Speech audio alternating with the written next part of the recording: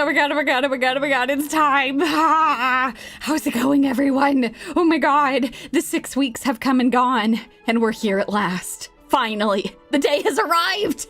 I'm ready to hug Castorice. Let's go. Oh my god. I hope y'all are doing well. I hope that this serves as a much needed reprieve from the world right now. I always want my channel to be a place where you can just kick back and just like take a breath, take it easy. But yeah, if you're watching this in the future, this is happening after a week of absolutely tumultuous tariff nonsense. Which has just been so stupid. But anyway, we have exciting things. We have extremely exciting things. One thing I want to mention at the very beginning, which I have been doing for the last couple of times, we've streamed the story on this channel. Some good news and some bad news. Bad news, still no voices for some of our favorite characters. Good news, those voice actors have not been replaced, which is great. So continue to support them in their strike and everything that they're doing. So I guess other good-ish news, I'll be continuing to voice the characters. So you still get to listen to me voice acting stuff. But yeah, just wanted to let you folks know that you're going to hear Yumi voice acting again today. Also, I don't know how plugged in some of you all are to certain parts of the Star Rail community. Honestly, it's probably better for your mental health if you're not. But there has been some very depressing change in sentiment recently towards some parts of the VA strike because some of the other HoYoverse games have replaced some of their voice actors. Seems like the Star Rail team is still going strong, supporting each other and stuff, which is great. But yeah, I just wanted to say that there's a lot of misinformation going around right now, and I know that folks are very frustrated because their favorite characters haven't had voices for a while. But that doesn't mean that voice that frustration to the VAs who are the victims of this. So please continue to support the VAs. They are wonderful. No, it is not their fault that this is happening. This is a strike that's happening. A lot of them will get in really big trouble if they try to work while the strike is happening. They might be able to slip under the radar, but like, would you really risk that? Would you really risk your union membership by like breaking the strike, you know? So yeah, also I've seen some folks see some misleading things about how if MiHoYo signed some sort of agreement with the VAs that non-union VAs would be fired. That's not true. That's crazy. That's not how anything works. But yeah, anyway, there's a lot of different types of agreements that HoYo could sign. So please continue to send in feedback to them. Again, it doesn't have to be anything crazy. You can just send in a thing literally saying, I really miss these voice actors. Don't replace them, but please work on some sort of interim agreement with them. So yeah, anyway, I just wanted to say that. But yeah, y'all are so sweet. I'm so happy that y'all are so excited. This makes me so happy. All of you who are very kindly complimenting my model and my voice too. That's very kind of you. Thank you. I appreciate that greatly. Oh God. But all right. Yes, now you get more Yumi hung. Danny boy, Danny Yumi returns once again. But yeah, just wanted to say that at the beginning before we hop in. There are a lot of very exciting things. When you first log into this game, I was kind of overwhelmed, if I'm being totally honest. It was amazing. I'm gonna grab my controller. Let me scoot this in. Okay, perfect. So before we hop into this, let me show you folks. So we talked about this during the the live stream commentary that I did. But let me just show you really quick. They've actually implemented this. So when you first log in, there's a bunch of stuff. Things have been rearranged. A couple of the shops are now up here instead. So this is where the Embers Exchange has moved. This is where the Starlight Exchange is. Again, my recommendation would be, if you're going to spend anything here, spend it on light cones. If you've accidentally spent stuff on poles, that's okay. But just like work your way back up and pick up light cones. But now they have this new shop, which is amazing. Just for logging into the game, you get like this little golden heart thing, which is adorable. And you can pick one of these characters. If I could implore you, above all else, don't pick the variable dice. Don't do that to yourself. Pick a character. Pick a character that you want. It doesn't have to be Luocha or Ranmei. You can pick whatever character you want for free, just for logging in right now. If you already have all of these characters, they have confirmed that they're going to add additional characters, so you can just hold on to this. You don't have to spend it right now. But yeah, no, don't use it on the dice, please. Don't use it on the dice. But yeah, I actually wanted to show this off because I'm going to grab Luocha right now because I've wanted Luocha for a really long time. So we're going to go grab him really quick. I will hopefully be able to level him off stream. But yeah, let's do it. Let's pick him. Yes, please. I would very much like a free Luocha. Thank you. Yeah! Easiest 5-star poll that I've ever done. Beautiful. And just like that, I now own one of the best healers in the game. So there you go. That's how you do it. There are additional ways that you can pick up this currency. You can accumulate this if you get like a bunch of copies of 5 stars. Right now, this cherished recollection thing, let me pull this up. Okay, so this is the other way right now where you can get one of these. This is if you are a working adult who has disposable income that you want to spend on this game. You do not have to do this. You do not have to do this. In fact, I did the math on it, and it's a decent chunk of change to actually like pick this up. But they're trying to reward people who actually spend money during this patch. So for the next 40 days, if you want to, if you spend money and you feel financially secure, which again, no pressure to do that, but this is the reward that you get as you get this stuff. 18,000 of these cherished recollection things are a lot, actually. Yeah, I know, it's a lot of money. It's a lot of money. It's crazy. So anyway, if you spend money on this, you can go from there. I'm actually, I'm not free to play. I pay for the battle pass. So that's like $10 every 6 weeks.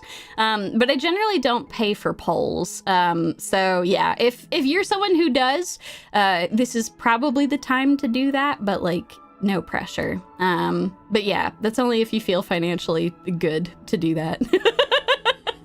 Is this the Wailing Battle Pass? Yeah, this is, so let me go pull this up. The Nameless Honor. I always buy this because I end up filling it out every single patch. I haven't grabbed it yet, but it's been a pretty good bang for my buck.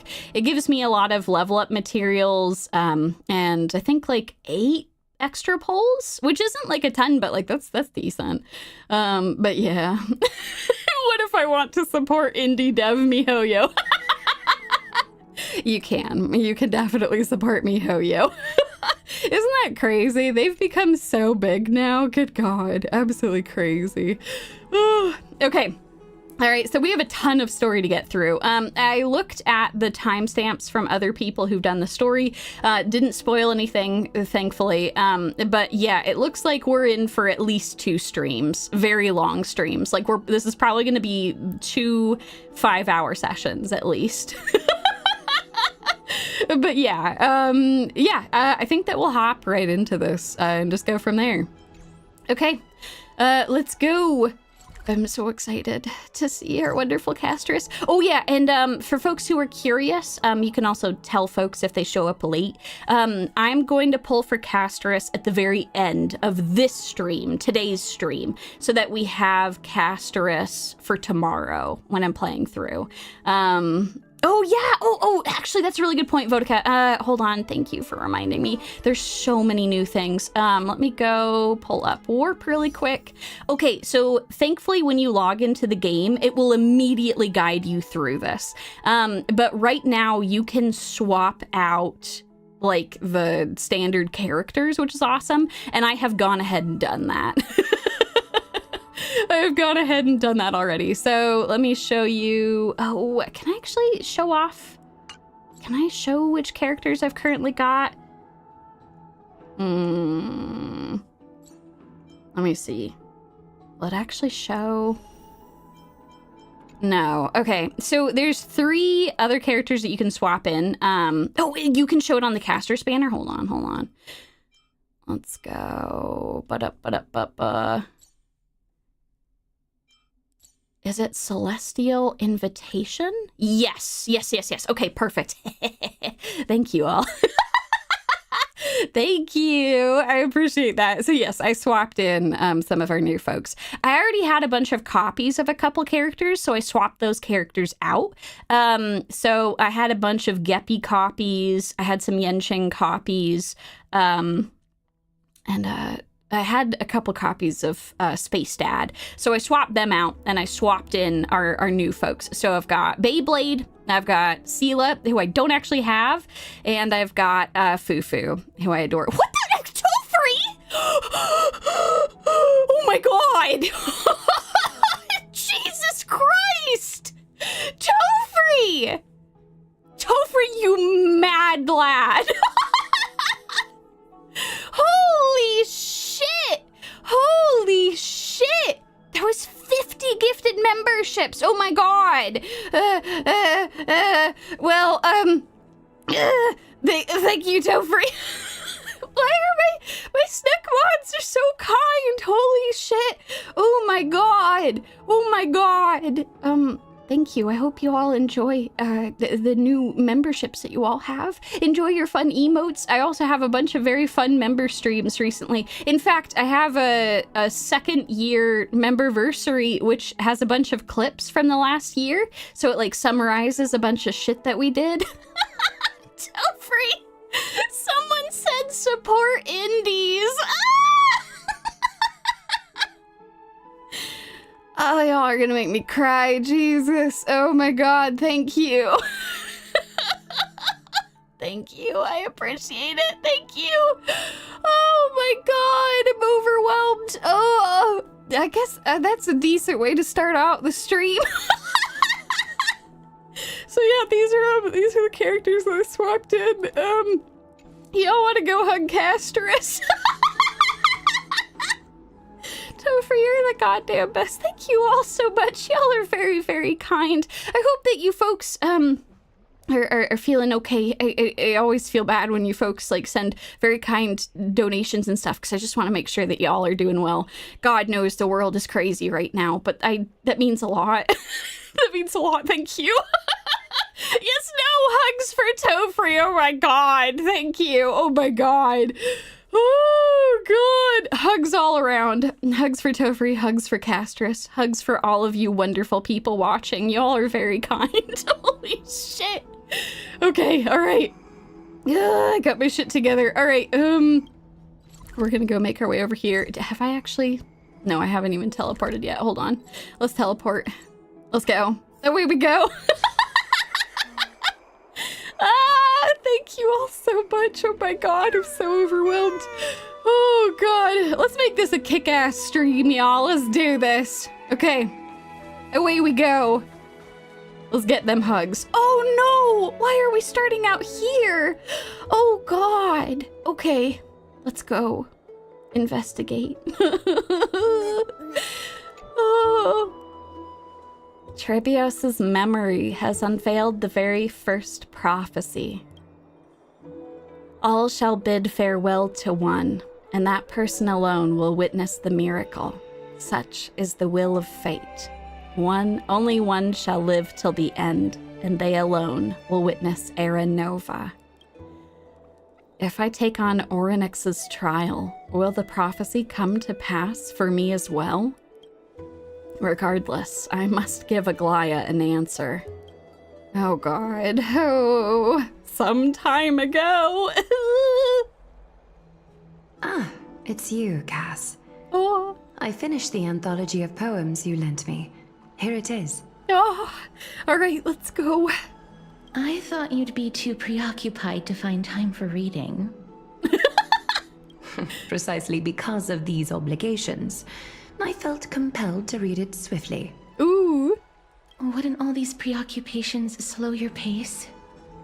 On the contrary, knowing that time is limited can push one to overcome their limitations. The weight of these responsibilities seems to have enhanced my reading efficiency. I feel like this is just her being like, well, I don't know. I'm just a demigod. That's how I can read so fast. I understand completely. During my time at the Grove, the closer exams drew, the more efficient I became at tackling everyday mundane tasks. Anything but my actual studies. Oh no, I'm sorry. The real demigod power was procrastination all along. I'm sorry. That's the takeaway from this. Even demigods procrastinate. Even they learn how to really, really lock in, put their heads in the game, and just get their work done as quickly as possible. Precisely. As I remember, you and Finon were both disciples of the new Sporists. I assume that Anaxa's exams were as unreasonable as the man himself, correct? Oof. Oh, we already got the rivalry out in full force. The courses Professor Anaxa taught were Introduction to Alchemy and History of Mythology. And to be perfectly honest, those two courses were the students' greatest nightmares. Oh God, no, she's confirming it. I know you all of us who have ever experienced procrastination before, you too have the power of a demigod. Oh God, it's hard to pick who my favorite character is from the story. I'm very partial to Castorice, though. I've been very excited for her banner. The history of mythology taught by the blasphemous great performer himself. I can imagine their fear. Now that I think about it, students would often rush to the podium during class to challenge him on those blasphemous ideas. Oh God, it sounds like a hectic classroom. May I ask, Lady Aglaya, has your relationship with Professor Anaxa always been like this?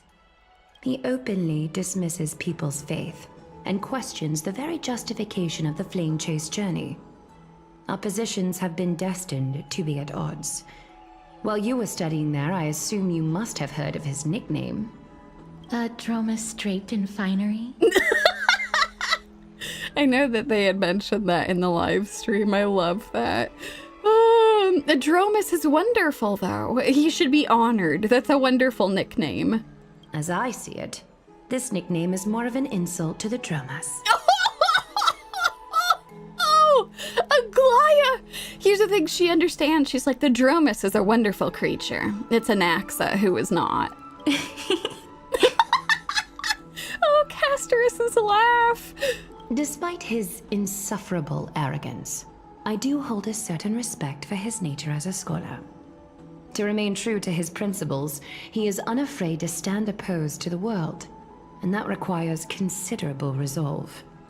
Anaxagoras' life is almost like a satire. As a Chrysos heir, he refuses to heed the prophecy, while he disrespects the gods. The gods have chosen him. He was indeed chosen by Circes. Mm-hmm. Is something weighing on you, Cass? The golden thread is quivering. I sense there's more to this exchange than idle chatter. With all due respect, I'd like to know what you plan to do with him. In light of his assistance in the battle against the Flame Reaver, I am willing to grant him some time to find a way to remove the core flame. However, if Anaxa decides to make any move that places us in danger, I will not hesitate to take extreme measures. Oh, I don't doubt that, Aglaya. You still terrify the hell out of me. Just as I feared. I'm sorry, Cass. Aglaya's still like, if he steps out of line, my golden threads are ready. The flame chase journey is the destined path for the Chrysos heirs. Yet he now seems more like an empty shell. Given his strong sense of self-respect, I trust that Anaxagoras will make the right decision. Still, I can't help but hope for another possibility. Perhaps Anaxa will also overcome his limitations, now that he knows time is limited. Oh, that's the hope, Cass. I understand your stance. Let's continue this discussion another time. But now, let's greet our guest. Oh, is it me? You're here. Yeah. Hello. Long time no see. It's been a couple weeks. How are the two of you doing? Does this mean you're ready to take on Oronyx's trial? Oh, I was born ready. Let's do this. We are ready, Mem and me. It seems that this sacred beast is just as indispensable, given their intricate ties to the Titan. Sacred beast? Oh my god, Mem! She called you a sacred beast! That's kind of amazing, actually. Alright, Aglaya, you get some points for that. I like this title for Mem. Memmy mem, memmy mem mem mem mem, memmy mem memmy mem. She likes it too! Thanks to you, I've evolved from a little dog into a sacred beast. Surrendering the core flame is a Chrysos heir's duty. Your selfless assistance is deeply appreciated. You got it, Aglaya. We're all in this together at this point. However, I urge you to carefully consider the risks of accepting the trial. Becoming a demigod means forsaking your humanity. You will inherit Oronyx's divinity and bear the time of Amphorius, all on your own. Yeah, I'm sorry that I laughed in the middle there, Aglaya. I haven't exactly told you. I don't know that I'm, like, totally human, if I'm being totally honest. I have this thing called a Stellaron inside me. You know what? It doesn't matter. Yes, no, this is the big trial, and I am a little bit spooked that we're going to be participating in this. I don't know what this means when I want to leave this planet. From that point onward, your fate will be forever intertwined with ours, never to be separated again, until the end of Genesis. Are you trying to talk me out of it? On the contrary, you are the only one who qualifies to attain divinity. Yet, for that very reason, I do not wish to pressure you. I appreciate that. Is there a plan B? It's exceedingly rare to find a capable Chrysos heir. If this path proves unattainable, I am willing to lower my expectations. All right. Fair enough. Decent plan B, I suppose. There are still many priests of Yanissopolis and their descendants in the city. If I'm left with no other option, I'll try to find someone worthy among them. You don't think that's a shot in the dark?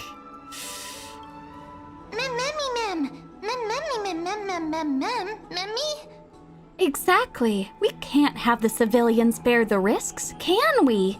I agree, Mem. We gotta shoulder this burden. I've already got a Stellaron inside me. What could go wrong? Hero. Oh, she's starting to get so good with her words. Oh, Mem, I'm so proud of you. We've come so far, and everyone is counting on you to be the hero.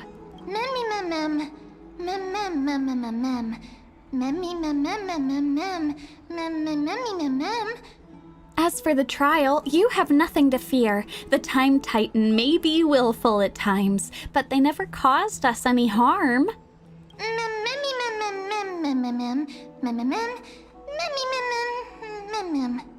Myth has it that Oronyx opposes mortals, but to me, they just seem a bit timid, like a child. It looks like you know that Titan rather well. Oh, Aglaya, you can actually understand Mem. Oh, that's right, the demigods could.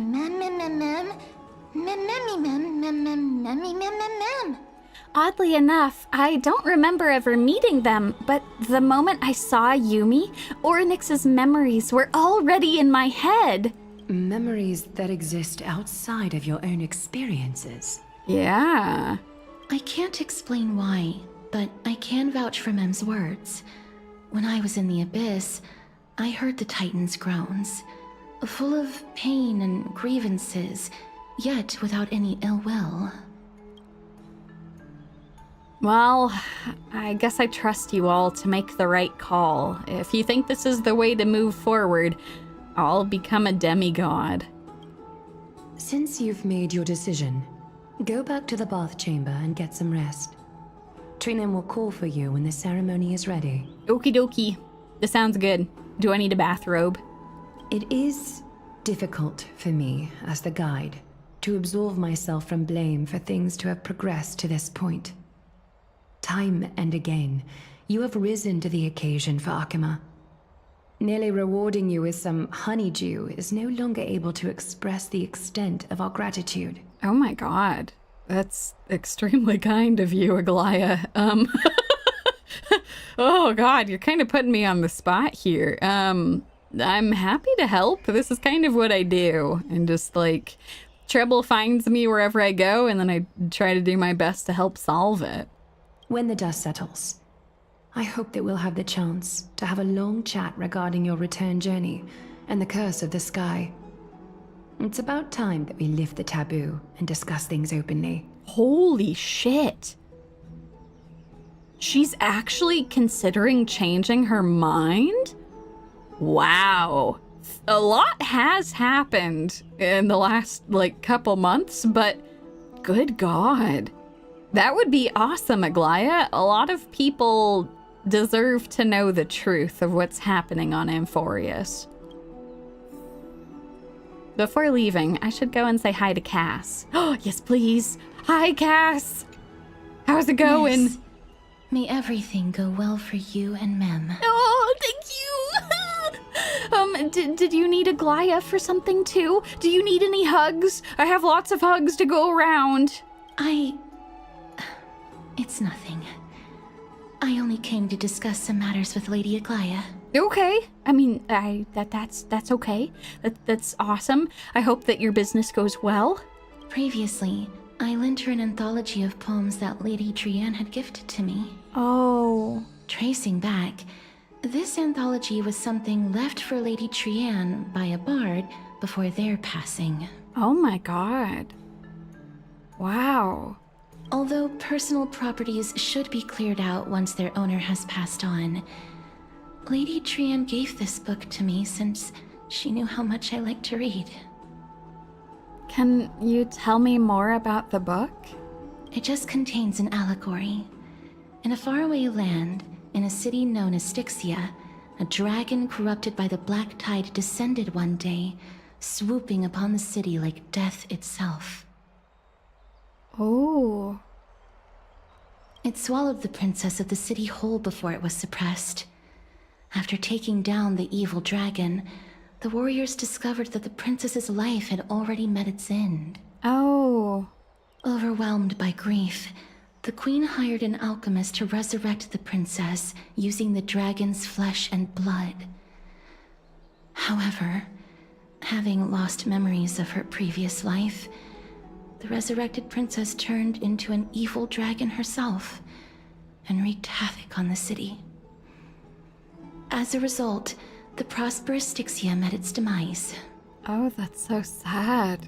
What a dark story.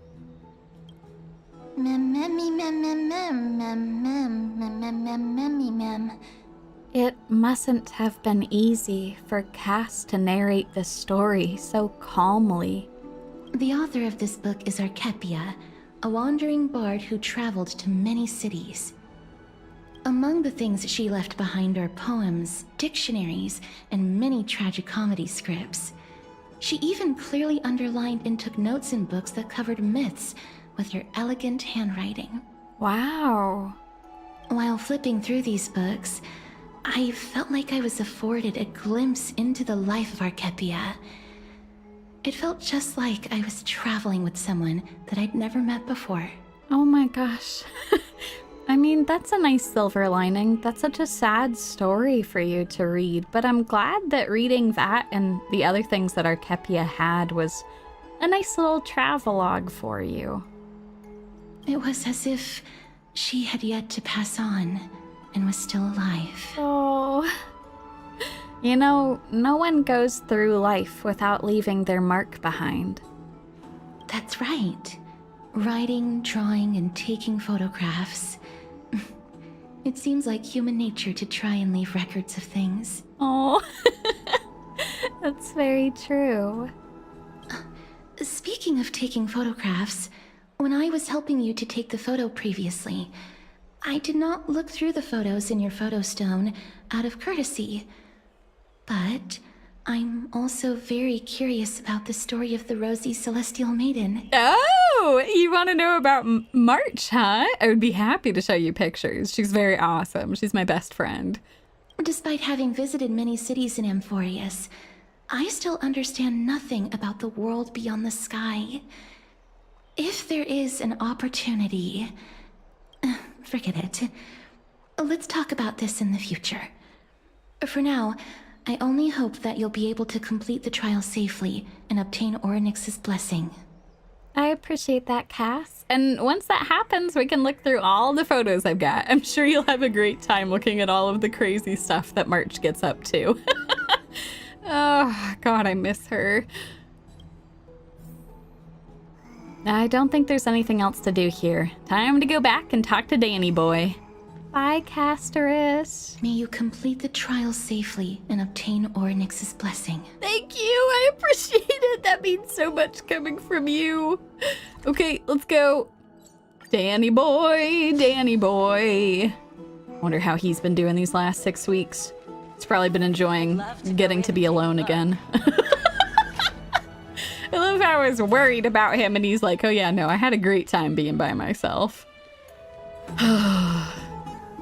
Citizens Assembly? Oh no, that's bad. Oh no, that's right. When we last left off, he was starting to get tied up in some of the politics here in Akama. That's right. Oh, partner, you're back just in time. Snowy! This is something that the both of you should probably know. That sounds good. Some good news? More trouble?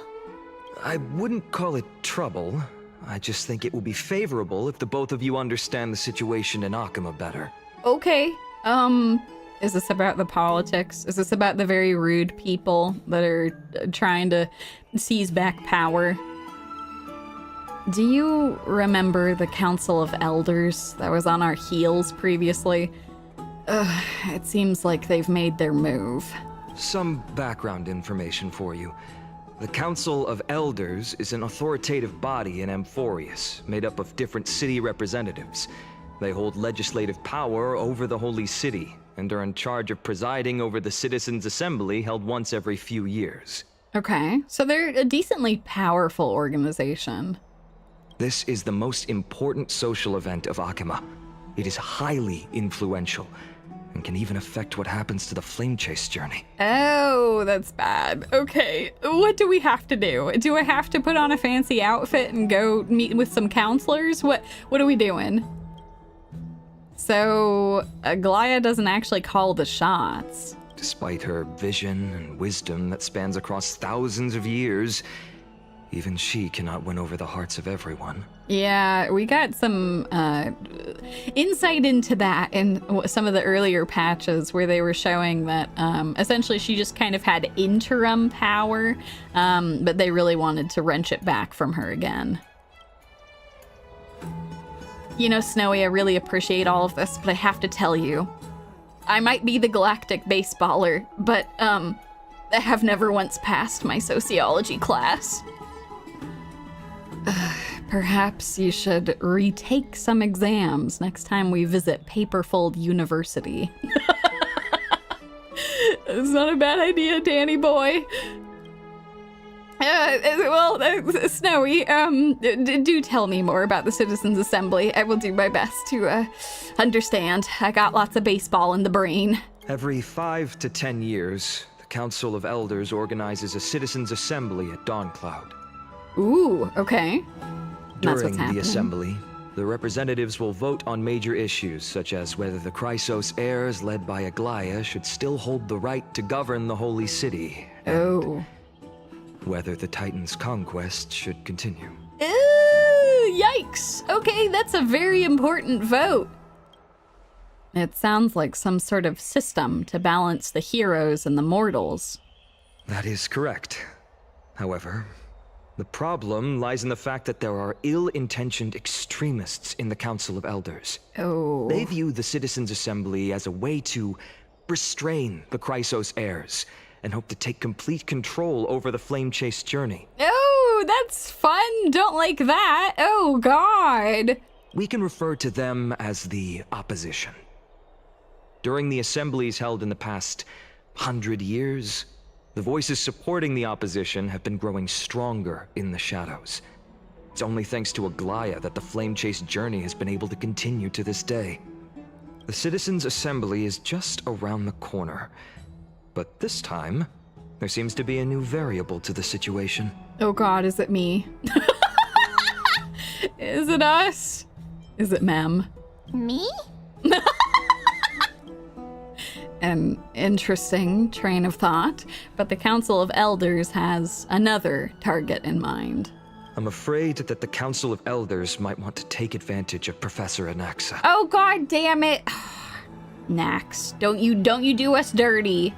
Aglaia will surely take back Circe's core flame. But with Anaxa's current condition, it's so unique that nobody knows how taking the core flame away from him will affect him. Yeah, no, he's like on death's door. He is literally being held together by the power of Circe's. Oh, God. He has always been someone that is only concerned about his own research. I'm certain that he must want to escape from the monitoring of the Golden Thread and protect himself. If the opposition were to offer an olive branch at this time... That would be bad. That would be bad. You suspect that he might betray the Flame Chase journey and defect towards the Council of Elders? Anaxa has never believed in the prophecy, so technically it cannot be considered a betrayal. However, he has taught many Chrysos heirs, and has long been considered an important ally of Akama.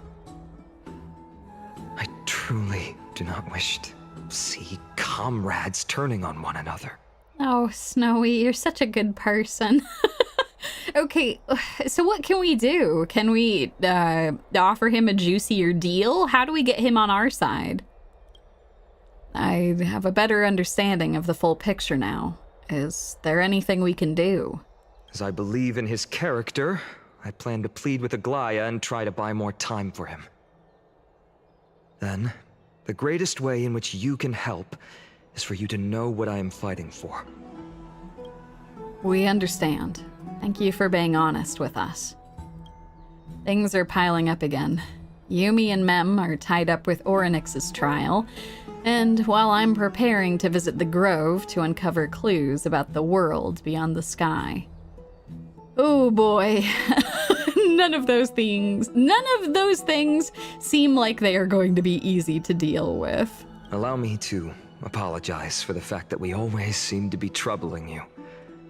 I hope that Oronyx will show more benevolence and be more accommodating. I remember that they seemed quite fond of you back in the Abyss. That's very kind of you, Snowy. Really, like, this is just what we do. We're stuck here. We're gonna help you, folks.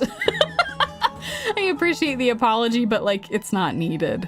Go and rest and regain your strength. We'll meet at the Vortex in a few days. Okie dokie. Just let me know if you need me to do anything. I have a baseball bat. I could threaten an Anaxa with it. I'm just saying. Maybe that's the leverage we need. Oh, right. You can read this scroll if you want to find out more about the Council of Elders and the Citizens' Assembly. Okay, yes please. Lore! All right, a study of the Citizens' Assembly. Democratic politics has always fascinated citizens of different city-states in Amphorius. When Akama was first established, its democracy was limited to a privileged minority.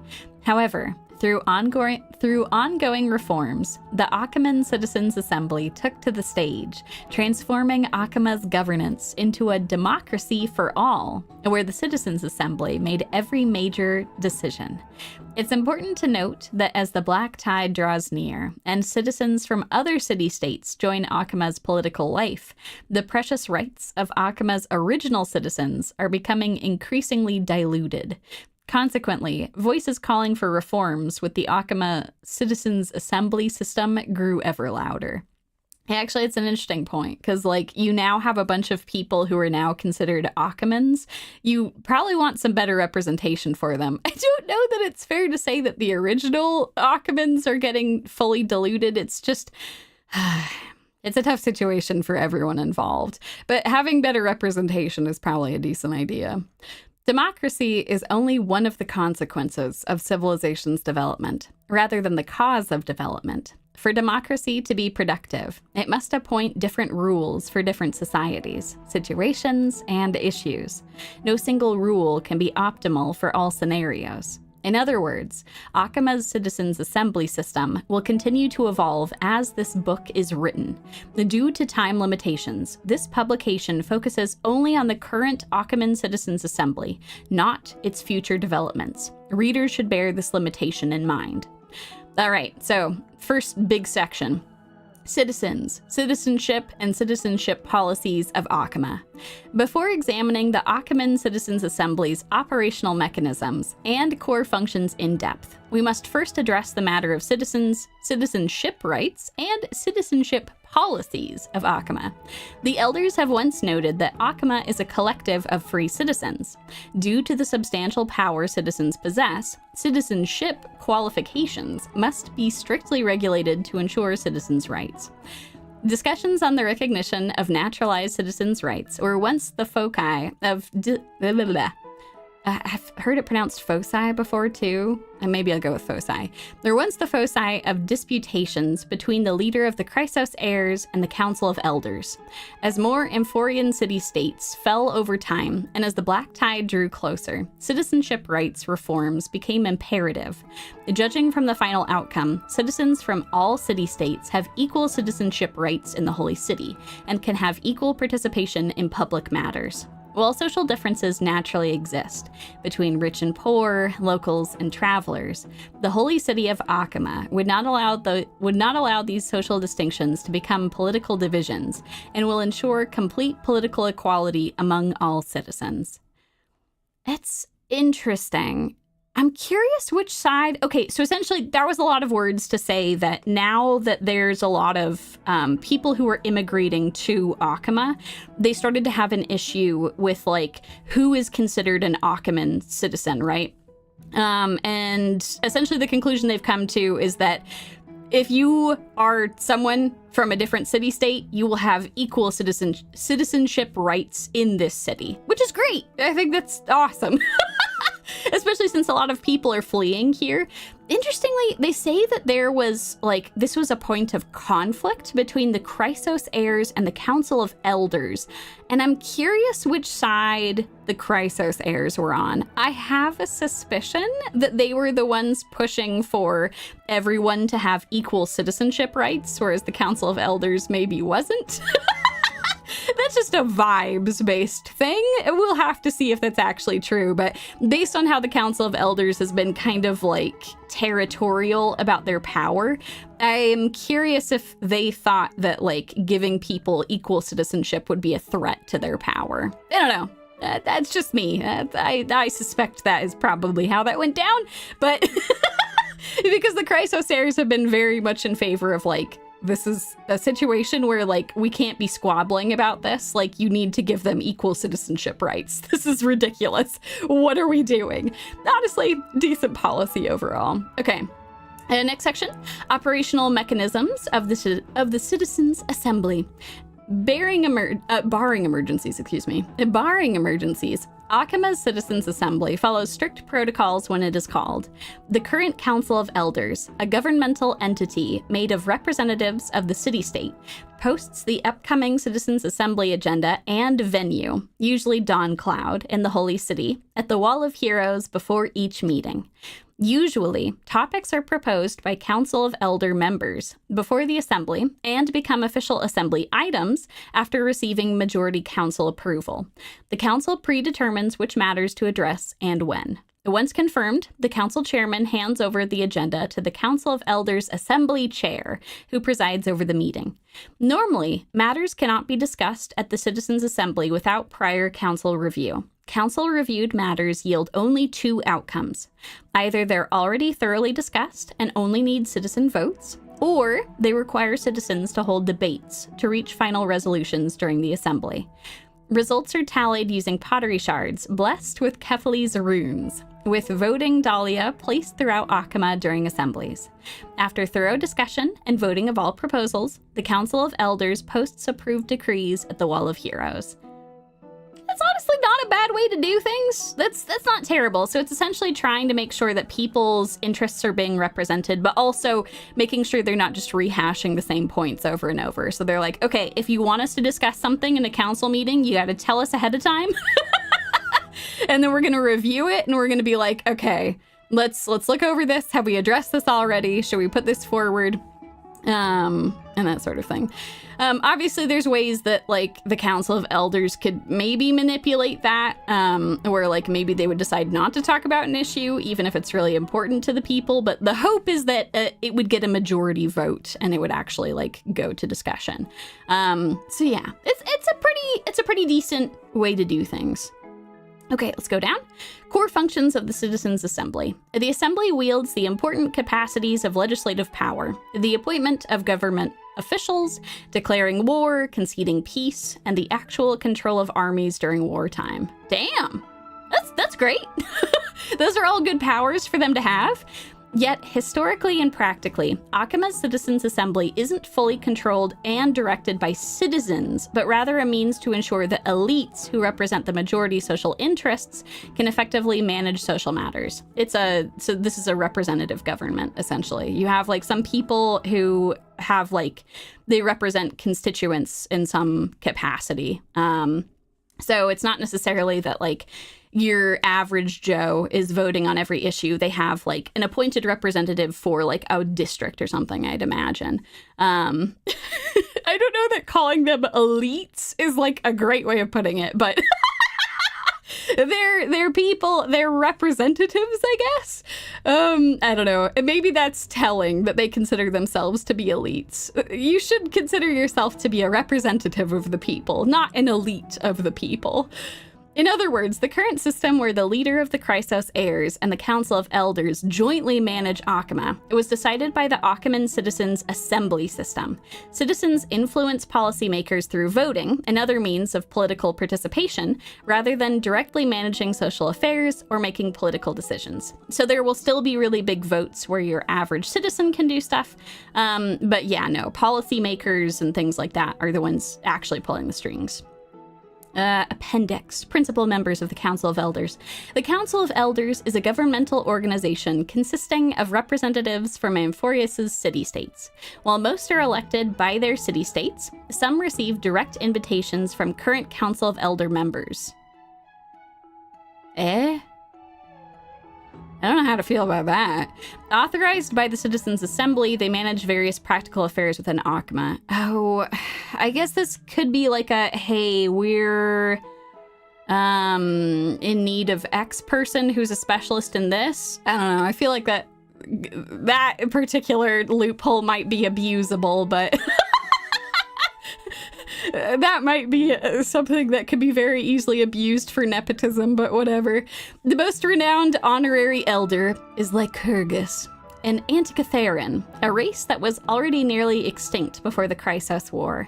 He had communicated directly with Kephale multiple times during the era Chrysia, and managed and passed the wishes of mortals to Kephale, showing himself as a true Theoros. Lycurgus's neutrality is well noted by all, which explains his frequent selection as the Citizens' Assembly chair. Okay, that is a very charitable reading of him as a person. I'm interested to meet this Lycurgus person. Significantly, Elder Caenis has shown great effectiveness in Akima's governance and gathered many followers. And many believe Caenis will leverage accumulated resources to challenge the current situation, where the Chrysos heirs hold real authority and transform Akima's political structure. Oh God! So Caenis is the one who showed up and had a lot of very angry things to say to Aglaya. Okay, so what we have taken from this document is that Akima tries to function like a representative democracy. They have people who are elected, who make actual decisions, but like they vote on laws and they figure things out. They try to represent their citizens. There's a couple of weird loopholes in their laws that I don't, like how people get represented, which is sort of weird. And also there's some political tension with Elder Caenis. So yeah, anyway. There you have it. Ooh, that was your sociology lesson for the day. I hope you all enjoyed it. We'll get to see it up close and personal soon, I'm sure. That'll be fun. All right, let's go. Let's rest up, y'all. Mem, nervous. The trial feels like it's just around the corner. I'm starting to feel nervous. Don't worry, everything will be fine. Let's just hope that everything goes well. After all, as someone who has earned the gaze of an eon, you should be able to overcome the trial of a regional god just fine. Thank you, Danny boy. I appreciate that. That's a nice vote of confidence. We've also unknowingly gotten used to sleeping with the midday sun shining brightly above our heads. Get some rest, Yumi. Perhaps a new phase of our trailblazing expedition in Amphorius is about to begin. All right, y'all, let's get some rest and wait for the trial. A few days later at the Vortex of Genesis. I got my bathrobe. Let's go. Esteemed one, Oronyx's vacant totem awaits. Oh God, I'm sorry. I forgot that I didn't need my bathrobe. All right, I've got a change of clothes, no worries. All right, let's go. If you have already made your preparations to become a pillar of Amphorius, please, step forward. Look at that smirk. God, the Trailblazer's so good. I love her so much. Let's go. All right, let's do this. No bath. It's just the premium sink. You know what? You're just right. Oh, can I talk to you too? Miss, I'm sorry. I'm not sure what I should say to help calm your nerves. No, it's okay. You want a hug? Can I have a hug? That would help calm my nerves. Right. Perhaps something like, as long as you can successfully complete this trial, the rest of the Flame Chase journey will be smooth sailing? Oh, that does make me feel better. Thank you. No, that sounds a little strange. No. Don't worry, it won't take up too much of your time. Don't worry, you'll definitely make it back alive. Oh no, she's getting less and less confident. Oh no, it's all going downhill. Oh. Sorry, it seems like I've made the mood even heavier. In any case, may everything go your way. Thank you, Cass. You're the best. Oh my god. Yo, what's up, Snowy? You got any words of encouragement? Accepting a Titan's trial is a very peculiar experience. I'm afraid that I'm not able to accurately describe it. You can only go and experience it for yourself. Yeah, no kidding, Snowy. That means a lot coming from you. I appreciate that. I believe that you'll be able to pull it off. Thank you. Yo, what's up, Aglaya? I can still vividly recall when you entered the Vortex of Genesis for the first time. At that time, I could never have imagined that a guest from beyond the sky would shoulder the fate of Amphorius. Yeah, me either. I thought we were just coming here for a quick trip. Don't feel burdened. Just like during the Trial of Strife, Trinan and Finan will be waiting for you outside. If something unforeseen were to occur, they will intervene in the trial and rescue you. That actually does help a lot. Thank you. May Kephale bless you. Alright, Aglaya, you terrify me, but not as much as this trial. I think I'll be alright. Okay, Trinon. Little Gray and Mem, thank you. Oh, of course. Thank you. Your resolves cannot be questioned. We praise your pure selflessness and courage. May Kephale light your path forward. Oh, thank you. Get ready to assume Oronyx's divinity, Trailblazer. Oh god, I'm getting nervous, okay? Alright, we can do this! Oh god. Oh, Danny boys, they're The good. divine position of Oronyx has already been vacant for some time. We can feel the space of the trial closing. As there isn't much of their soul left, we'll have to complete the ceremony before their soul completely dissipates. Oh god. Okay. Whoo! I've long gotten used to fighting fires. With my baseball bat, let's do this!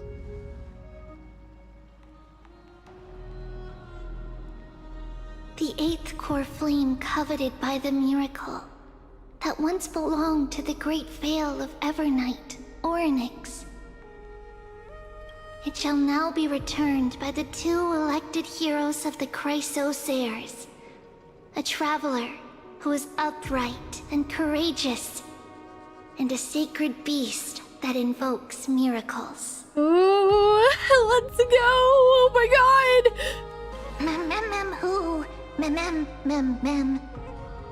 It's also who for me, not that. It's okay, Mem. You're my favorite sacred beast. Both of you, please, come forward. Oh boy! Recite along with us. Okay, that sounds good. O Majesty of the 12 Titans, pillars of the world, Oh, I love Mem reciting. God, let's go. we seek your divinity to mend the rifts of the world.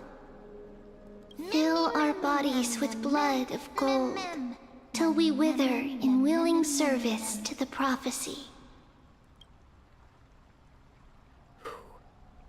I don't think I have gold blood.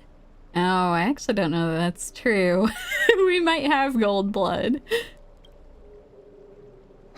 These are just words meant to make the prayer seem more solemn. Please, focus. Yeah, sorry, Trinon. My apologies. Mem.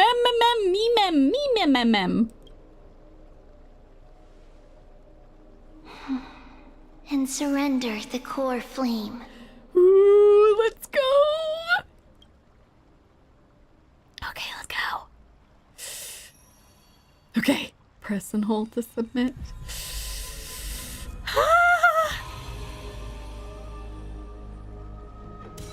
Hello, Oronyx. Oh.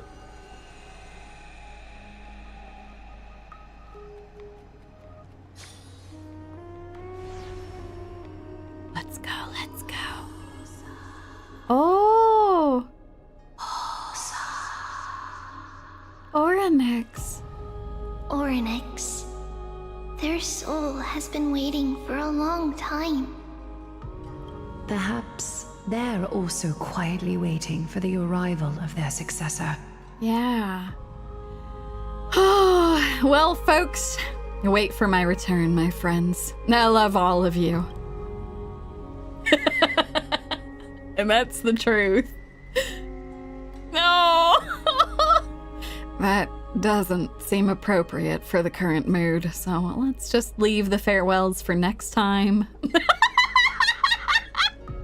Ah, Danny boy. God damn it. You always have my back in one way or another. Don't worry. You're tougher than I am, right? Oh, that's very kind of you.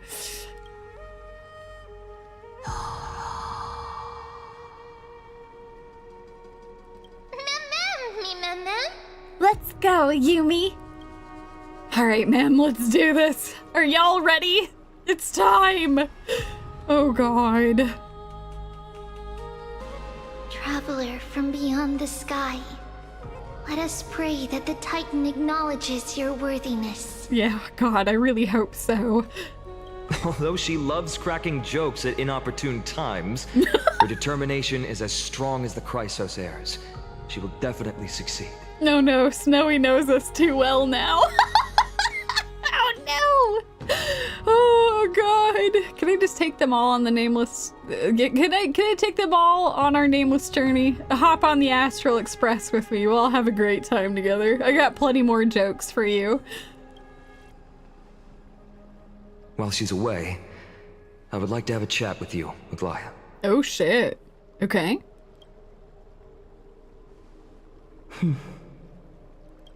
Speak. I'm listening. Oh, God. Let's go. Slap, slap. Wait, ma'am. Were you saying slap, slap? Wake up. Wait. That was a full sentence. Ma'am? How is it? How do you feel? How are you able to talk so clearly? Right? I think that it's amazing too. Testing, 1, 2, 3. Testing, 1, 2, 3. Holy shit. Ma'am! What? Are you gonna be able to talk in full sentences after all of this? I have such a cute voice. It must be because of all the memories that I collected. They allowed me to grow beyond expectations. Yeah, no kidding. Oh my God, you're adorable. Also, listen. The words of the Titan are becoming clearer. Yeah, no kidding. She's a real girl now. Holy shit. Oh my God. Mother. Oh no. Oronyx. It hurts. Have I finally reached the end? Are the years of isolation coming to an end? Oh God. Oronyx. Oh, how heartbreaking. Ever since the figure draped in the black cloak robbed them of their core flame, they have been relegated to waiting in isolation in such a confined space. Yeah. We are going to help alleviate their pain, right? Yes, of course. Oh my God, ma'am. Of course we're gonna do this. Memories. Broken. Oh God. Mother. Where? Oh, Oronyx. Don't you worry. We're coming for Mother? you. Who are they calling out for? I don't know, ma'am. I'm worried. You. It's you. I remember you. Yeah, Oronyx. Skyfather has gazed upon you. Yeah. Fuli did do that. That's very true. Mother is calling for you. Oronyx, what is the name of your mother? Does Skyfather refer to Fuli? Yes, I believe so.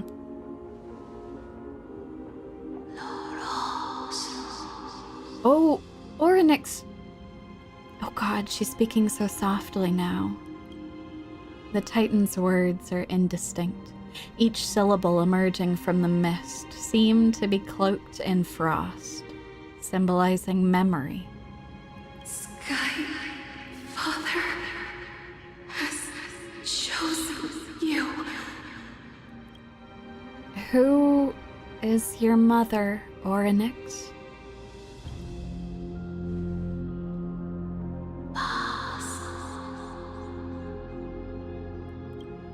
A majestic voice pierces through the golden mist, reaching the unseen mountain walls in the distance, reflecting, and returning to your ears as an echo. Within the echo, you seemingly could make out the cry of a baby. Mother is no longer responding. We've come to you because of something important, Oronyx. I hope that we can help you find your mother as well. Something important. Yes. An important matter. Oronyx, listen to me. Aren't you tired? Throughout the long years, you have always been protecting the fate of Amphorius. Each time people draw strength from within their memories, every single ripple falls onto your shoulders. There's no need for you to bear this any longer, Oronyx. From today onwards, someone else will bear time on your behalf. This is why we have come. Oh, ma'am, that's such a good way of putting it. Freedom. Freedom. Yes, Oronyx, we want to help you. We don't want you to be in pain anymore. I want freedom. Oh. Oh, poor child. Everything will be fine. Let us help you. You can have a good rest now.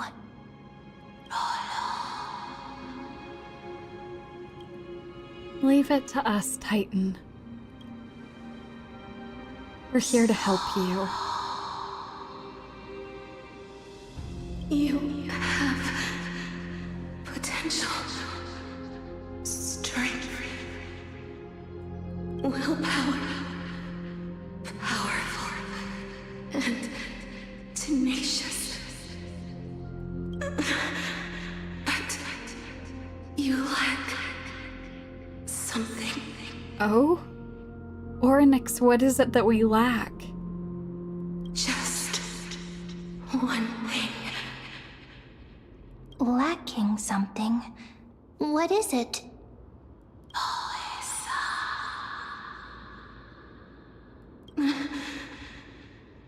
What you lack is a future. Oh! What? What future? I do have a tendency to live in the moment, but I didn't think I needed to take that quite so literally. Future? Traveler from the sky. You should have dissipated already. What? The gaze from Sky Father. Stabilize your form. What? Because from the moment you crossed the sky, your life was cast away. What? Wait. You mean... surely she doesn't mean when we were struck down in that train car. Right now, you are simply a collection of walking memories. We died in the train crash? Oh God! What did we do? Oh no, that train crash was much worse than I thought. I was over here being like, I can't believe we survived, but apparently I didn't. What about Danny Boy? Is Danny Boy still alive? Did I manage to save him at least? What? How is that possible? Do you mean that I'm already dead?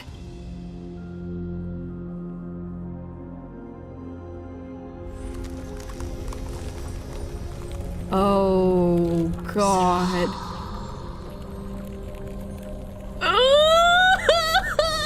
The space is collapsing.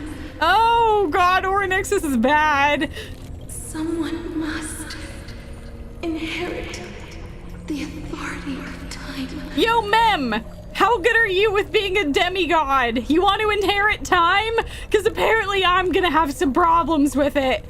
If the pillar is lost, the laws of time will collapse. Oh, God. Emporius will succumb to eternal disorder. Yo, Mem, quick, make up your mind. Do you want time? Do you want time? Do you want to be time? Oh, God. Oh, God. Please, Oronyx, I know that we don't have time, but is there a way to revive me? What about the trial? Time never compromises, never bears grudges, never forgives, never makes a choice. Child of humanity, Titans, Mother, Sky Father, time restrains everything that exists in this world. Oronyx's divinity is dissipating? Is the trial coming to an end? Oh, God, this is bad. Mem, what do we do? What do we do? Pathstrider of remembrance, my strength, I shall entrust it to you. The fate of the world, if you wish to save it, go and find your future that has been stolen. Oh, thank God. Okay. All right, sounds good. I'm on it. I'm on it. Even if that means you'll have to cheat death. Oh, I've cheated a lot of things that maybe not as great as death, but I believe in us. Let's go. I've got my bat. You'll have to challenge that hand of shadow clasped with unyielding fingers. Oh, God. Ah! Before the passing of 15 entry hours, go forth and reclaim your future. This is the true trial of time. Oh, yeah, no, we only got 15 days. Alrighty. Danny boy, we got some problems. You're finally awake. Hey, Danny boy, we got some big problems. I'll keep it simple. You succeeded. Oronyx has entrusted you with their divinity. Now you're no different from a demigod of Amphorius. However, Mem has told me about what happened during the trial. They're still explaining things to the others and told me to bring you back to your room to rest first. So, oh God, I don't know, Danny boy. Do I have any new superpowers at least? Can I do something with this time power for the next 15 days? For you to be able to say that even now, you're truly impressive. We're gonna say, they've tried to take my future away. They can't take my humor. There's something that I've never told you. When we landed on Amphorius, our car was pierced by Nikador's lance. It was Nikador! Oh, God! Do you remember? Back in the ruins of the Abyss, this was what I said. You passed out when our car got hit. I blacked out too, but not before dragging you out. It's a good thing we were in the car, or we would have been crushed to pieces. Actually, my account kind of made light of the situation. What actually happened was much more complicated.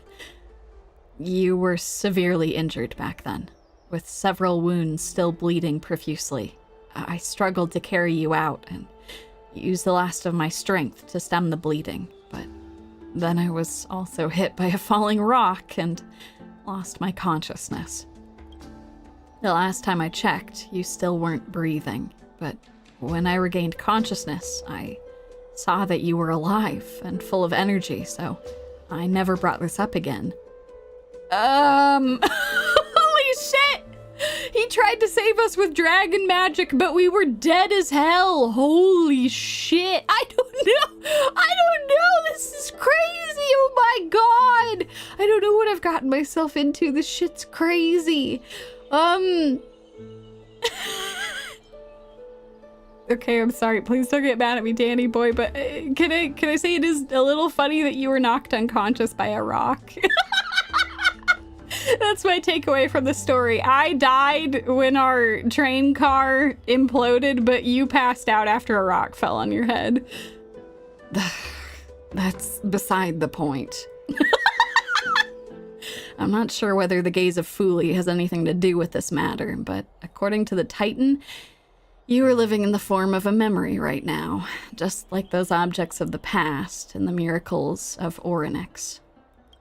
Perhaps Mem is the anchor rope that ties you to the present.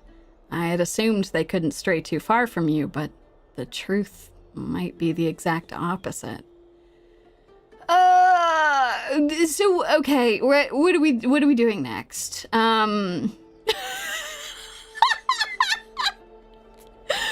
no!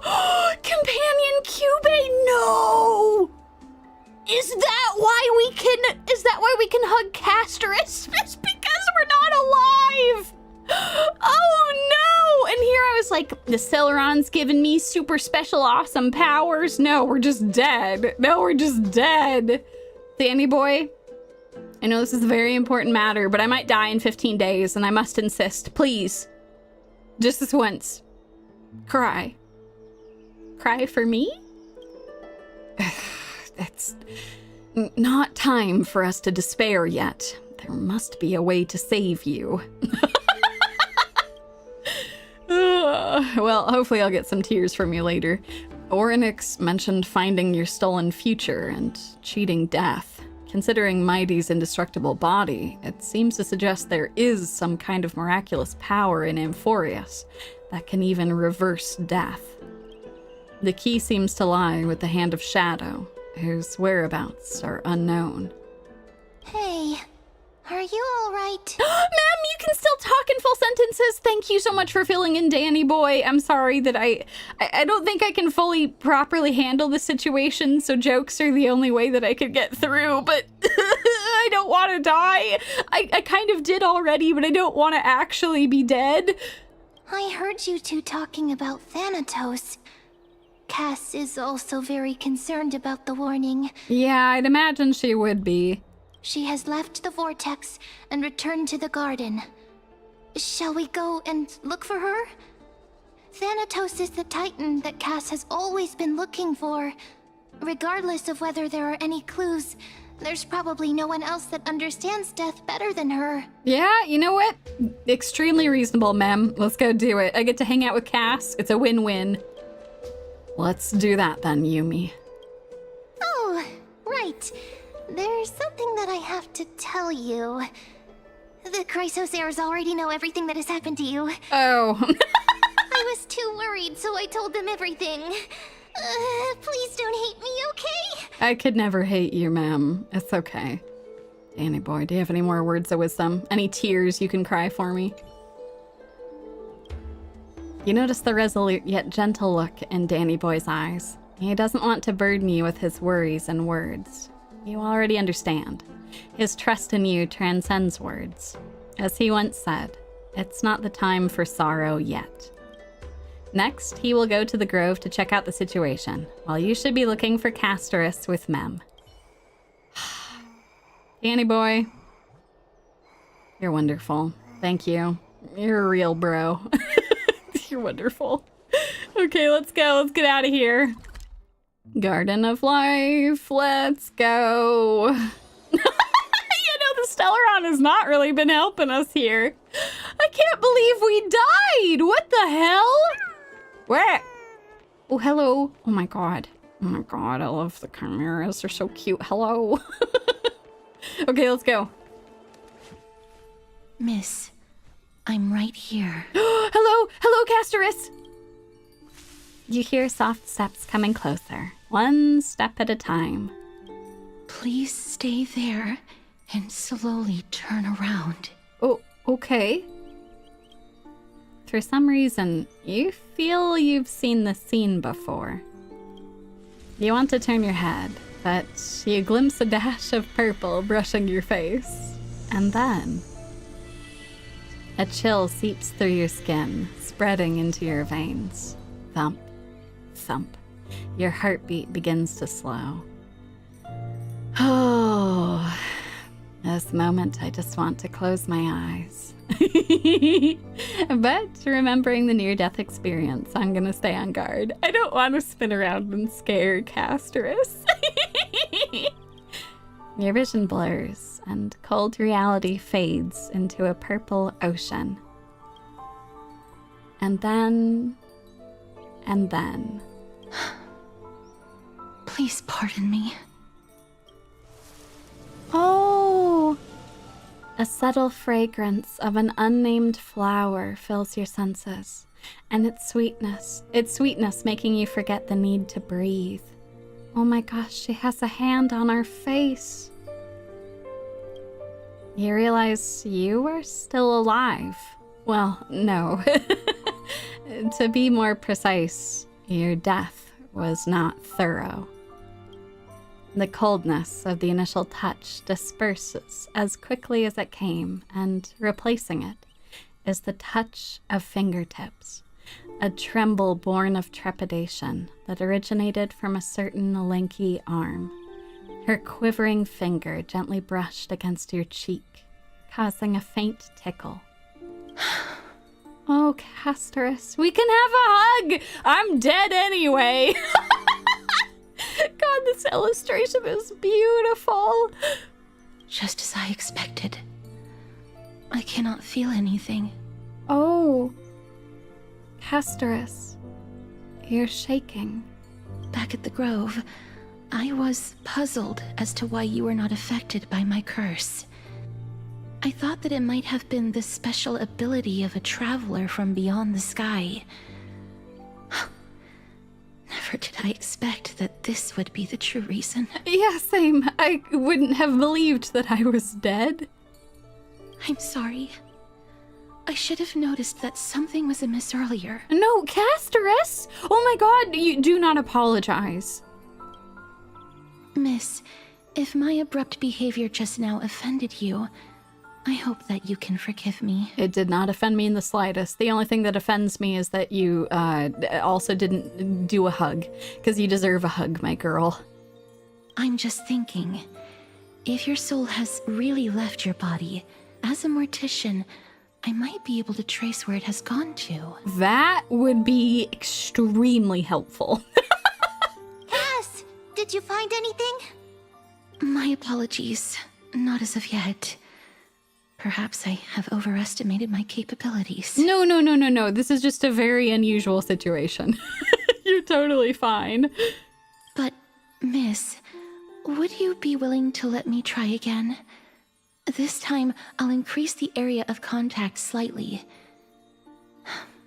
Perhaps the result might be different this time. Yes! Is it hug time? Agree! There's no harm in trying again. Give me a hug. I have never touched the living in this way before. If my actions are in any way disrespectful, I hope that you can forgive me. It's not disrespectful. It's a hug. Let's go. Hug time! Castorice once again places her palm on your face. Her shivers calm somewhat this time.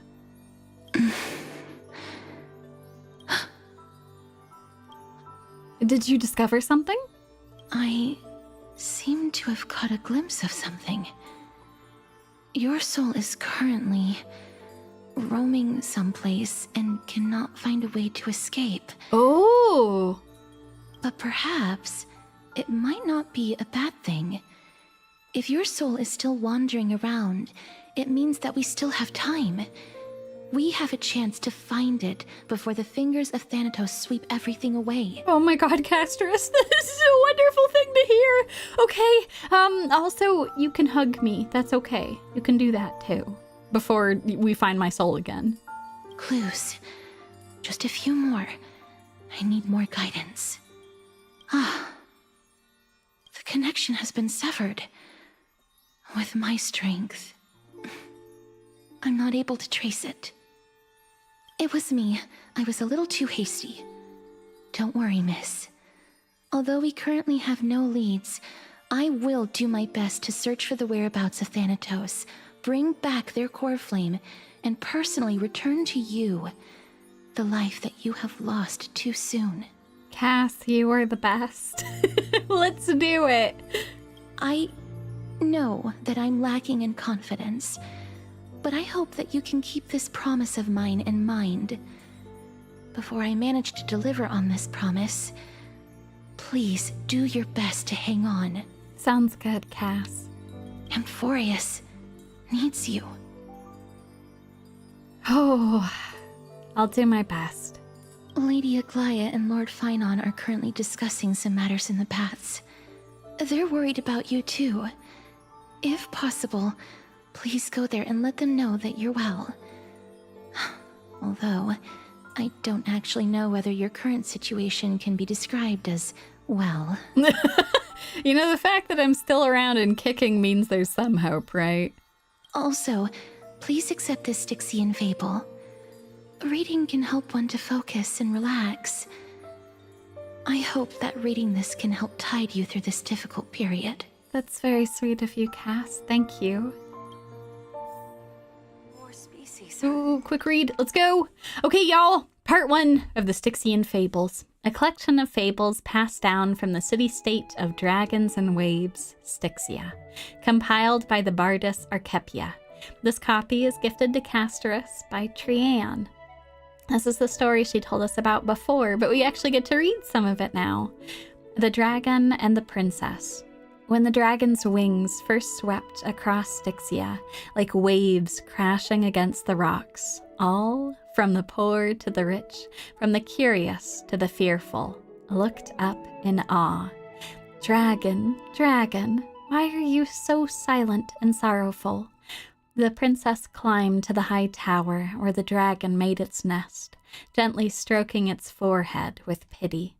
The dragon's wings revealed decaying flesh. Blackened pus poured from within. The distant black tide had transformed it into a monster. It opened its mouth and swallowed the compassionate princess whole. A great disgrace! We must avenge her! The archers with silver bows and blacksmiths with hammers gathered 700 warriors, swearing to cut open the dragon's belly and rescue the princess. It was a fierce battle.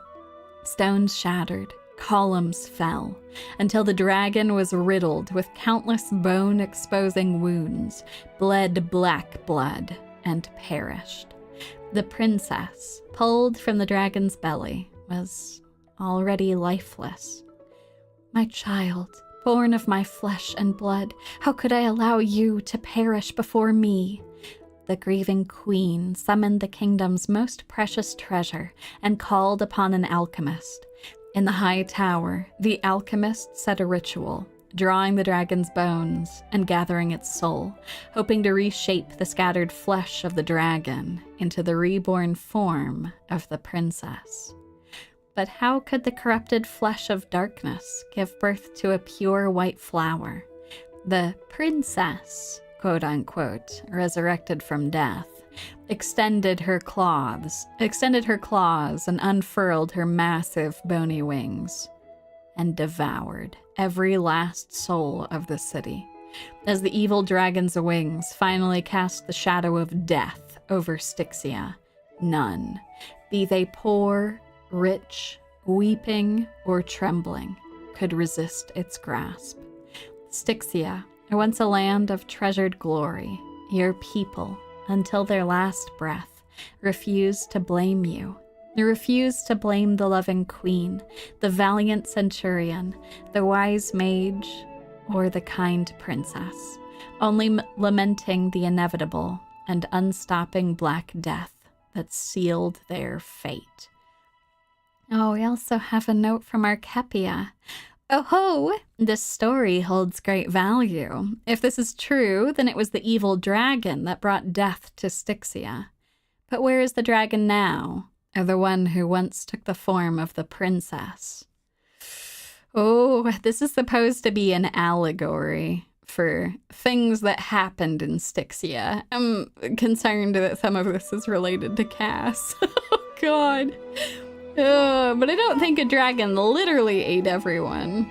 It's the hope anyway. Lady Aglaya and Lord Finon are currently discussing some matters in the baths. Oh, yes. Yeah, I will go and do that. Oh, God, she is telling us that we smell bad. We gotta go to the bath. Away we go to go and see some folks. Hold on. Let's just teleport over there. Let's go. Yo, Snowy and Aglaya. How's it going? There. Hi. Nice to see you both. I completed the trial. Partner! Hyacine said you definitely wake up. How do you feel? It feels kind of cool being a departed spirit, if I'm being honest. I'd like to not be dead, but I don't know. It's a weird feeling. I can hug Cass, so that's something. Well, at least you look no different from the living. I think that most living people don't even look as good as you do. Oh, Snowy. Oh my God. How does he do it? How does he have such good compliments? Damn, I appreciate that. He can sense my galactic baseballer energy and he's like, man, you're just full of life. I don't know. It's weird to think that you're dead. You've completed the trial of time. And I have to admit that the process went better than I expected. Oh. Even in the end, that Titan's heart still showed a soft spot for humankind. So you did think it was gonna go poorly. Well, at least we know now. However, I never expected that. Two people who have cheated death would appear in Akima at the same time. Well, you know, what can I say? That's what we have been talking about. Mighty has been in Akima for such a long time, but has no one thought to study his indestructible body? If there were even any minor breakthroughs, we wouldn't be as clueless as we are right now. Yeah, I volunteer you to go study his indestructible body. I could get you a research grant for that, Snowy. I'm sure that would go over pretty well. Many have had this idea, but so far, there have been no results. If it were successful, Thanatos wouldn't have disappeared without a trace. Nevertheless, now is not the time for us to give up. At the very least, we can still see a glimmer of hope. That's true, and I believe in you, Snowy. I'll get you that research grant so you can go see your boyfriend.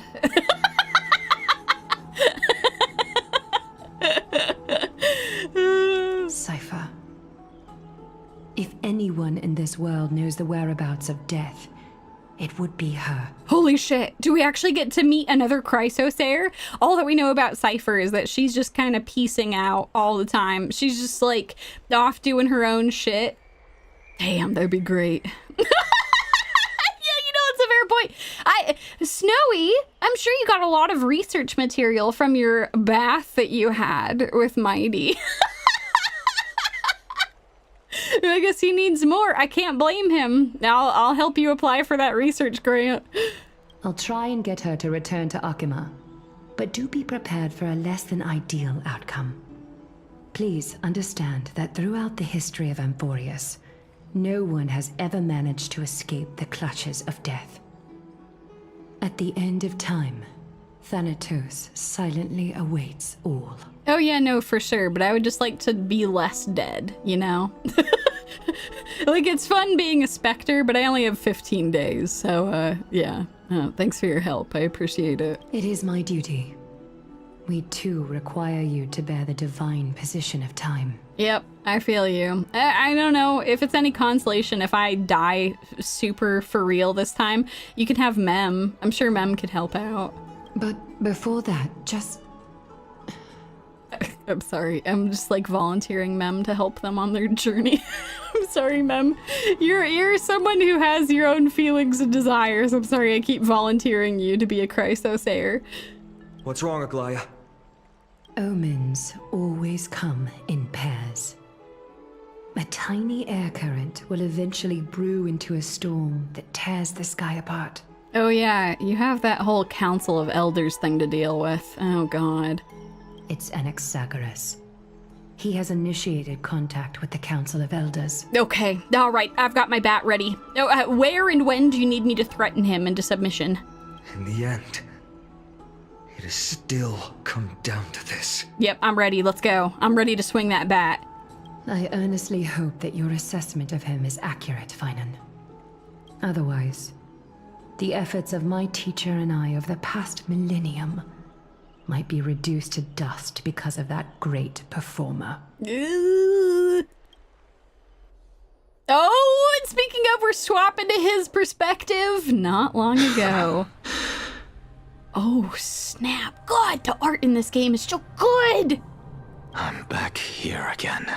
Oh. I remember this dream. This realm is covered in a silk-like fog, and the land is barren and harsh. The crowd of travelers leaves tracks everywhere. Hey! Excuse me! What is this place? Where in Amphorius are we?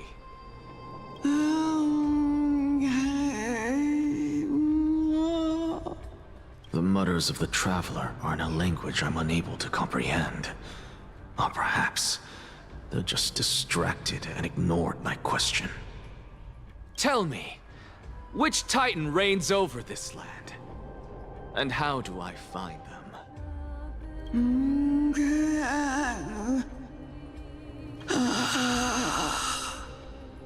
Hand of Shadow. Oh, God. Oh, no.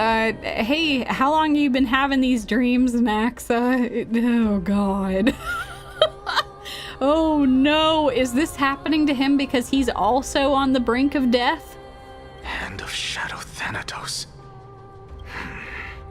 Could this possibly be the Nether realm? Yeah, my dog, you're not doing so hot. You're only technically alive. Not Nether realm. Then where is this? River of Souls? The outskirts of the Nether realm? Are you heading downstream toward the Nether realm? The Nether realm.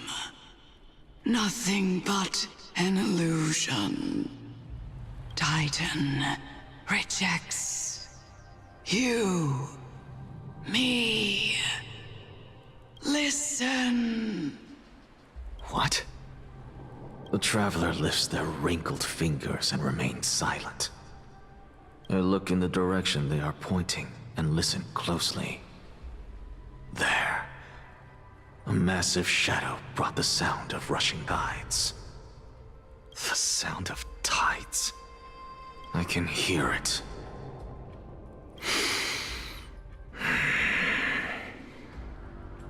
I hear it, deep within the tides, beyond the closed gates of the void world.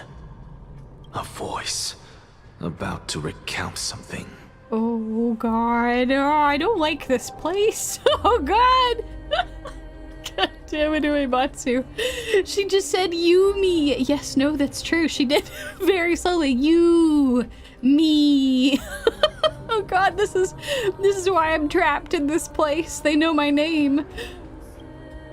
Child of humanity, is it death's embrace you yearn for with such urgency? Oh, is that Cersei's? Is she here to help save Nax? Yes, she is. Thank God. Cersei's, thank you. Oh, you have awoken. Welcome back to the mortal realm. Thank you, Cersei's. Your consciousness is dissipating much faster than I expected. Ultimately, it seems like the Titan's core flame is incompatible with a mortal body. Yeah, but at least you're keeping him alive, I guess. God damn. How much longer can my consciousness remain in the mortal realm? In my estimation, at best, you'll see 15 more entry hours. Oh my God, the same amount of time as me? Yo, Nax, you and I should partner up. Let's try to save ourselves, huh?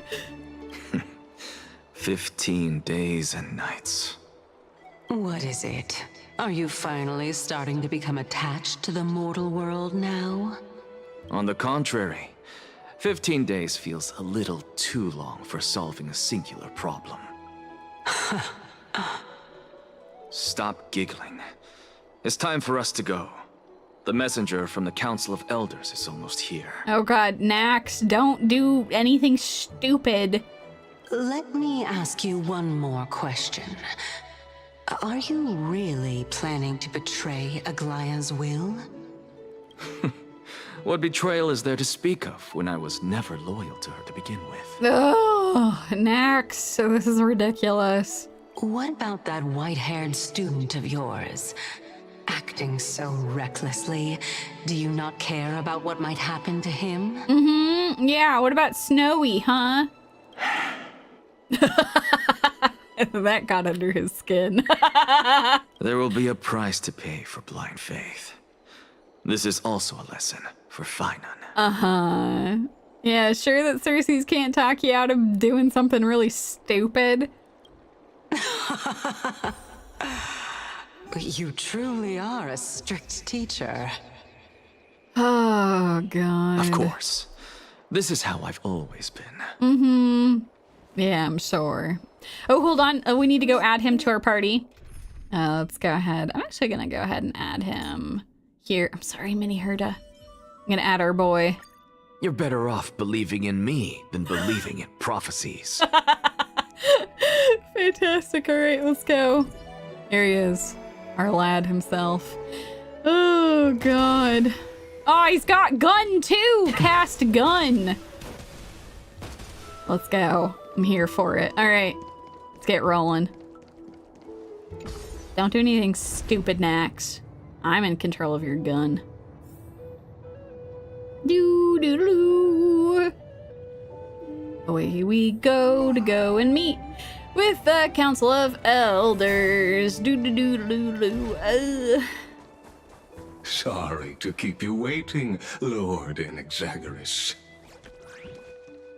It's been a while, Lord Anaxagoras. Oh, snap. Wait, is this the High Elder that was in the document?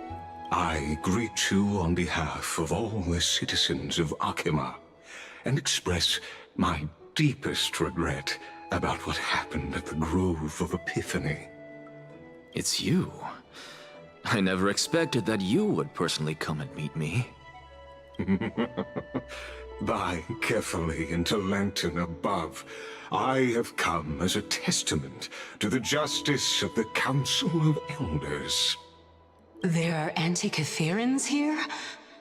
They have been a rare sight ever since the Chrysos War.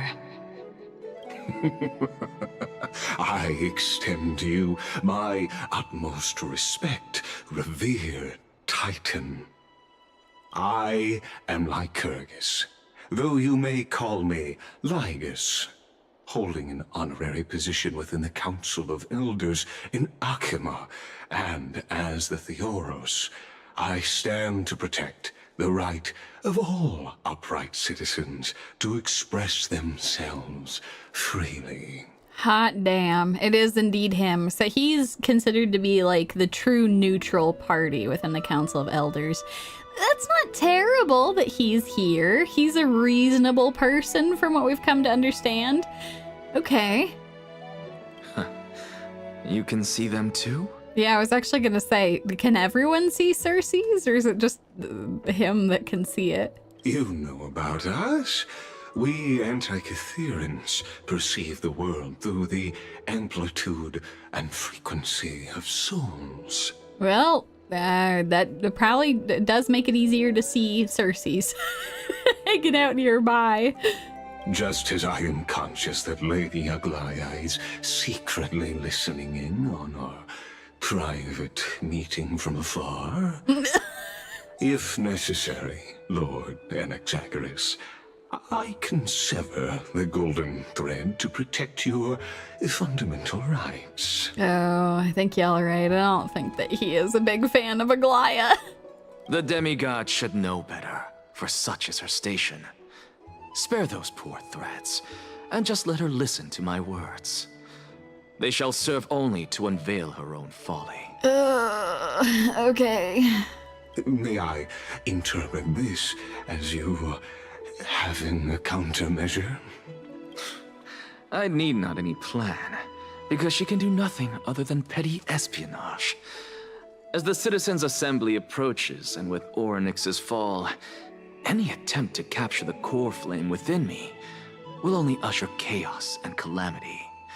A truth she undoubtedly comprehends. While I, Anaxa, serving as the Grove's special envoy to Akima's Citizens' Assembly, have long known the extent of your abilities. Let's forego the formality of asserting authority, Lord Lygus. Lead the way. Very well. Surely Lady Caenis would appreciate such assertiveness in an ally. Oh god, yeah. I don't know that he's actually a true neutral party. No! Oh god, that laugh. Ugh. She's been waiting. Follow me, please. Sounds good. Is there something on your mind, Lord Anaxa? Nothing, really. It's just a question that I contemplate every time before I ascend to Dawncloud. For the Titans, does the falling equate to death? Ah, a pondering truly deep. Time is on our side. Do you mind sharing your reflections with me? While all living beings must ultimately face their demise, Kephale has yet to meet theirs. Their journey continues unhurriedly along this long path. Are you suggesting that Kephale may not have truly passed? Yes. For dying implies an ongoing process, an action, whereas death signifies a static state, a definitive termination. In contrast to mortals, Titans exist on a grander scale of space and time, thus elongating their passage into death. The notion of their fall is but a misinterpretation born of mortal ignorance. Ah, an intriguing concept, albeit challenging to substantiate. After all, Kephale has maintained a profound silence ever since the era Arasa, while scholars and priests alike have conveyed the message of the gods' imminent fall. Perhaps the gods, in their arrogance, deemed it beneath them to reveal their perspectives to mortals. Or maybe immortals just couldn't understand them. That seems to have been the case for a bit. I'm curious what Anaxa is getting at here. Could you elaborate on your statement? Circes, the kin of the Skyfather as recounted in myths, now resides within my brain. Were I to inquire, Kephale would have no cause to refuse. Oh. I suppose it's an interesting point because the entire idea is that Kephale sacrificed himself to continue to serve as the light of Akima. But Anaxa thinks he might still be alive. Oh. That very well could be true. But what if the world-bearing Titan still chooses to remain silent? In that case, the myths crafted by the people of Amphorius are nothing more than pitiful jests. It's worth a try. I believe, and I'd love to witness the fruits of your theory and the change it may bring to this imperiled world. Good lord. Lygus, maybe calm down. You're kind of letting your true thoughts leak out pretty hard, my dude. God damn. He's supposed to be the neutral person within the council? Good lord, you can read him like an open book. Oh my god. because I completely concur with you on this aspect. If the Titan has indeed met their end, any response from them would be impossible. Oh, snap.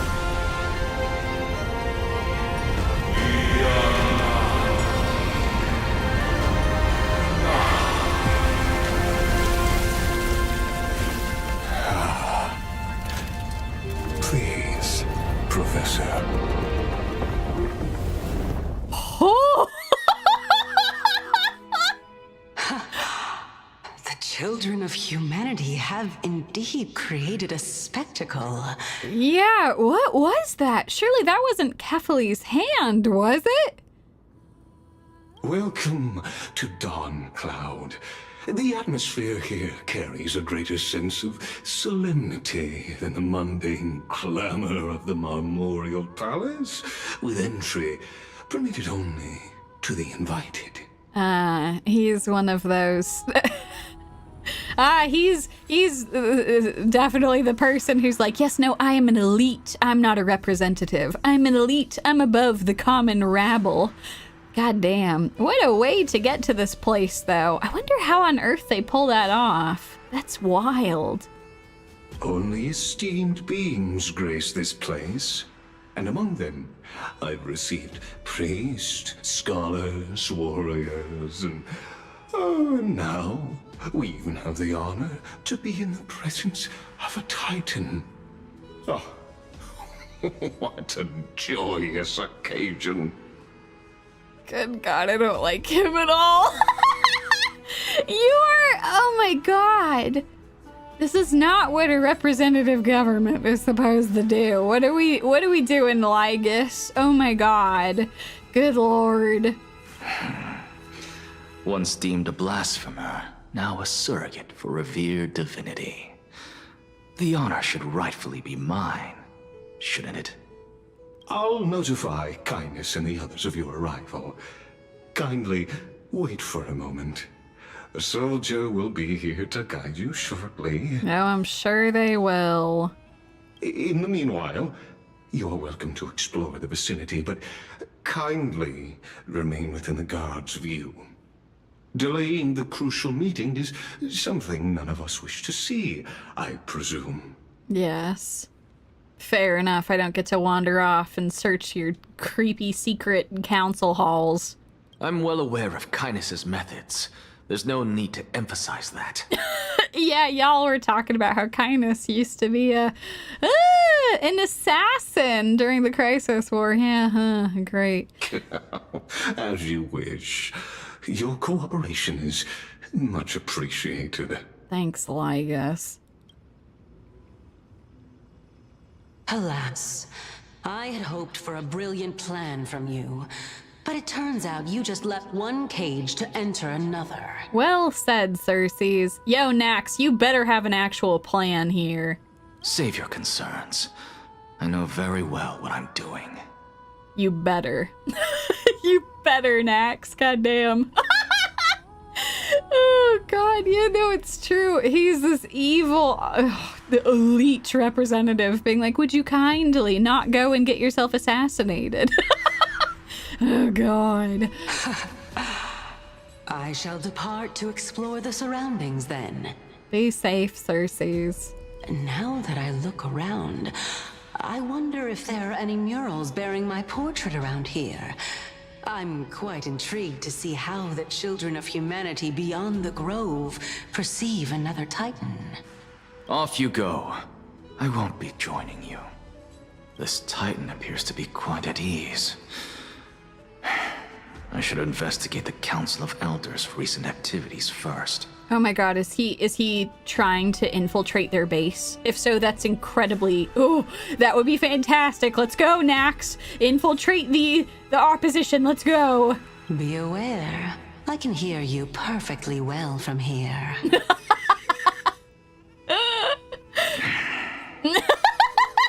Yeah, it's not quite so private as you thought, Nax. She's in your head. Oh, God. All right, let's go. Well, these look like Are these elders that are all talking? Okay, well. Alright, let's go walk around. Let's go look at some stuff. Do do do do do do do do do do do do do. Oh. Don't mind if I do. Let me go grab that. Basic treasure. Can I go? Let's actually go down here.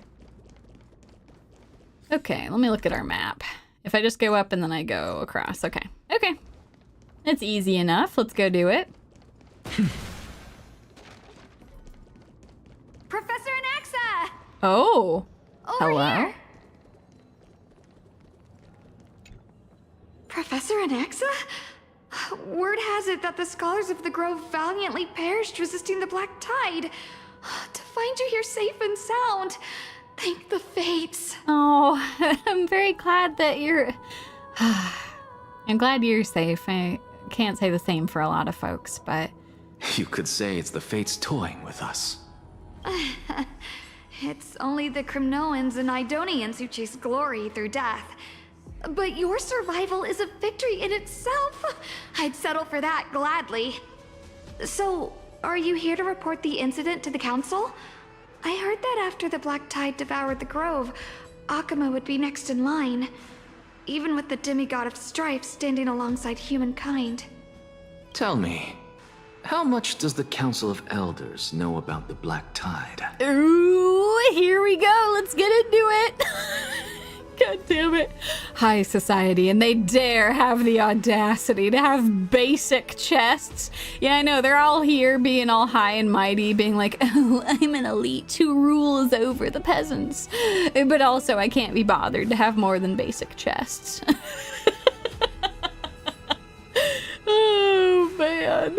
Once Caenis and her followers learned of Circe's and Oronyx's fall, they proclaimed in the council that the Flame Chasers could no longer stand against the calamity alone.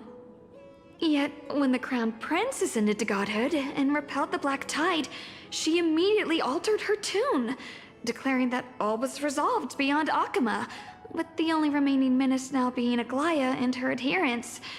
They might well make their move at the upcoming Citizens' Assembly. So does she not feel threatened by strife anymore? And so now she's like, it's time to seize this opportunity.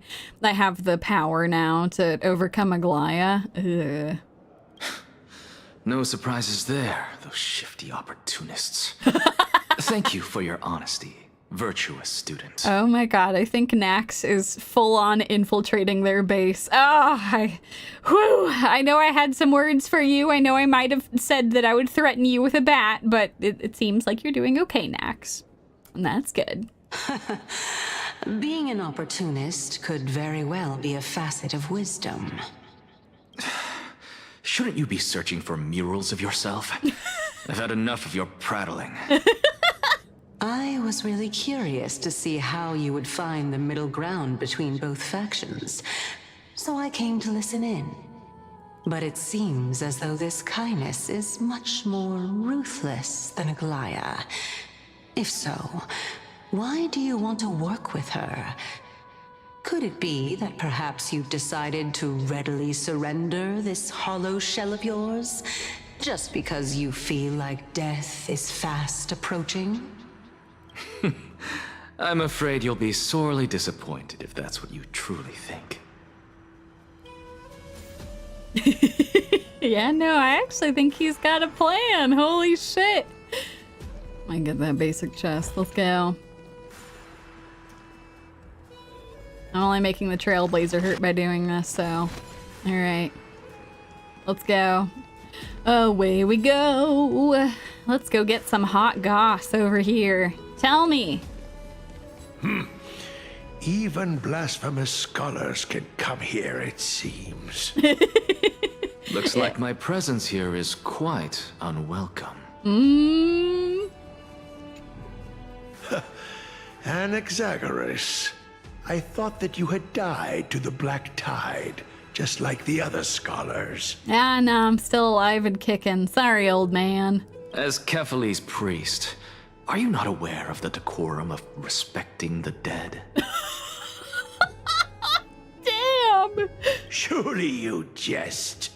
You blasphemous heretics are not worthy of respect from the Supreme Being. Let me remind you that you're currently in Dawncloud, so you'd better keep your deranged language to yourself. I am no longer that altar servant from years ago, who could only acquiesce to the commands of others. Now, I have plenty of ways to deal with people like you. Oh god, alright. I'm not sure whether I should laugh or cry right now. I can't believe that a follower such as you could have been made by a creation titan. As I see it, a dead titan can't provide you with this level of confidence, right? Then who is it exactly? Could it be Caenis? You. Seeing how fond of you Elder Caenis is, I shall let that slide for now. Leave immediately, and don't impede us from receiving the Supreme Being's blessings. Seeing as we were able to hear of this matter from the mouths of others, it seems that Caenis is indeed quite sincere toward us. Perhaps this affair will proceed smoother than I had anticipated. That's the hope, anyway. Oh my, what a thrilling confrontation. As expected of one of Kephale's followers. Are you praising or insulting him? Praising him, of course. As a believer of the God of Deliverance, it is only natural that he detests evil. Didn't you hear me? I asked you to leave. Go as far away from here as possible. Don't mutter to yourself like some sort of madman and disturb my meditation. Oh no, he was saying that out loud. Oh boy, Nax, you probably need to get better at talking in your head.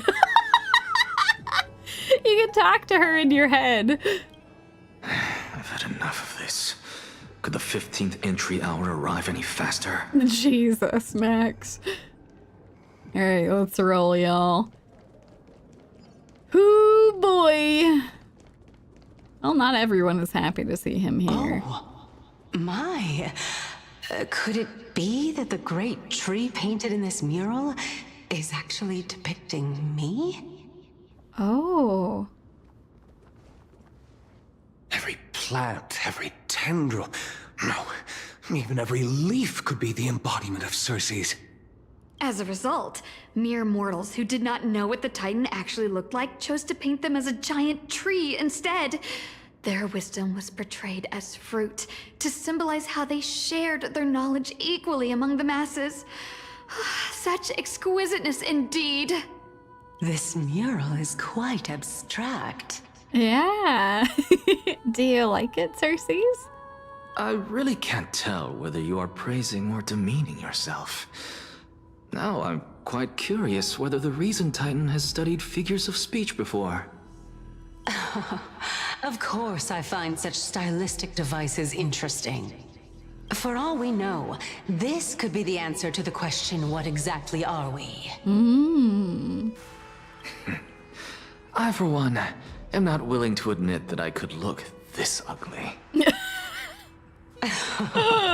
Was this the reason why you failed in your attempt to refine my soul when you were ambushed at the Grove? Since you are aware of this, why did you save me back then? From my perspective, this point alone was enough to separate you from the average person. How do two lunatics coexist in the same brain?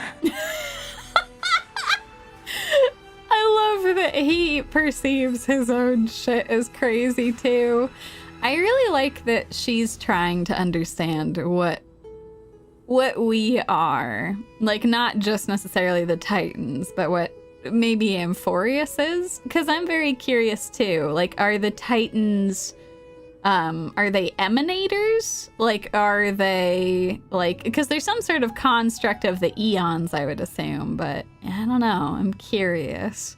Therefore, it seems that your journey to Dawncloud this time is not just to seek protection. What, then, is the intention behind your actions? The entire plan is stored in my memory, so why don't you look there? Then don't mind if I do. I appreciate that she wanted permission first. She's like, I can go through your brain at any time if I want, but I was trying to be polite. And he's like, fine, just do it. Look at my grand plan. 1 year old, 2 years old. Oh my. Even a member of the preeminent 7 sages must hug his Dromas doll to sleep. How interesting. Why is she? Oh my god, just trying to these two have a great rapport. Listen, having stuffed animals that you hug to sleep, there's nothing wrong with that. It's effectively what a body pillow is, right? Oh god, yeah, no. Oh my god, the instant regret. That's enough. How unusual. Your soul is actually trembling. This must mean that behind this toy hides a secret that nobody knows, right? Oh my gosh, Cersei's, he's dead. You've already killed him. I know you brought him back, but then you just killed him. Since our days are both numbered, I don't mind telling you more about it. Oh snap. Tell me. This is a present that my sister gave to me. Oh. It's a doll that was made to look like our family pet. Oh no, that's extremely sweet. So there are other members in your family, eh? Are they also living in Akama? Don't you just love to pick through my brain? Go on, continue flipping through my memories. I have a suspicion that his sister is not alive anymore, if he's hugging it to sleep. It won't take long. You'll discover the answer when you reach the memories of when I was 5. Oh, the black tide is everywhere. I can't bear to look. When I was young, I couldn't accept this outcome either. Georios, Aquila, Kephale, and you, of course. Although I prayed to every titan that I could think of for help, my efforts were ultimately futile. This...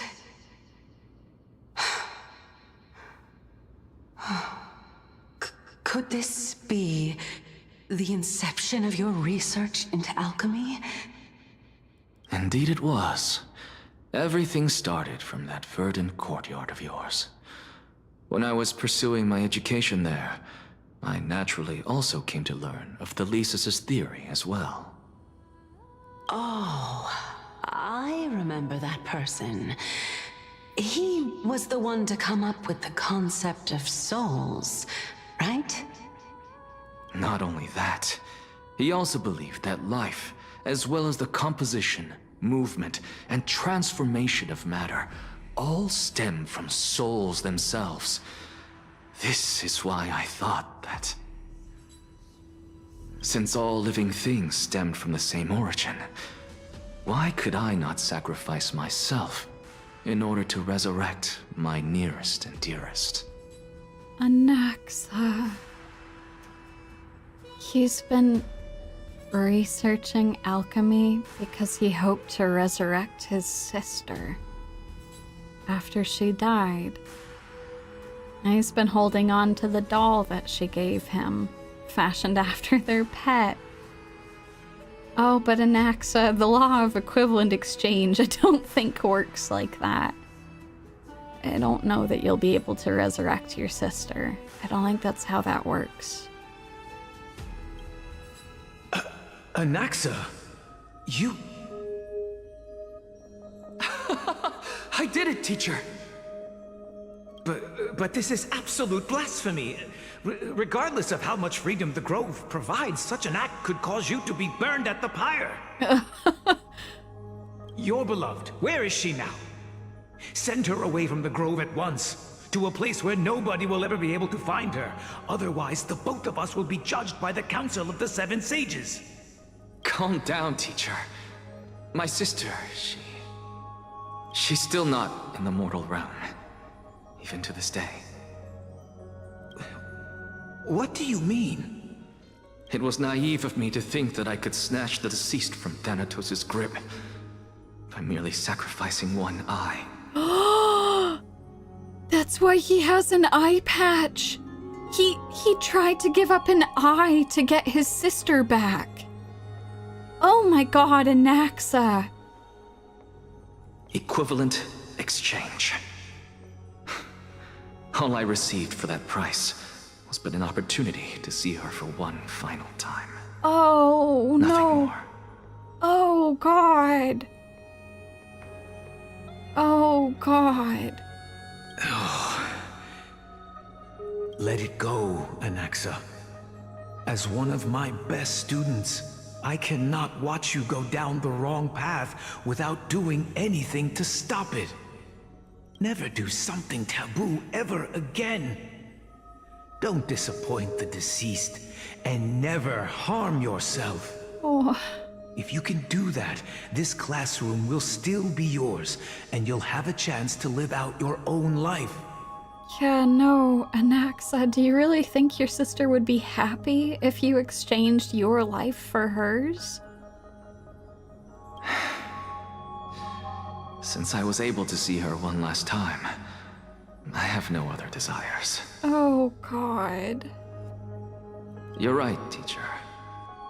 It's time for me to start a new life. Jesus, Anaxa. Oh my god. Oh god. By the way, I guess this is a plug. If you haven't checked out, in particular, Full Metal Alchemist Brotherhood, the anime, you should watch it. It's one of the best anime of all time. Full Metal Alchemist Brotherhood actually adapts the full manga. So, yeah, it's very, very good.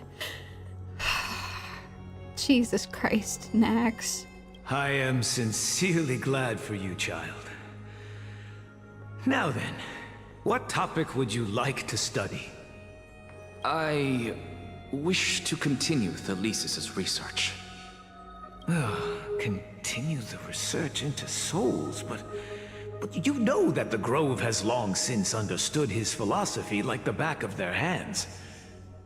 Even if you continue digging into this subject, your efforts will likely be futile. Wait, is that how Nax was able to split his soul? Like, I know that I poked fun at him for making a soul telephone, right? In order to talk to us, but it's because of this research he was able to do that later on? No, teacher. After my fleeting glimpse of the deathly fog, I finally understood a single truth. Since ancient days, our understanding of souls is but the tip of the iceberg. I may have lost an eye, but my view of the world has become clearer than ever. I have grasped the truth with my bare hands. Watch as I turn this farcical world upside down. Who would have thought such a secret lay concealed beneath that hefty eye patch of yours? No kidding. God, Nax. However, this story doesn't seem to be connected to your plan. In fact, I'd say that they aren't related at all. The answer lies within the tale. If even you cannot understand it, perhaps you should relinquish the divinity of reason to me. After all, it'd be a waste for you to hold on to it. Good God, Nax. Okay, hold on. Teared up during that. Alright. Snarkiness once again is coming back. Oh, this poor dude has been through so much. My story ends here. Now it's time for you to tell me your secret. After all, this is what equivalent exchange means, correct? As expected, you laid a trap for me to step into. Unfortunately, even if I was willing to talk about my past, I may not know more about it than you do. Oh? Are you saying that the renowned Reason Titan is now admitting a lack of wisdom? Your followers are going to be sorely disappointed by this. God damn it, Nax. Child of humanity, remember this. Being cognizant of one's ignorance is the greatest wisdom of all. Here's the thing, she's just right. Like, Nax, pretending like you have everything all figured out is not actually, like, the wisdom that you think it is. Now I understand. No wonder you asked me to answer your random, nonsensical questions. Not only that, you're the only one who can shed light on my query. As the saying goes, onlookers see most clearly. Is that so? Lord Anaxa. Oh, snap. Hello. Haha, just ignore me. I wasn't talking to anyone in particular.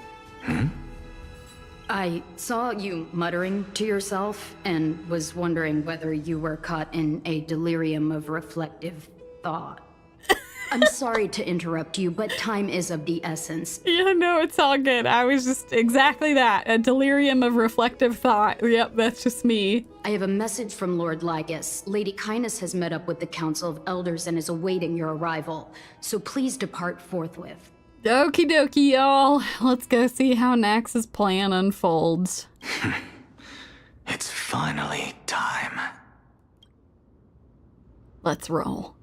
Kephale, the one who created the world, and the one who bears the world. If you truly have not met your end, how will you answer the challenges of those who defy you? I didn't expect you to agree to Lady Caenis' invitation. What a wonderful turn of events. To tell you the truth, there are many people who hold grudges against that Lady Goldweaver. Oh. Well, that's not good to know. All right. Isn't that the Dromas draped in finery? Oh, God. Avoid his gaze. I don't acquaint myself with blasphemers. Don't worry. He's too full of pride to pay us any attention. Good God. Your nickname is Dromas as well? You must really like those creatures. Cersei's. God damn. Alright, let's roll.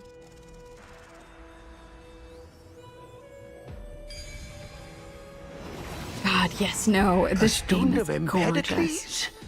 I hear that his views run counter to the Venerationists. This is what being a scholar is about.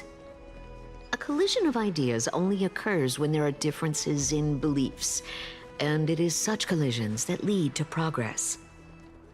Yet, in my view, there are only right and wrong perspectives.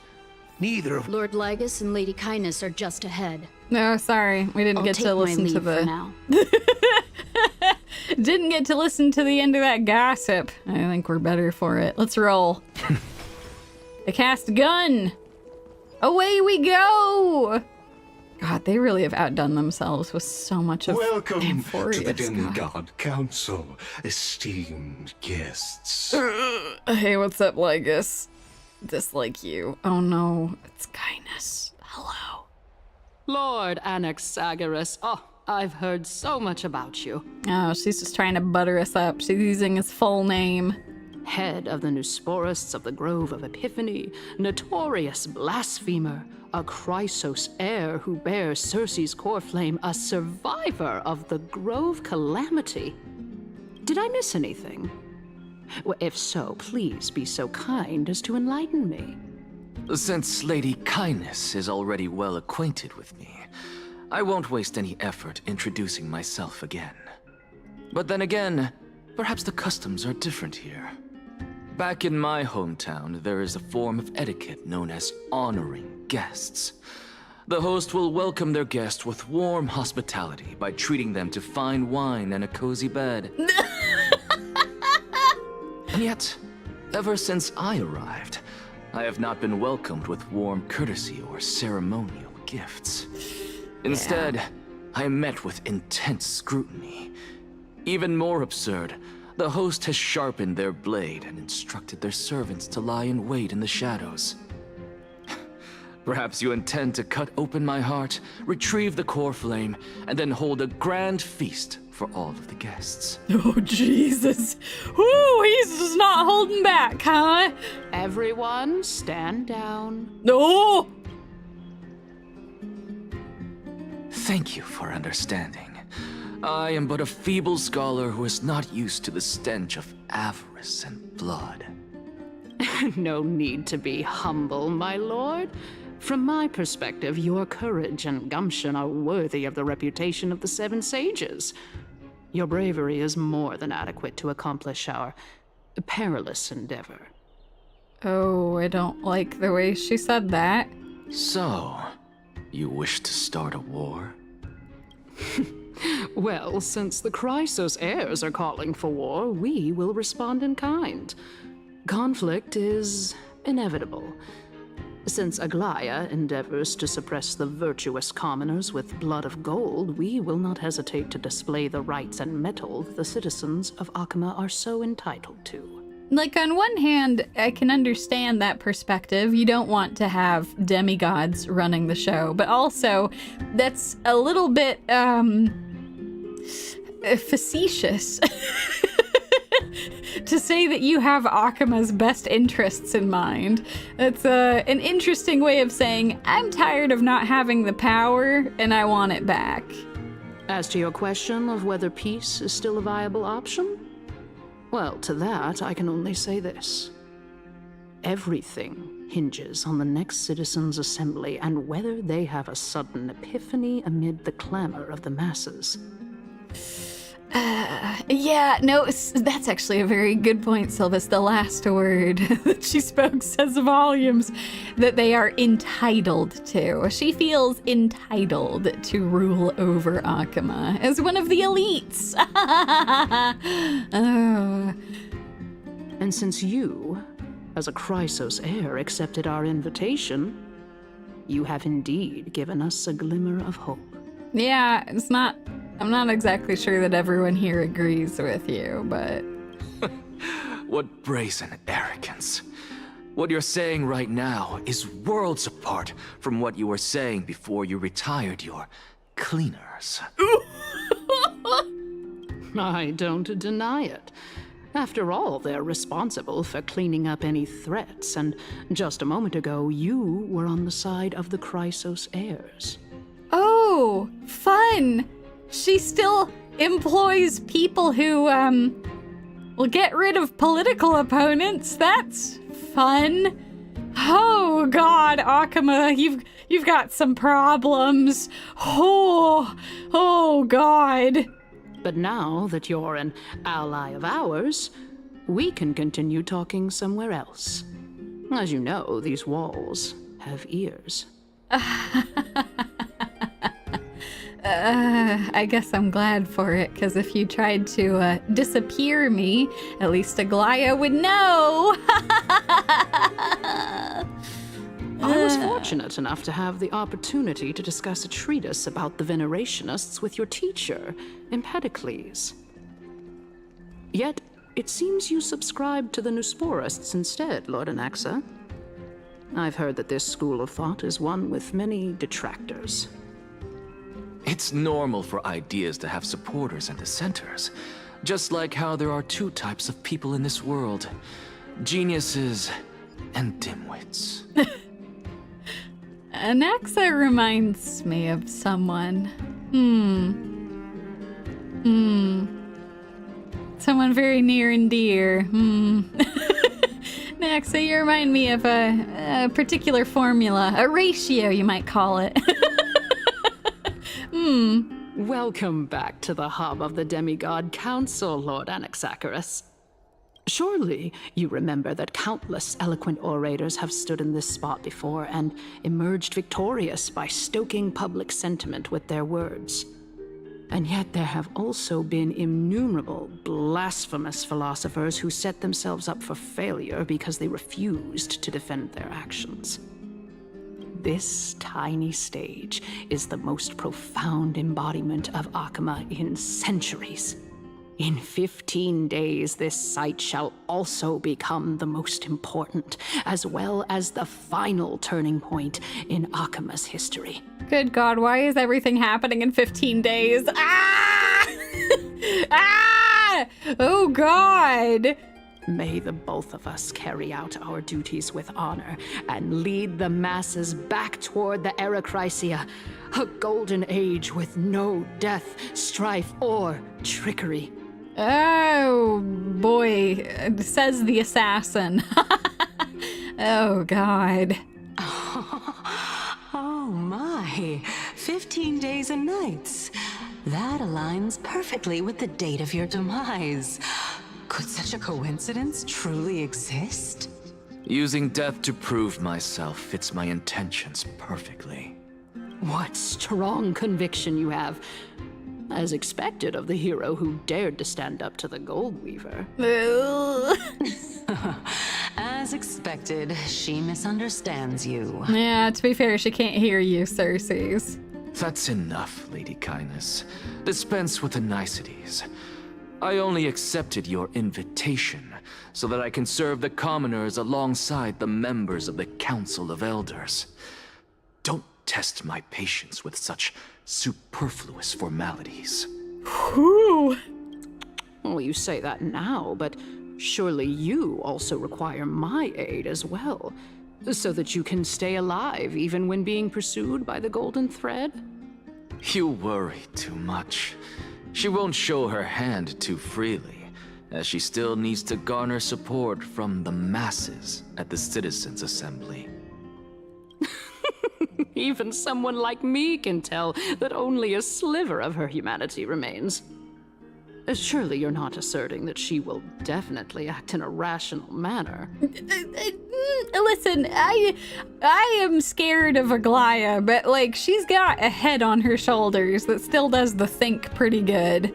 As you're no doubt aware, Aglaia covets the core flame that I possess, which makes it the bargaining chip that allows me and the rest of you to negotiate with her. However, in return, I'll need the Council of Elders to support me as much as possible. Naturally, this includes the guards as well. What is Anaxa planning? This is interesting. You're well aware how valuable Cersei's core flame will be in the Erechrysia that you are desperately pursuing. Talk is cheap, so you'd better act prudently as well. So this is fascinating because essentially this elder Caenis does not know that Anaxa is going to die in 15 days unless he finds a solution. So he is trying to use his influence to pull some of the guards away from the Council of Elders. I understand. After all, this battle of wits is just a means for each party to acquire what they need.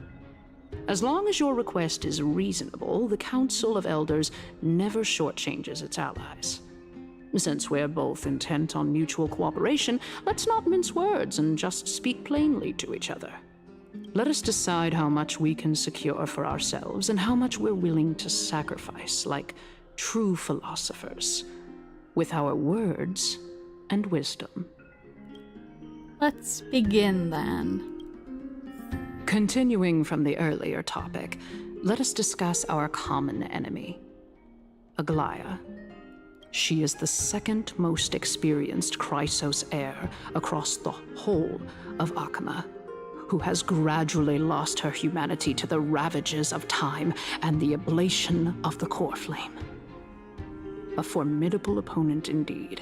Indeed. What do you have planned, Caenis? Admittedly, there is ample reason for her to take your life. Yet your previous reasoning is quite sound. As a seasoned political animal, it's unclear whether she will actually cross that irreversible boundary. Moreover, she still needs you alive so that the Titan's trial can be completed. Indeed.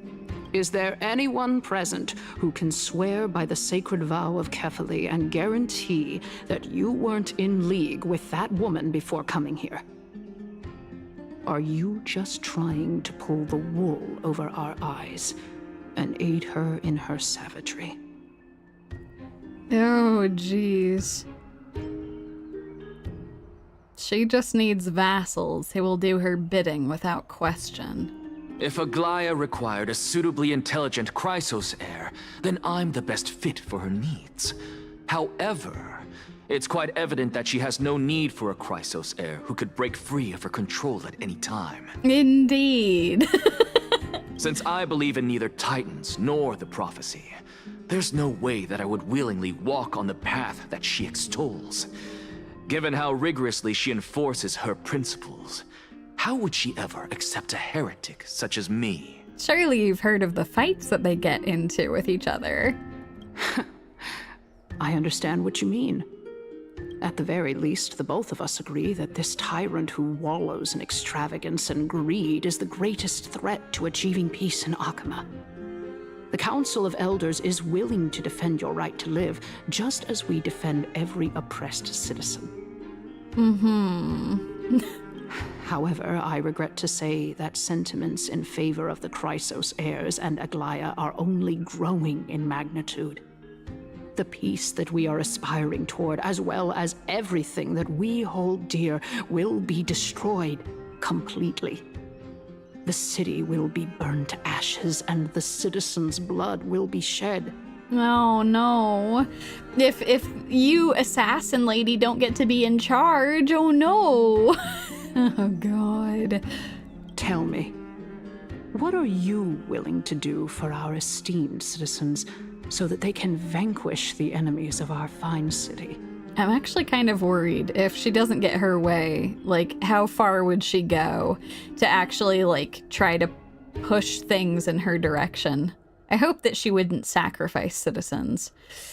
Ooh.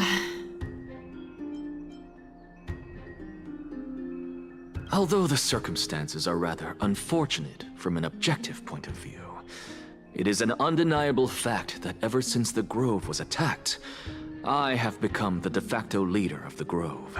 And so, if you get him on your side, you also get the Grove. The Council of Elders needs more backing if it wishes to topple Aglaia, and it's evident that the Academy wields considerable influence. Oh, he's good. I know he's got something planned, but he's very convincing here. At the very least, I have served as the Grove's special envoy to Akama for a significant amount of time. Of course, this also means that I will hold a crucial vote at the Citizens' Assembly. In the name of Kephale, Akama thanks you for your sincere and valuable thoughts. At this stage, it's clear that you and I understand the benefits to be won from this discussion. Let me put it plainly. The Council of Elders has always been renowned for its fairness, and that fairness is built on a foundation of sincerity. That's an interesting way of saying that fairness is built upon a foundation of elites standing above the people. With literal knives, getting rid of their political opponents and everything. But anyway, sorry, my inner thoughts were leaking out. Please go on. The Council of Elders has vowed to all citizens of Akaba that it will always remain loyal to them. As for you, my lord, how will you guarantee that you will be able to live up to such earnestness and will not betray Akama's indomitable citizens when the opportunity presents itself? Just as you now betray Aglaia when it suits you. He was never on her side, to be fair. How absurd. My loyalty is unquestionable. Surely you jest. My loyalty does not need to be proven. The fact that the Council of Elders is asking for proof of my loyalty is itself akin to a form of betrayal. Yeah, you don't trust him?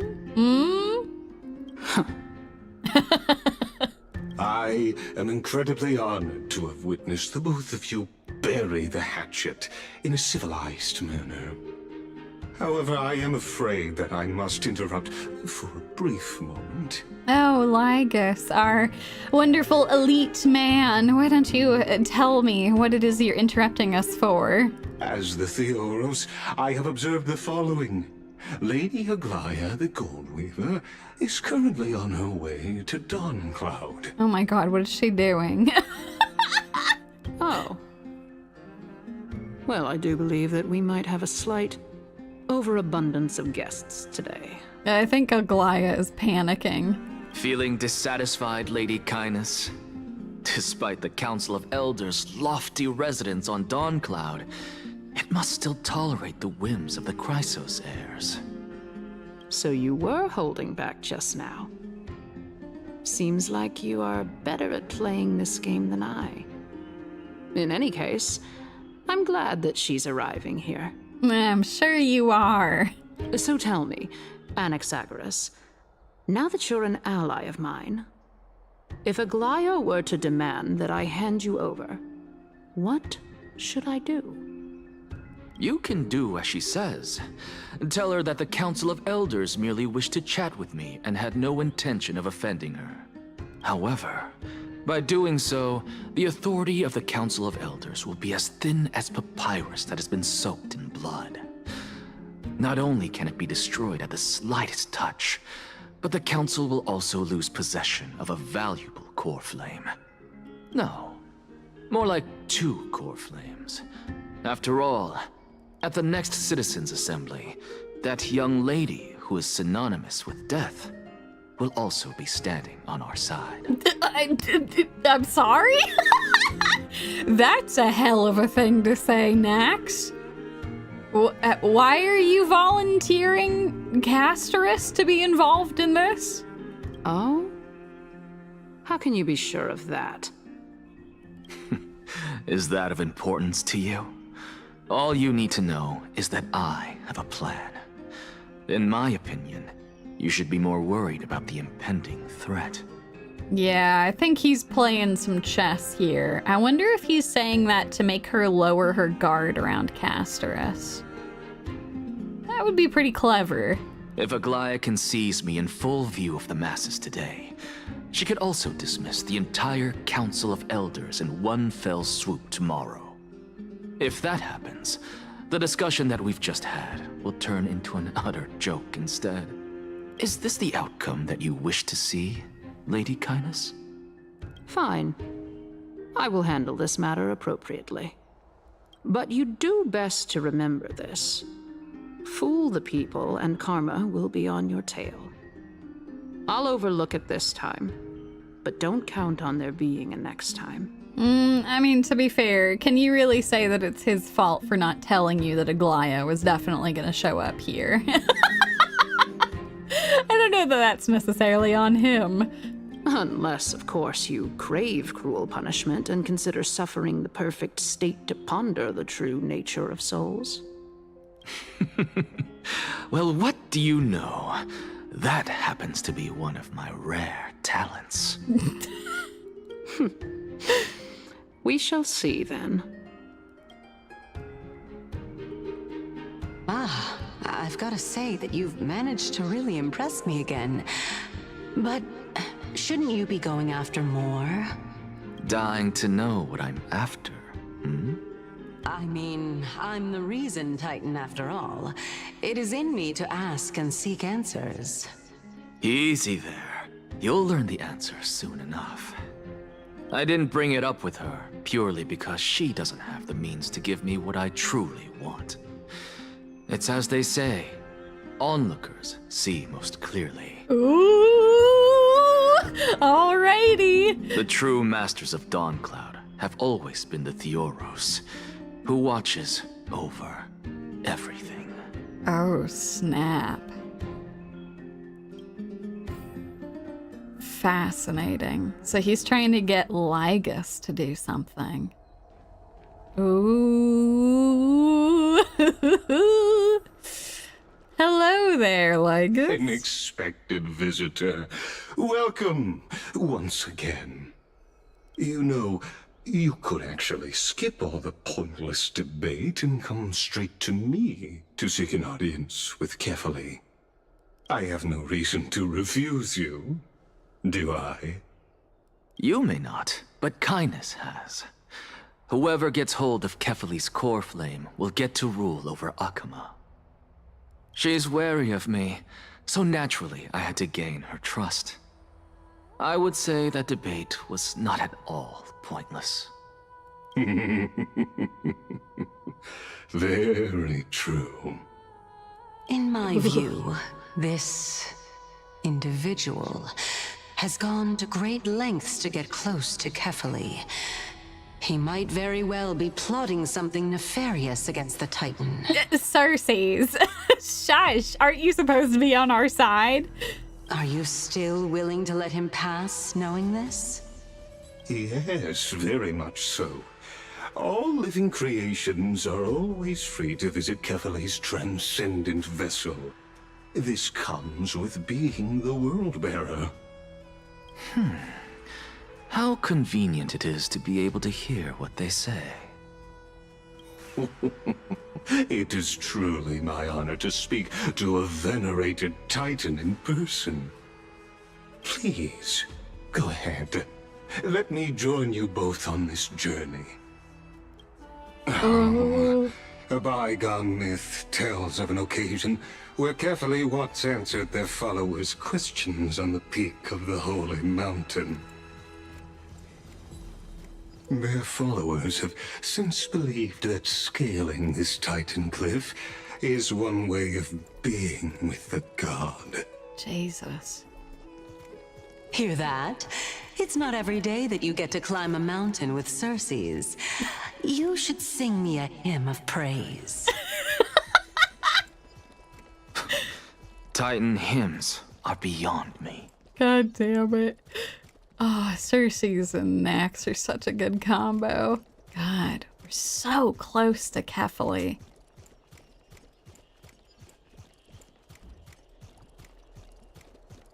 Oh, gotta get that basic treasure. Oh no! Go on ahead. Take this Caenis shortcut, and the long pilgrimage stairway will be waiting for you at its end. Oh my god, okay. I have to admit, I never expected you to not ask me anything. Not even my motive. Because I know very well what it is you are after. As the saying goes, a gentleman helps others achieve their goals. I have a feeling that your theory will be validated at the end of this journey. I believe Kephale will not deprive you of your right to ask your question, especially now that you're on the brink of death. You must be closer to Kephale than anyone else. Wouldn't you agree?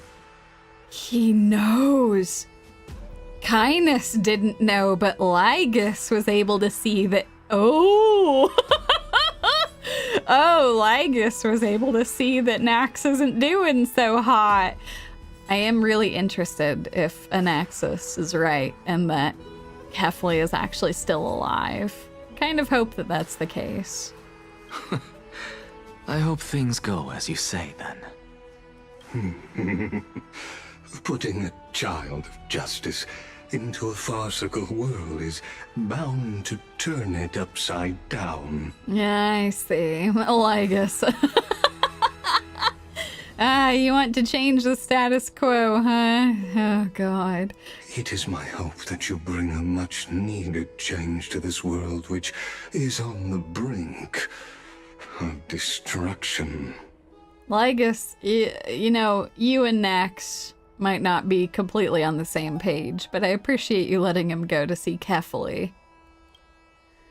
Oh, Jesus, his laugh is terrifying.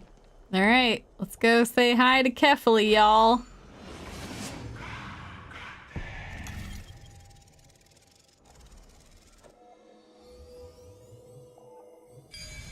Let's go. Honestly, this is my first time going up to Dawncloud's peak. What a splendid view. Isn't it about time you recognize the magnificence of us Titans? Well, I don't see how this place is different from those temples in the city. All they have are magnificent facades.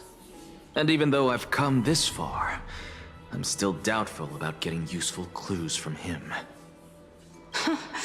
I must be getting ahead of myself to be expecting to hear something nice from you. Oh? Haven't you been in my head for some time now? It's high time you get used to how I feel about things. Alright, we're just a short hike away from Kephale. No time to waste here. Oh, y'all right there, Anaxa? Y'all right? So the intellectual debate from earlier was too draining for you, huh? If Amphorius gets a new lease on life, you should focus on strengthening your body and stop shirking social interactions. Is she accusing him of just like, oh my god, that he was just super nervous the whole time? And I was like, oh god, that was too much. I had to talk with a person. Yes, no. The Titan of telling him to go touch some grass. Oh my god. Save your concern. The Titan is in sight. Can you make it? Here's the thing. The truth of it all is it's definitely not crushing social awkwardness. It's 100% that he's actually dying. But I still love that she said that. Why? Are you going to carry me up if I were to fall now? I know how far I can go, so just hold your tongue and come along. Fine then. I guess I won't say any more. I'll just wait till your soul dissipates completely to gain control over your body. God damn it. She is the Titan of sass. Holy shit. Wait. Who is that? Cersei's? Eh? Hey, look at that. Huh? What should I be looking at? Oh no, she can't see it? Am I hallucinating? Or do we even get to see souls when we're close to dying? Oh god. This isn't good. Okie dokie. Oh?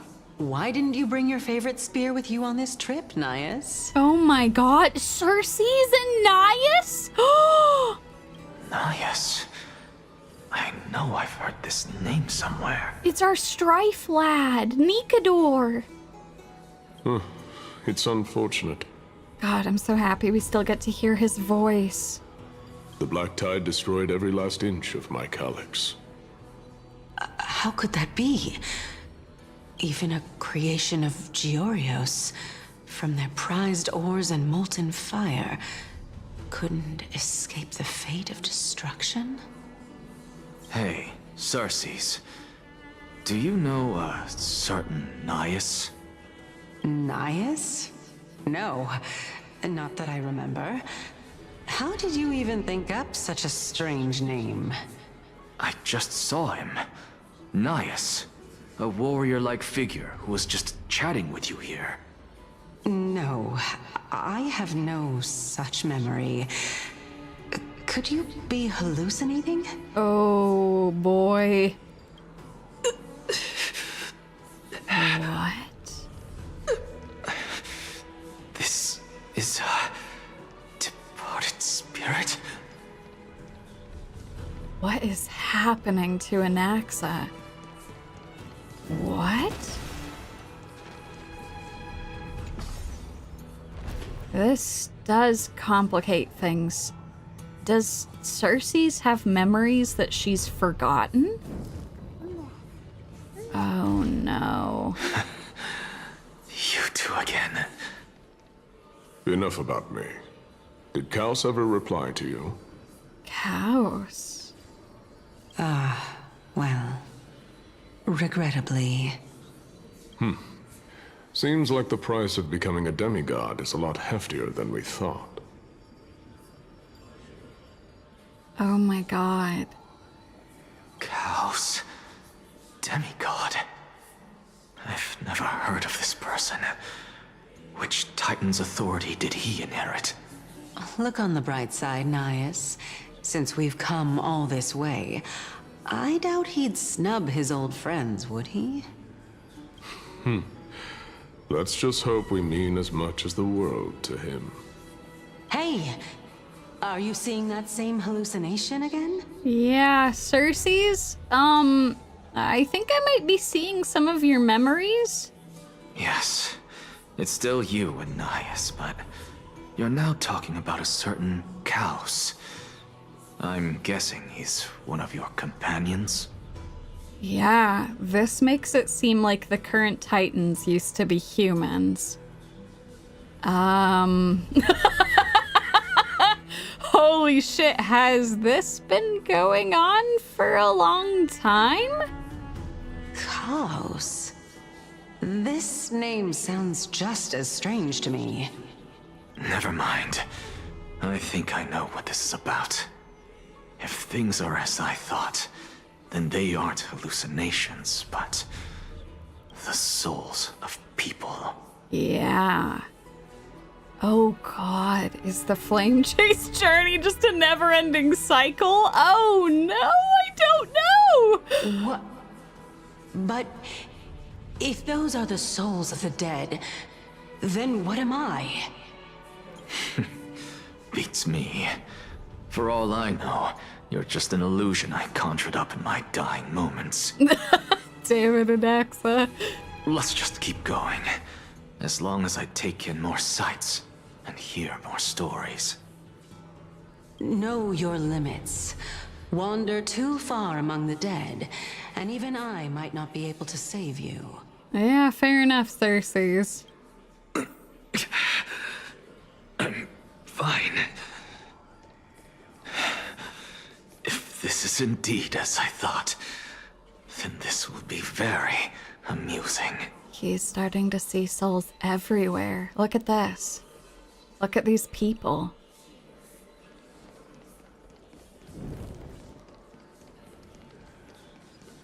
Oh my god. So, we meet again. I'm sure you wouldn't mind a snooping ear.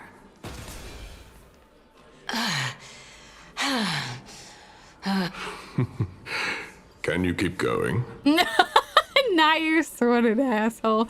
He's like, oh, are you out of breath? I should have worked out a bit more, Cersei's. Of course. I'm just... If I knew we had to climb a mountain, I wouldn't have come along with you. I guess this also counts as one aspect of the world-bearing burden. If Amphorius does have a next life, you may want to get your body in shape. Keep your sarcasm to yourself. I'm not getting anything of value from them. That's weird, though. They're talking like Chrysosayers. I would sooner throw myself off this cliff and hit rock bottom than exercise even a little. Cersei's! Oh my god, Jesus. I am Calypso of the eminent Seven Sages, after all. Training would make me no different from those Helcalithist barbarians. She was originally called Calypso. That wasn't just a random name. Calypso. She's one of the Seven Sages. A member of the Grove? No, she can't be. I would know her name if she really were one of the Seven Sages. Hey, Cersei's. Does the name Calypso ring a bell? Cersei's? Oh god. What? What? Cersei's? What's going on? Gone. No, I don't like this. Doesn't matter. I can do this myself. Good god, look at all these people. Looks like I'm nearly there now. The land of the dead. But Anaxa, you're supposed to have 15 more days. Oh, beautiful old world. Where are you now? Oh, legendary era Chrysia, return to the mortal realm. Splendid gods once walked the paths we walk. Alas, all that's left of that warmth is a hazy mirage. Why are you chanting that too? Yeah. Cersei's, what's going on? Oh, also, welcome folks who've just joined.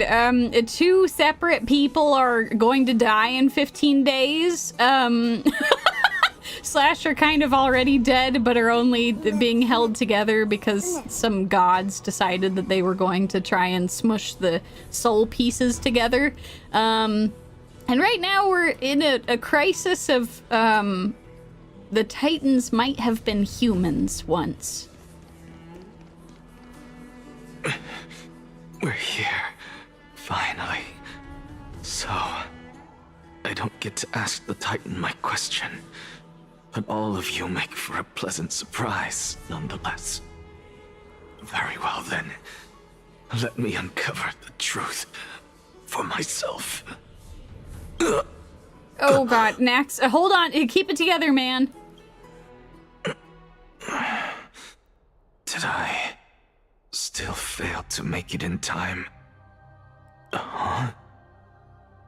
So, I'm back here again. Oh no! Oh no! Oh no! Don't die, Nax. You still have 15 days. This is... I can hear it. I hear it from the depths of the tides, behind the closed doors of the void world. A voice ready to tell me something. This time, the voice is a lot clearer than before. Oh! Oh my god! Nyos and Calypso.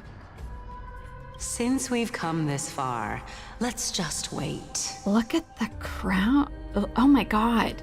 She's still got a crown of thorns.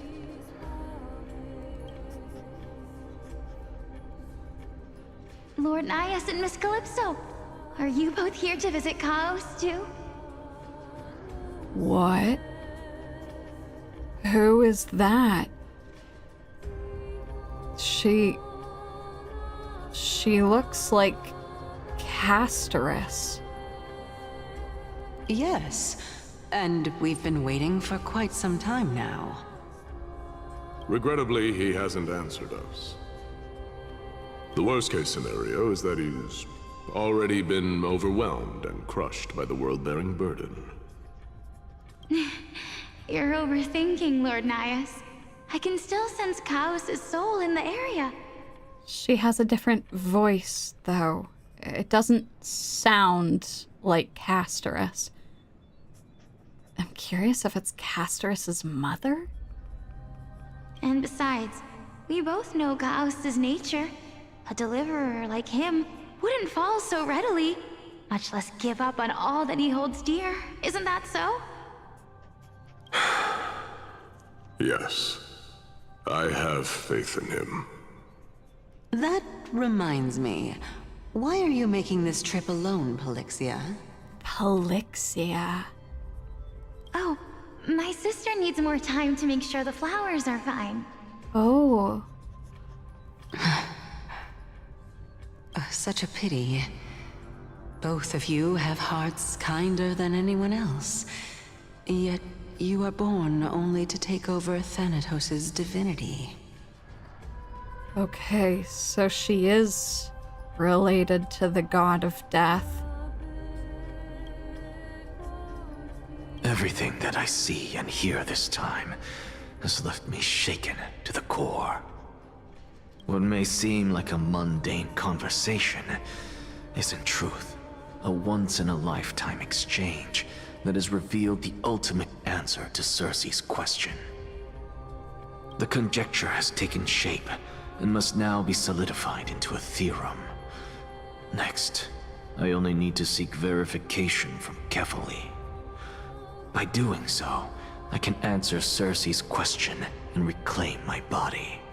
It seems like the flame chase journey has been going on a lot longer than they thought it was.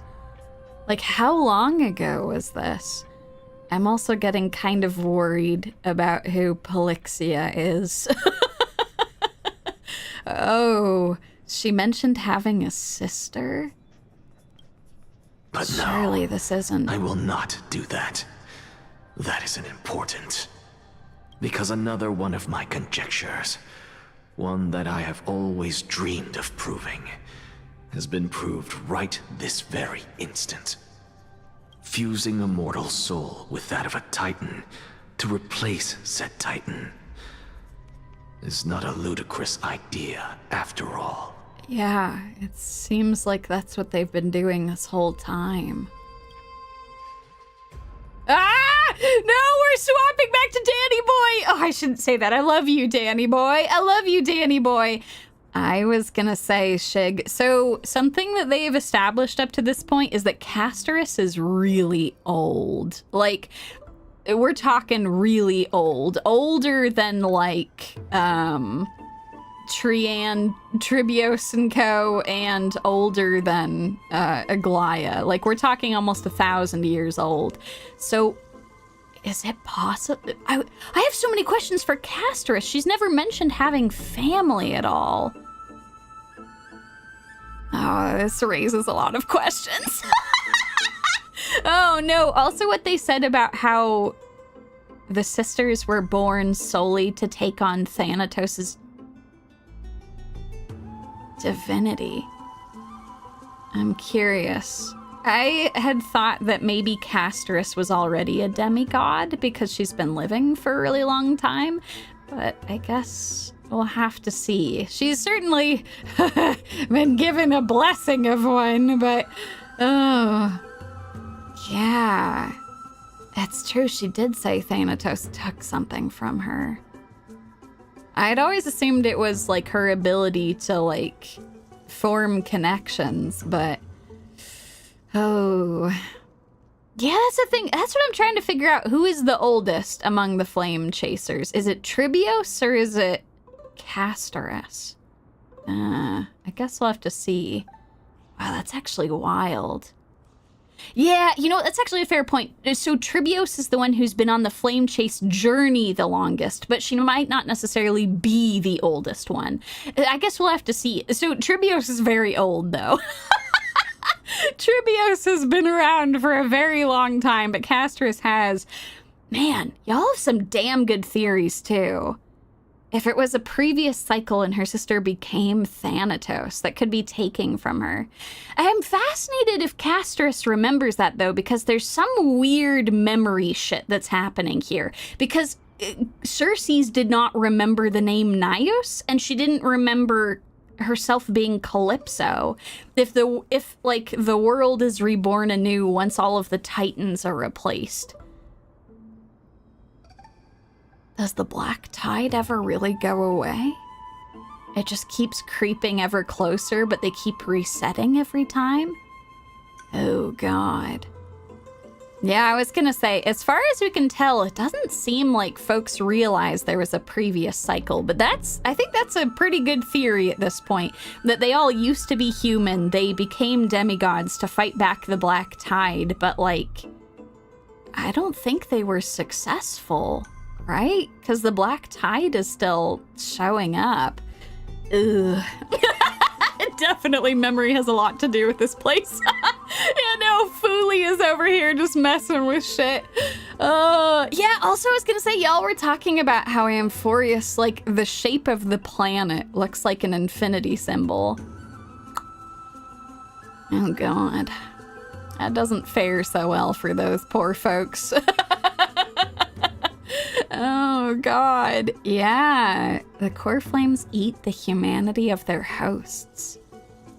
It's fascinating because, like, that is kind of what it seems like, but also once all of the spots are filled, something big seems to happen. Some weird reset takes place. Weird. I'm excited. This is gonna be great. And yeah, thank you all. I know some of you folks have played this already. No hints or anything. I appreciate you folks, like, being very good at not talking about shit. Even though I know it's exciting. The ultimate Chrysos Air Voltron. Holy shit. That's all what it's been building up to. Oh, Oh god, I'm so excited. Oh my god. All right, well. A lot to think about. All right. Okay, let's go, Danny boy. Sorry, I was thinking about everything that we've just learned. Oh, yeah, I was actually gonna say, David asked you, that was the thing I was thinking too, where, like, we know that Amphorius was made by 3 eons. 2 we know, but which is the 3rd? Giant trash can mech. Oh, God.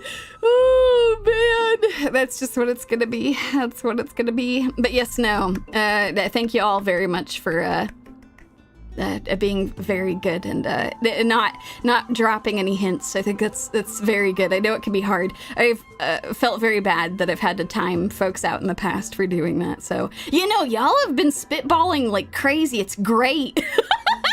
We just need to turn the train into a giant mech. You know, okay, so here's the thing. I was thinking that the 3rd might be the Enigmata, because he loves... I love that idea, Shig, that he loves screwing with the nurse's calculations.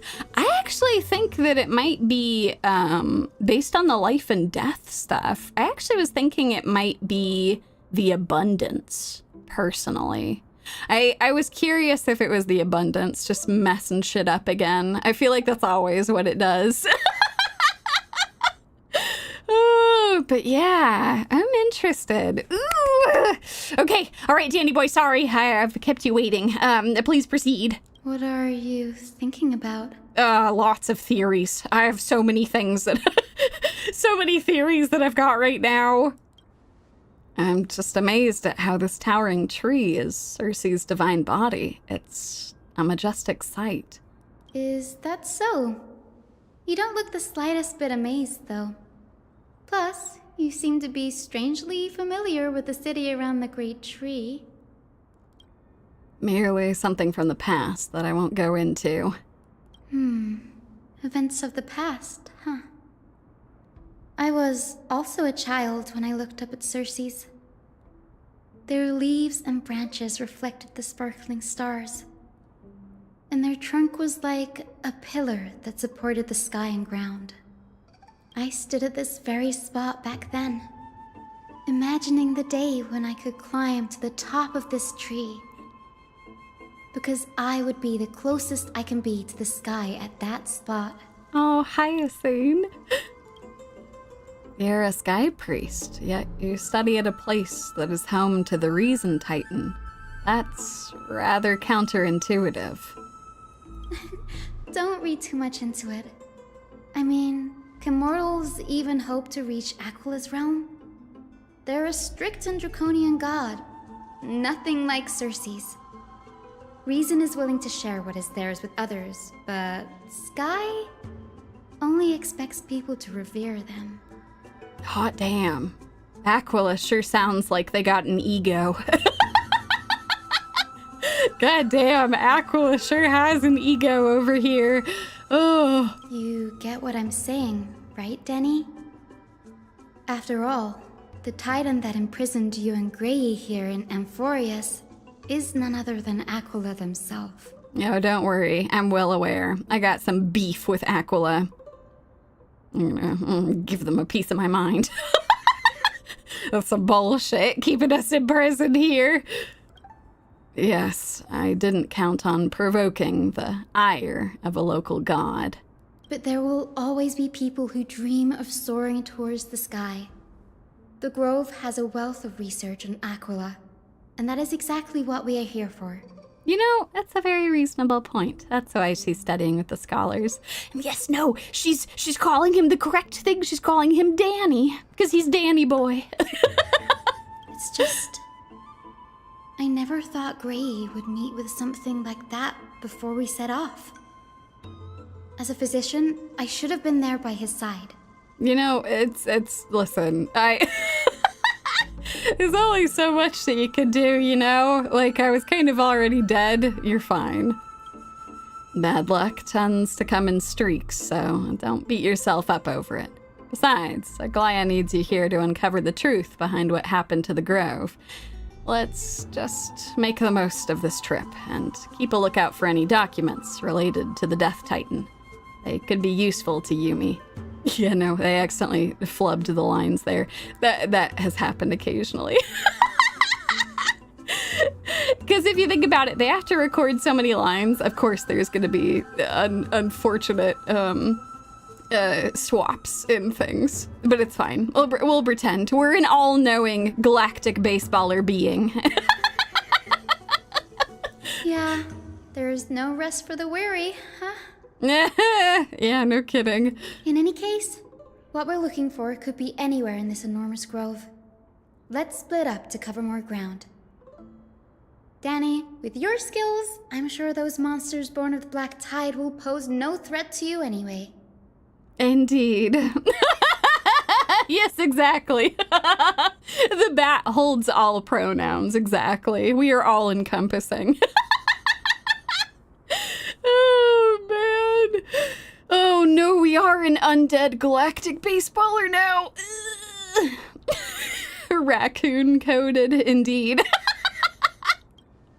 What about you? Will you be all right on your own? Have you forgotten that you're talking to the chief physician of the Twilight Courtyard? Have more faith in me. I'll be just fine. All right, Hyacine, if you're sure. I do have a really cool spear, though. I can help out. The silence in here is near deafening. With the vast amount of knowledge it holds, this academy is akin to a labyrinth of information. Even the cleverest of scholars would easily lose their way in here. I should gather my thoughts before heading in. In the myths, Aquila, the titan who reigns over the domain of the skies, is a colossal bird that overlooks the world beneath them with 100 eyes. As long as they continue to soar above the clouds, the people of Amphoreus will remain trapped on the ground. Hyacine's forebears were priests who worshipped Aquila. Nobody is more familiar with the taboos of the Sky Titan than her. Seeing how Aglaya has sent her here as a guide, it's possible that she plans to have Hyacine take on a trial in the future. Holy shit, can you imagine? God damn, that'd be wild! So that could help us with leaving Amphoreus if she actually takes Aquila's core flame. That would be pretty cool. Amphoreus' Titan mythology. In Amphoreus, Titans are a common topic of discussion. People create myths that, in turn, conceive Titans. It's a tricky task to keep an objective view when among the people of Amphoreus. Is there a way to step out of the situation and look at it from a different perspective? Titans and Eons. Titans and Eons are two distinct classes of beings. Titans can communicate with us humans, and it is not impossible for us to overpower them. Upon their demise, we can even take over their divinity. Yeah, that's why I think they're emanators. I think there's something weird going on there. In this regard, Titans can be said to be a lot more similar to humans than Eons are. The Chrysos heirs and demigods. Chrysos heirs are humans who possess heroic qualities, with most of them demonstrating extraordinary combat prowess and strength. Upon clearing a core flame trial, a Chrysos heir can even ascend to a demigod and inherit a Titan's divinity. Oh wait, something about that feels off. Is this a selection process of some sort? The Flame Chase Journey and the Prophecy. Guided by the prophecy, the heroes are on a quest to reclaim core flames and usher in the Era Nova. Their efforts have seen gratifying results to date. As I expected, the prophecy is the hardest to make any sense of, but with barely any information to go on, no matter how much I ruminate on it, it won't yield any results. I should leave this for another time. Alright, Yumi's plight. Nobody could have ever imagined that Yumi's life would be forfeited the moment we landed on Amphoreus. I should have done more to keep her safe, but It's not too late. We still have a fighting chance. The unique rules that govern life and death on Amphorius might just work in our favor and save her. The Grove is a veritable library of knowledge. Maybe they'll have records on a similar case. Please, let there be one. Oh, Danny boy is so worried about us. Oh, God. Oh, the clock is ticking. I should search for clues as I move. All right, Danny boy. The night feels unusual now that I've gotten used to the eternal light of Akama. Oh, let's go. All right, let's move. Come on, run with your little legs, Aventurine. Let's go. Whee! Actually, I can have Tribby. Whee!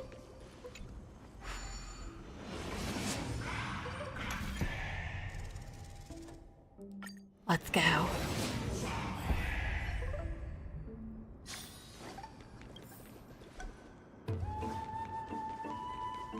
Alrighty. Oh, the bodies are still here. Black monsters are twisted in form, and their life has turned to ash together with their souls. It's impossible to figure out their form when they were still alive. These are the remnants of a black tide monster. It does look different from the Titankin from up close.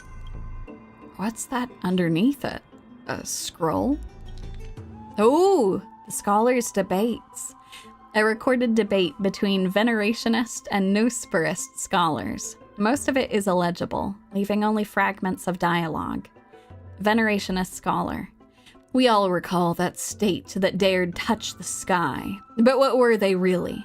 Just blind masses manipulated by ambitious politicians who dared challenge the Titan's authority. A completely meaningless attempt. An absolute mistake. The Noosperist scholar. Huh, you Venerationists have bowed to the Titans for so long, you've forgotten a scholar's true purpose. Making a mistake does not mean the act was meaningless. Even those students new to the Grove understand this from basic logic lessons. An entire city-state reduced to ashes proved the skyship's construction was a mistake. To me, that's precisely the meaning they achieved through sacrifice. Am I hearing this right? Such a statement. Are you converting to Venerationism? No, I'm simply explaining the matter from another perspective. The legible content ends here. As I expected, the Grove doesn't forbid discussions about the sky. It's a debate between two scholars about the sky ships. Aglaia also made mention of the ships when she interrogated us. A memory I'd rather forget. I'll hold on to this for now. With any luck, this journey won't leave us empty-handed. Huh? Oh. Away we go. Let's go get some more info, Danny boy. Oh? Hyacine. That's Hyacine. Why is she surrounded by so many monsters? As much faith as I have in her, it's probably a good idea to help her out there. Really now? This is way more trouble than I could have asked for. Need a hand? Or you could sit back and watch. I can't tell if you're serious or not, but being hard to read isn't without its perks, I suppose. I'm kidding, Danny. Lend me a hand, pretty please. All right, now let's get him. I love how she's trying to play it cool. Sure, I'll play along. All right, this is gonna be overkill, but let's do it.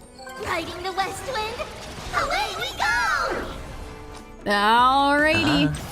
Helpless as ever. Curiosity. There's endless riddles. Nothing but a void.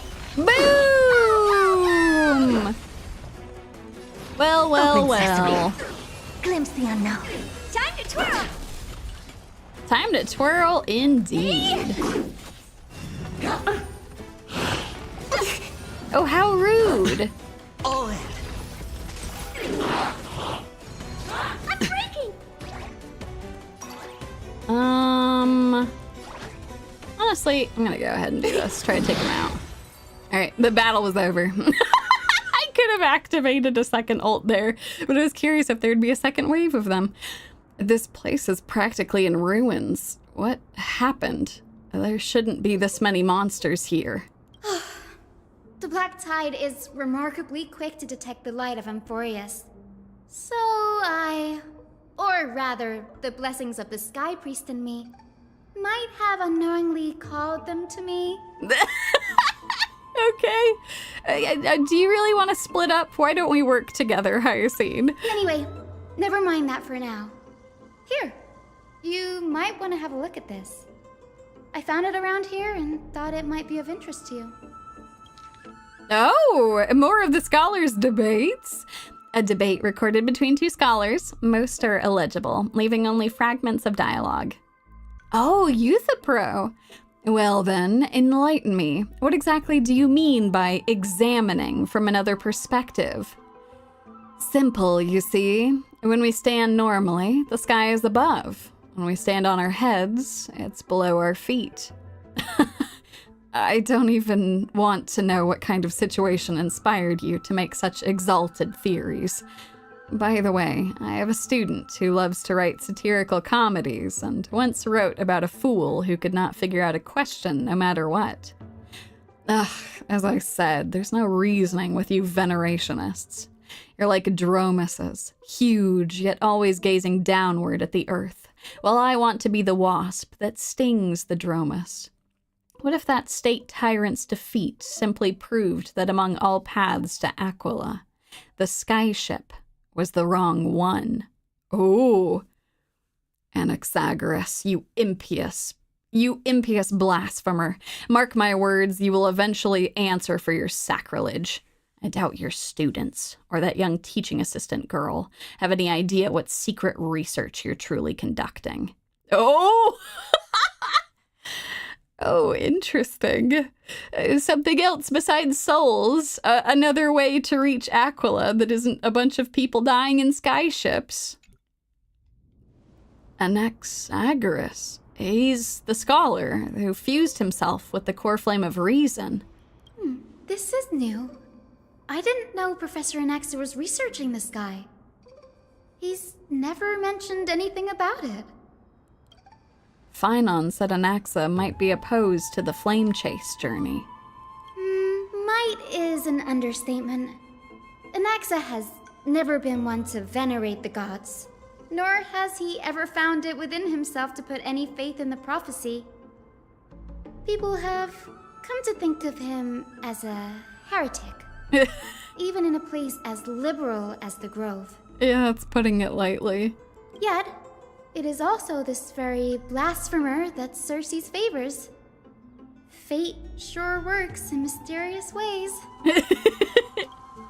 I picked up a scroll on my way here, too. It looks like it may be related to the one you're holding.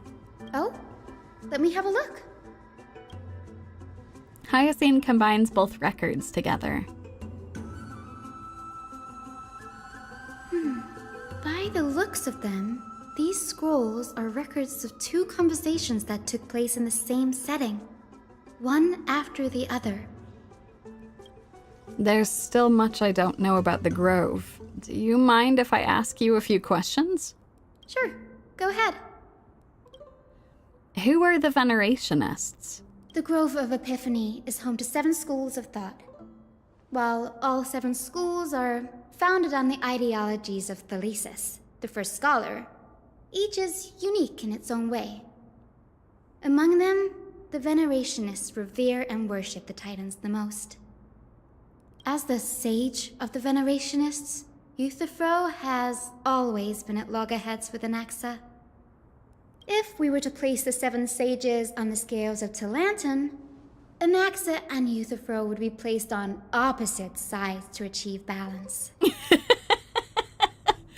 All right, got it. They're very ideologically different from each other. A very illustrative explanation. Thank you. Or was it a mistake to build the sky ships to try and get past the sky? Nearly everyone in Amphorius has heard the story of the sky ships by now. Aquila's stature is loftier than the heavens, and their divine retribution is merciless. That's why it's no use building giant skyfaring ships. Oh, but I do wonder if a supercharged mini Treaty cannon could slip past their watch. That would be kind of fantastic if that was true. That was a joke, right? What is Anaxa's field of study? Newsporists primarily study the application of alchemy in soul repair. Everyone considers Anaxa a blasphemer, but that has never stopped him from sharing his ideas, no matter how taboo. If you must say that he's hiding something, then it's likely what lies beneath his eye patch. Oh, Hyacine, how true you are. You may not even realize it. I don't have any more questions. Thank you. Anaxa often says that every failure brings us one step closer to the truth. Perhaps, to him, the crash of the sky ship carries a different interpretation. The firmament is not impenetrable. On the contrary, it was precisely because the sky ship represented the first step toward breaking free from the shackles of the earth that it provoked the wrath of the Sky Titan and brought divine punishment upon itself. That's actually a really good way of putting it. It's not just like a blind, like, nah, screw you. You don't get to get close to the sky. It's that the Sky Titan actually felt threatened, like they might be able to escape or potentially reach the Sky Titan. It's a shame that the majority of the Grove's research on Aquila was headed by the Venerationists, with sacrificial rituals making up a predominant part of their findings. Ugh. Discourse about more esoteric subject matters in relation to Aquila dwindled even further after the skyship incident. So much so that even this scroll is completely new to me. Yeah, I was actually gonna say, you are probably one of the leading researchers on Aquila. I imagine that must be pretty frustrating to not have a lot of info. Don't worry about it. We'll just collect everything we can on everything we can find on the Titans for now. There's something else that's caught my attention, though. This says that Anaxa is conducting secret experiments of some sort. That's what I'd like to know. What are these experiments he's involved in? Even I, the assistant lecturer, know next to nothing about them. I have a bad feeling about this. Could there be more to what happened at the Grove? Yeah, I'm a little worried about that too.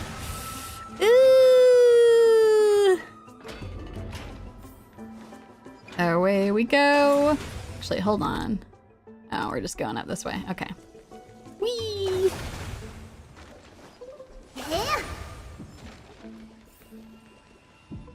This is the Library of Philia, a place where the Grove stores its collection of tomes. Other than books written by the 7 schools, you can also find philosophical texts, ballads, and religious writings from the Outlands here. Ooh. Cities that desire to learn from the Grove were apparently expected to contribute knowledge of equal value to what they sought. Man, this is a treasure trove of knowledge, then. We've had more than our fair share of hilarious episodes over the years. For instance, it's said that the Erythrocaramists once borrowed a manuscript from a certain author, but ended up returning a copy instead of the original. What's more, the original manuscript was supposedly then hidden here.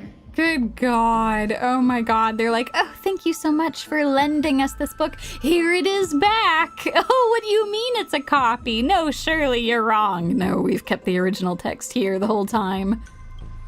That doesn't seem like a nice thing to do. Nice? No need to hold yourself back, Danny. You can just tell it like it is.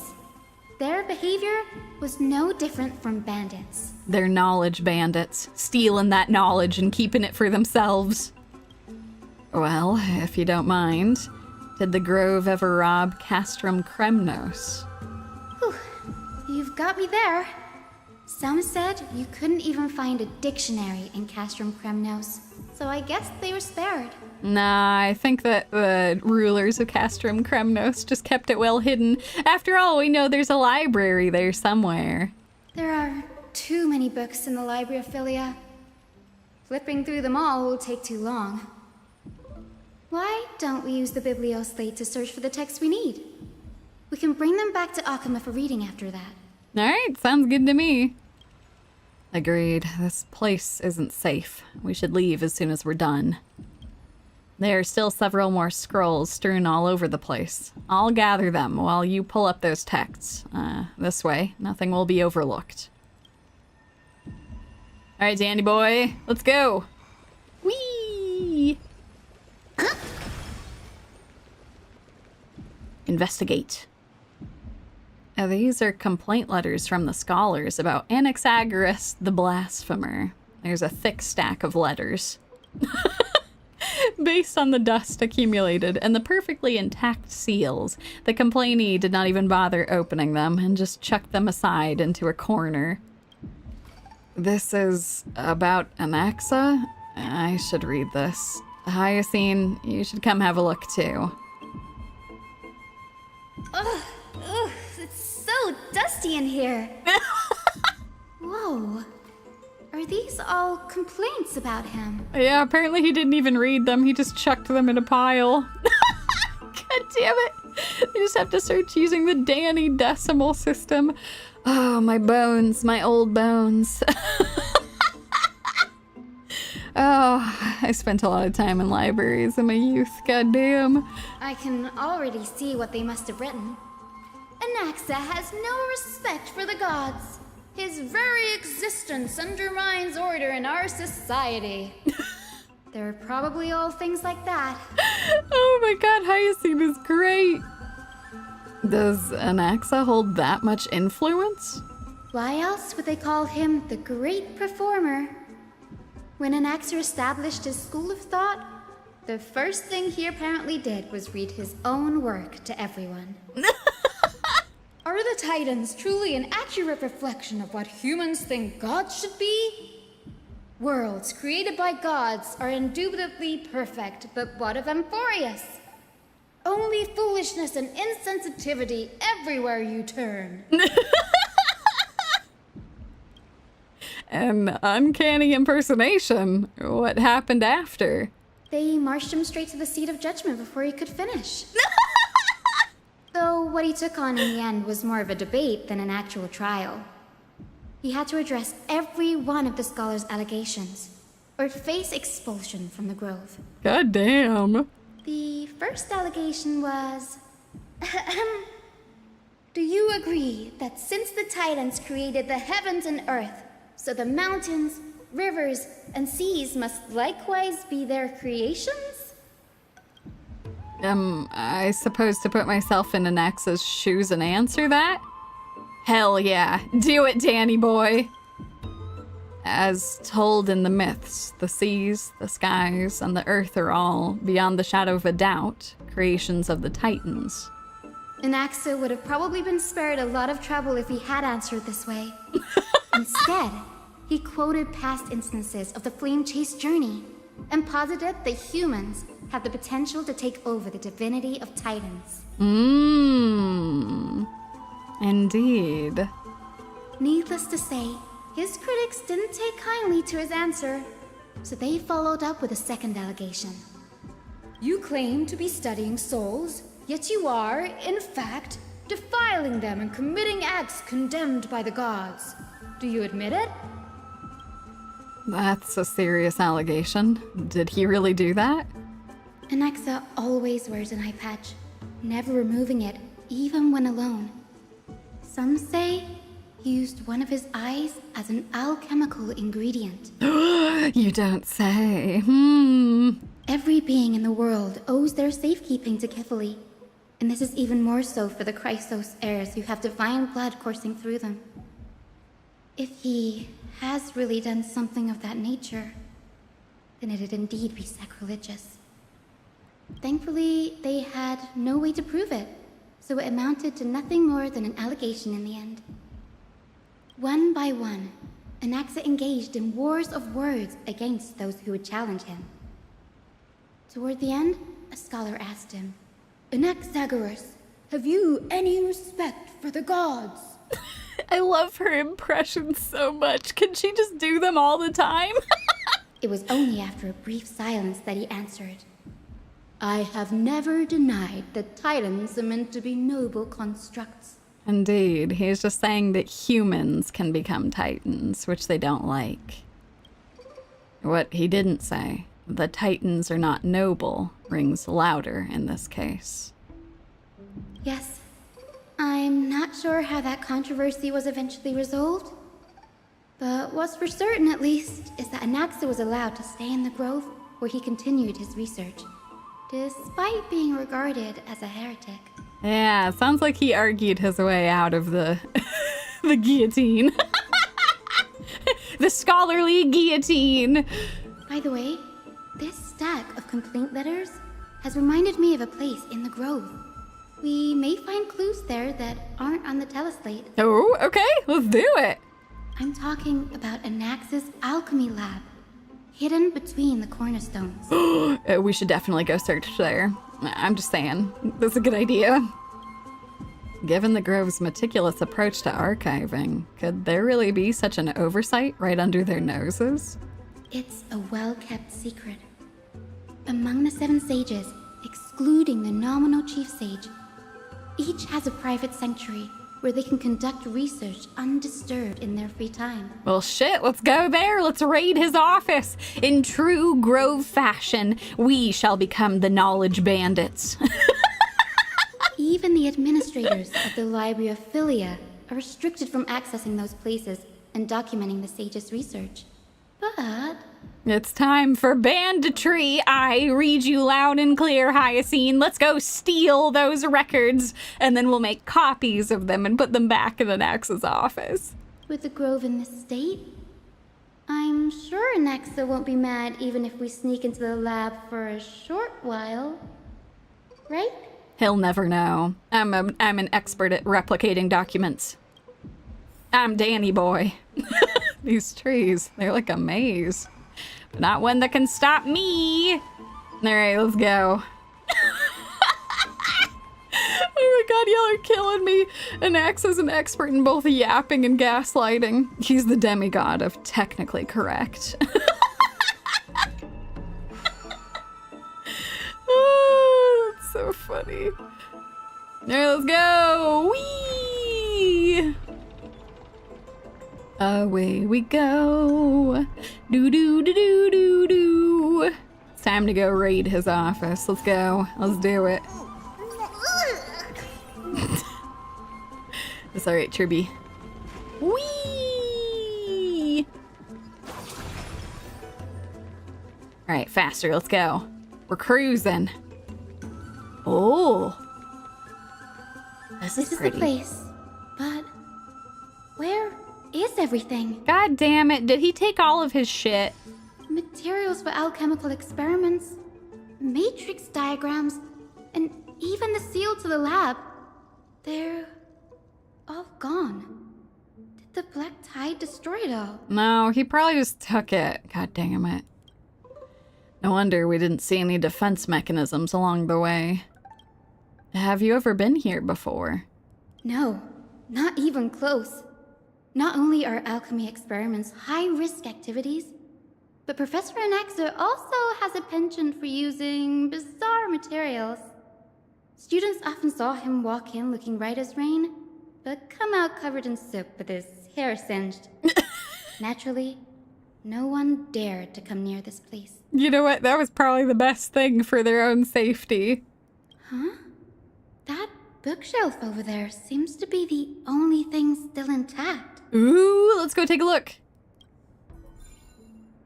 Let's go, let's go, let's go, let's go. What's up, bookshelf?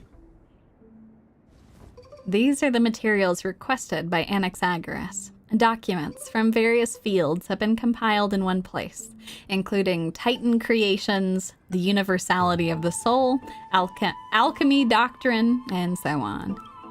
Most of the materials look to be within the research domain of the non-spoilery school of thought. However, a document titled A Study on the Chrysos Heir's Background is mixed within.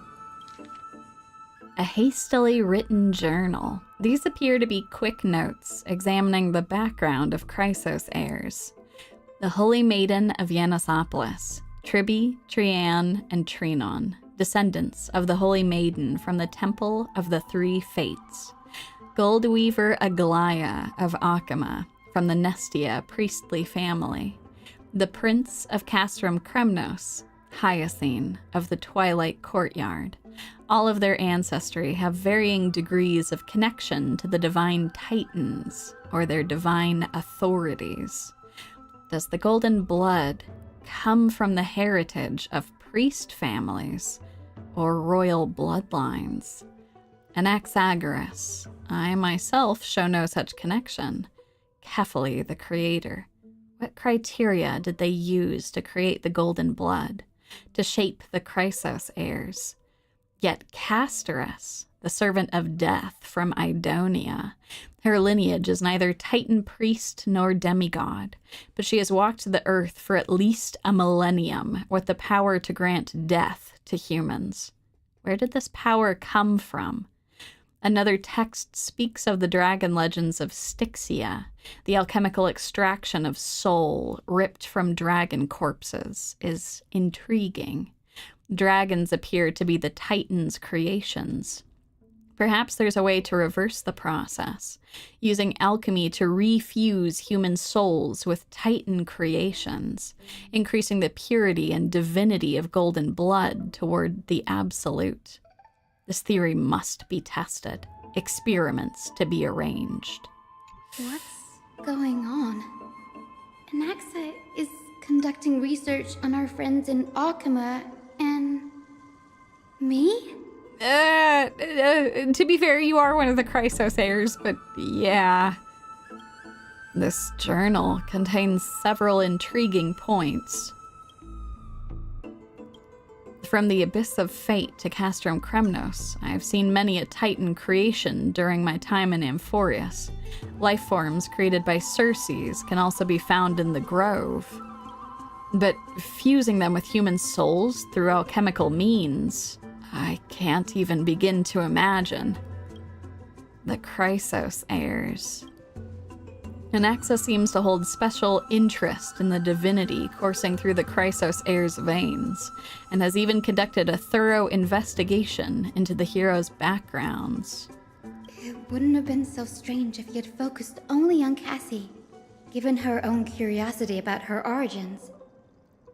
Plus, considering that the non-spoilerists have crafted omnipotent medicines capable of curing diseases, it also makes sense that he would conduct research on immortal Chrysos heirs. Yeah, no kidding. You know, it's an interesting point. So, yeah, I'm curious how old Castorice is. She is for sure at least 1,000 years old. Which is terrifying. If she's actually much older than that, oh my god, that poor woman. Oh. But now, it seems Anaxa's objective was never to create medicine, but to identify the origin of the golden blood and figure out its inner workings. Hey, I'm on board with that. I want to know what the hell is going on with that. Anaxa's research, huh? Through alchemy, Anaxa aims to refine the golden blood in the Chrysos heirs to a degree of purity equal to divinity. This must be what he means by close to true purity, but treating both Titan creations and the human body as materials to be used in alchemy experiments, that's rather extreme. Danny, look at this. I have a bad feeling about this. Oh, no. Oh, no, another entry in the hastily written journal. These documents appear incomplete, judging by what's left behind. The important alchemical formulae have been taken away. Only the author's reasoning remains. The previous approach has flaws. Fusing human souls with Titan creations does not purify golden blood.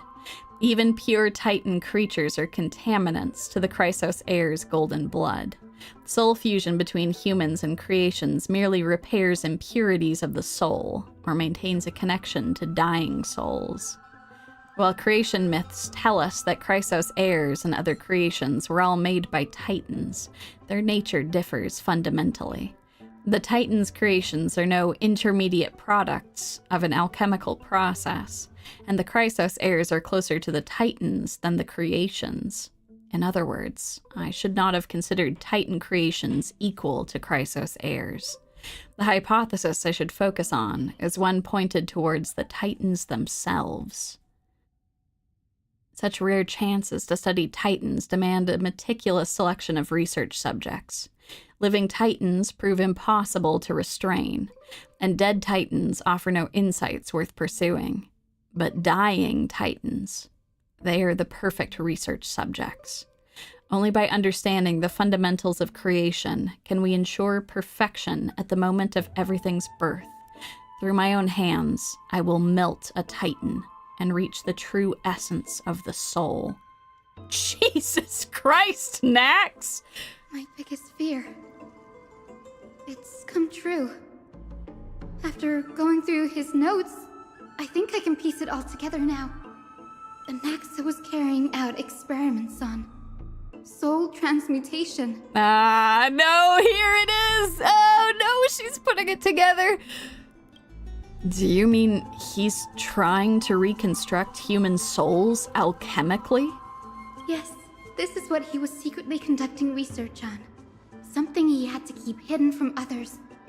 Compared to his public speeches, this is the real blasphemy. Oh, I just thought of something. What's wrong? Do you remember when the Black Tide was approaching? The Grove had planned to send Cersei's core flame to a safe place. But an accident happened along the way, and Anaxa lost his life in the process. Was he trying to keep Cersei's here so that she would be just alive enough for him to research her? But Cersei's took over his body and resurrected him, which led to the situation we're in now. That's right. But what if Professor Anaxa's fusion with the core flame of reason wasn't an accident? What do you mean? Put yourself in his shoes. Knowing that the Black Tide was closing in and your time was running out, what would you have done? I'd put my theories to the test, no matter the cost. Exactly. When the Black Tide came, the true reason Anaxa headed to the Luminary Throne was to transmute and fuse himself with the Titan's core flame. Holy shit. Holy shit. Does Cersei's realize? She has to realize that he did that. Did he succeed? No. Judging from how he reacted after the event, the results came as a surprise. Maybe he failed to consider the possibility that Cersei's would make a similar decision. Yeah. Cersei's was like, all right, soul fusing time. And he's like, what? Wait, but that was my idea. Why are you the one in charge now? The manuscripts detailing all the alchemical formulae have been taken away. His research is still ongoing. I knew it. He took it with him. I knew it. Could he have taken them for other purposes? Like what? There's only one Titan left in the world now. No, Hyacine has figured it out! No way. To conceive an entity of perfection, one must first understand the principles of creation. If Anaxa is an Akama now, then that means... He's after Kephale. Oh my god! Sir, Nax. this sky above us, it's not real, is it? Holy shit. Of course not. This is just an image from a projection device used for educational purposes. A simple trick. The day-night cycle has been lost to this world. So that students like you may still learn about the night sky, astronomers have harnessed the Titan's miraculous power to manipulate the light, projecting the nights of the past here for you. Much like how the sky above the Holy City is also illuminated by Kephale's dawn device. So, the skies of Akama are fake too. You mustn't conclude that, Anaxa. You should know that only a child would expose a trick and be proud of it. Oh no! Often people know more than they let on. They simply choose to feign ignorance because they have no other choice. Then they're just deluding themselves. People believe in Kephale's tale of Genesis, accepting wholesale whatever the priests preach. But we're different. We've already walked out of the firelit cave of ignorance. We have already realized that we live in a world where Titans make the rules. Even when we look at the sky, we're only seeing what they allow us to see. Rather than gazing at this mockery of a night sky fabricated by them for the rest of my life, why shouldn't I be the one to take control of the projection device instead? Holy shit! Oh my god! So much time has passed since you sowed the seeds of doubt in my heart, child. Many a night, I find myself penning down all my theories and wild ideas, only to burn them to ashes when I open my eyes in the day. I can't believe that he's admitting that Anaxa is speaking some amount of reason, and he's like, it made me think. I started to write down theories too, but they're blasphemous. Why? Because we'll face death by burning if word gets out? As a sage of the Venerationists, my soul has already become inextricably linked to the great tree. Every word I say and every move I make is certain to influence every leaf, every branch, even the tree itself. But above all else, my days are numbered. Instinctively, I have my doubts about the golden blood and the human soul, yet I have no means of verifying them. The golden blood in my veins is woefully thin, and I am loath to waste what little time I have left obsessing over a hypothesis that cannot even be proven in the first place. But I can, sir. I can do it for us. The time is right. Give me all that I need, and I shall accomplish this grand feat on your behalf. I really like how publicly these two were painted as being ideologically opposite, but really, they got along a lot better than people would have thought. You're right. I shall do just that. In the next meeting of the sages, I will spare no efforts fighting for the rights you deserve. Go. Establish your own school of thought. Oh my god. Find out what we are. Become the one who conquers the ultimate truths of the world. We had never figured out exactly how Anaxa was able to survive his tribunal, but it sounds like he had a very powerful ally on his side. Damn. Child of humanity. You didn't go to such lengths for an audience with Kephale. Just ask him a few questions, did you? So, you figured it out. If I were as foolish as a Dromas, perhaps I'd throw myself down and prostrate before their greatness, begging for the gods' prophetic wisdom. Well, sorry to disappoint, but I'm no Dromas. Alas, I am a human, standing tall on 2 feet, possessing both intellect and pride. Before such power, does it make any difference whether you're a human or a Dromas? I'm sure you're familiar with the story of the Styxians. When the raging waves threatened to swallow them, they didn't just give up and become sitting ducks. No. They constructed a dam that kept the roaring tide at bay, chaining down the mad Fagusa. Jesus. Fagusa being the ocean titan. Oh my god, this artwork is incredible. They call me a blasphemer, Circes. But that doesn't mean I deny the existence of gods. It's just, as I see it, titans are simply a force that mankind has yet to find a way to tame. Oh? If power that rivals the Titans is what you crave, why not conform to the prophecy and brave the trial? Why stop at harnessing the power of the Titans when I can do so much more? The source of life is what I wish to grasp, to understand what makes up the soul, and to learn what we really are. Thanks to you, I've had the chance to personally verify, in more ways than one, that the soul indeed ceases to exist in death. But where there is death, there is life. And where there is an end, there must also be a beginning. Ooh, here's the thing, I want to let him cook. I'm a little scared of letting him cook, but I also want to know. Next.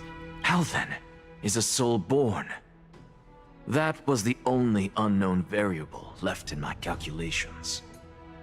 And by the sound of it, you have already formed a conjecture. No, I have already drawn a conclusion. In my journey unto death just now, I finally saw the answer with my own eyes.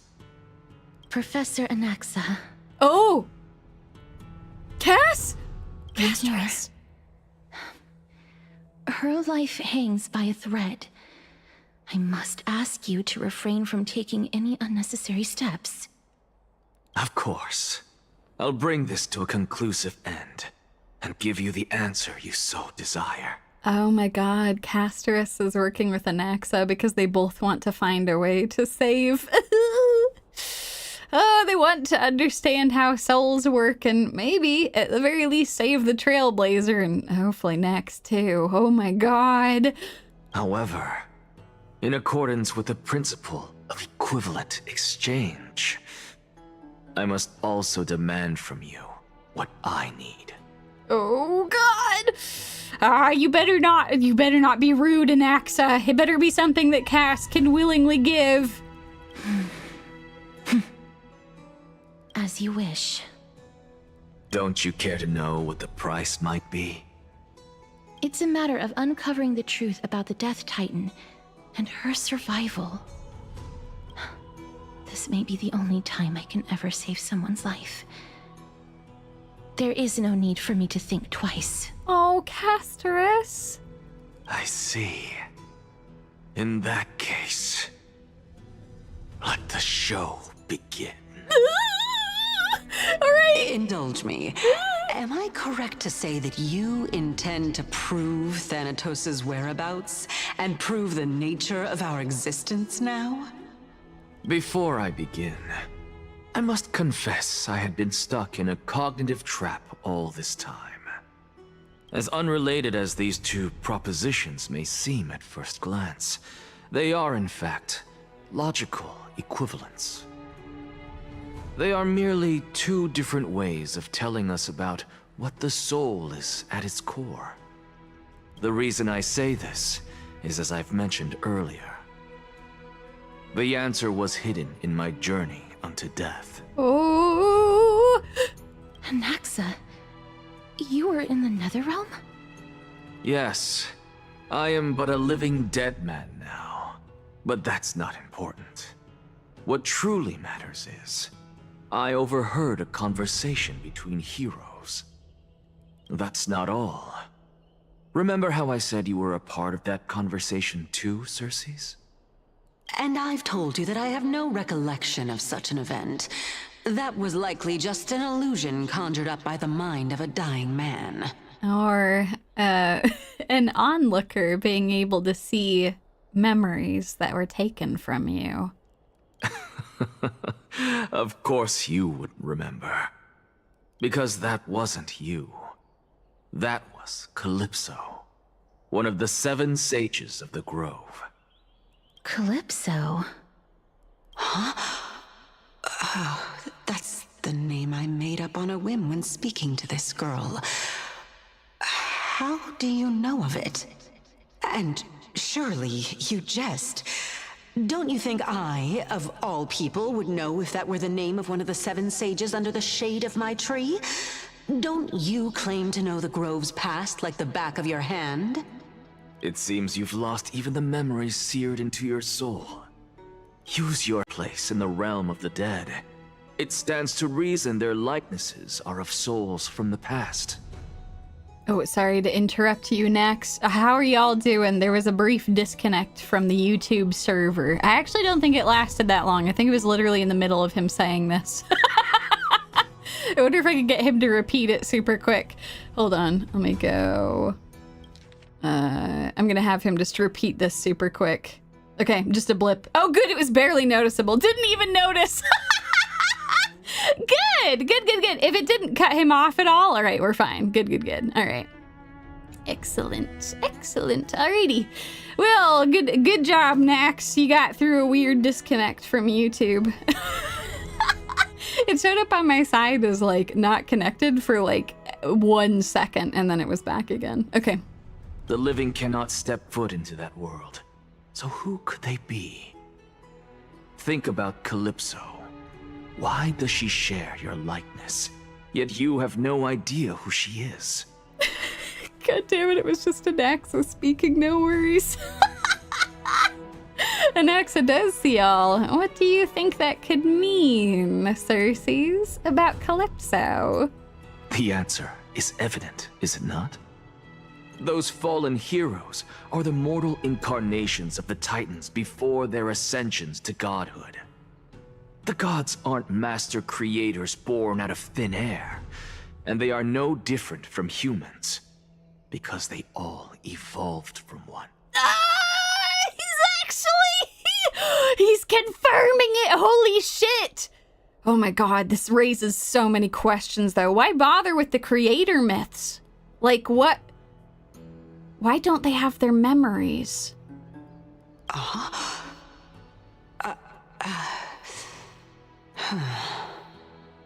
Does this answer disappoint you? Yes, because you've answered nothing. If I truly was once human, as you claim, then where do the children of humanity come from? Even on the off chance that you speak the truth, this brings us no closer to grasping Thanatos' whereabouts. How are we to find them? I knew you would say that. But it matters not. I know what I'm doing. Actually, why don't we have this supreme being standing before us tell us everything? You can revive a Titan? Oh my god, alright. Oh my god, yeah, here's the thing. I have so many questions about what this means for like what the Titans are, how the cycle continues, how it started in the first place. Humans cannot return from the dead. Neither can gods. But he doesn't think Kephale is dead. But all we need to do is look at this from a different perspective, and the problem will resolve itself. The solution is simple. Just like what you did to me. If I'm reborn as Kephale, I can rebuild the world and all within it as they once did. Simple, is it not? That would be wild, Anaxa! Oh god. In the meantime, why are we going away from them! I have news from Hyacine and Dawncloud. Anaxa might be trying to do something with Kephale's divine body. You don't think? I was just there, Aglaya! We gotta go and do something, oh my god! Kephale? But what could Anaxa want? Is the Council of Elders going to sit around and let such a sacrilegious act unfold? That is not possible. He is indeed the great performer, capable of fooling anyone and everyone with his tricks. Yeah, no kidding. Oh. I'm sorry. No need for guilt, for this is good news to us. The Council of Elders has found themselves a traitorous ally. Anaxa's ambitious desires will be something we can exploit. Oh, Aglaya, I don't know that that's true, but sure. What we should be doing now is to keep our eyes peeled for whichever trickery Caenis is up to, and react accordingly to thwart her plans. Being Akima's political center, the Demigod Council holds just as much significance as the Vortex of Genesis. Someday, after my duty is over, this site will take the place of the battlefield where you hunt gods. Become the next challenge you ought to overcome. Oh. Till then, it's best to get used to this place as soon as possible. Well, I will be waiting here for your good news. Come find us anytime you need something.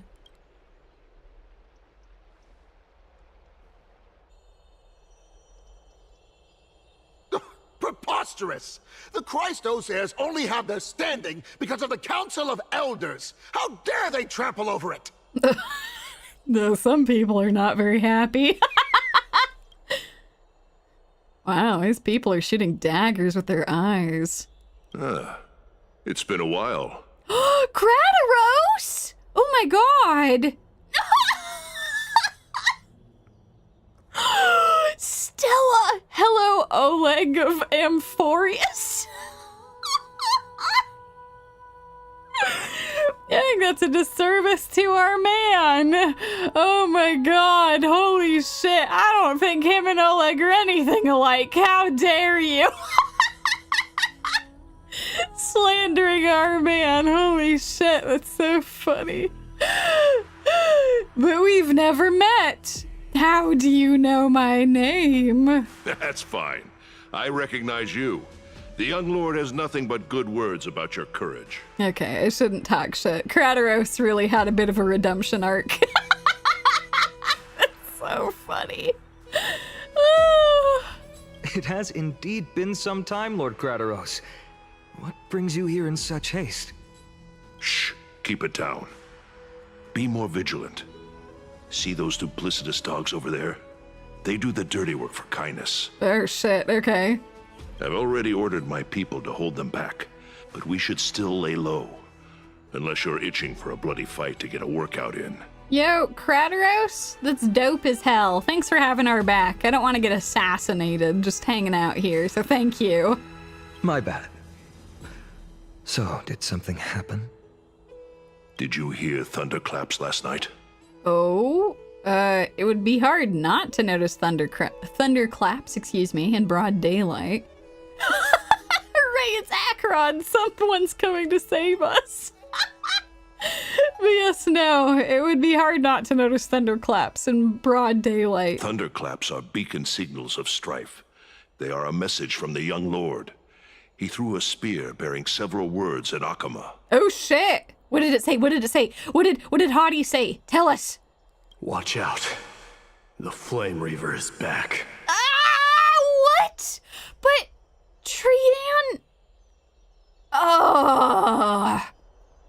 Well, apparently we gotta figure out who the hell this Flame Reaver is, because this is ridiculous. Oh my god. I guessed as much.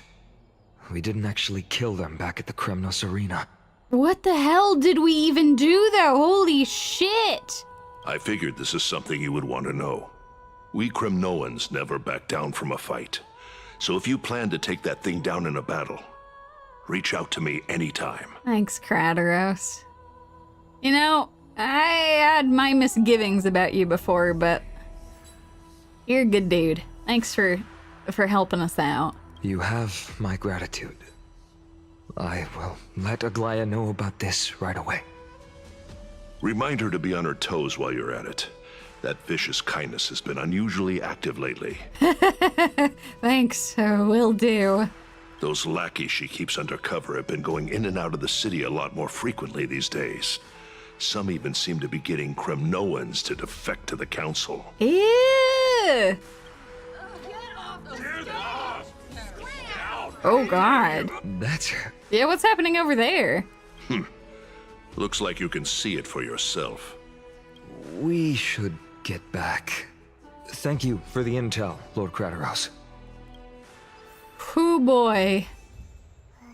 Alrighty. Let's go back and... By Kephale into lantern above, as the Theoros I have observed. Virtue. Oh, no, I didn't mean to cut him off. What happened here? Yeah, what happened here? I didn't mean to cut him off.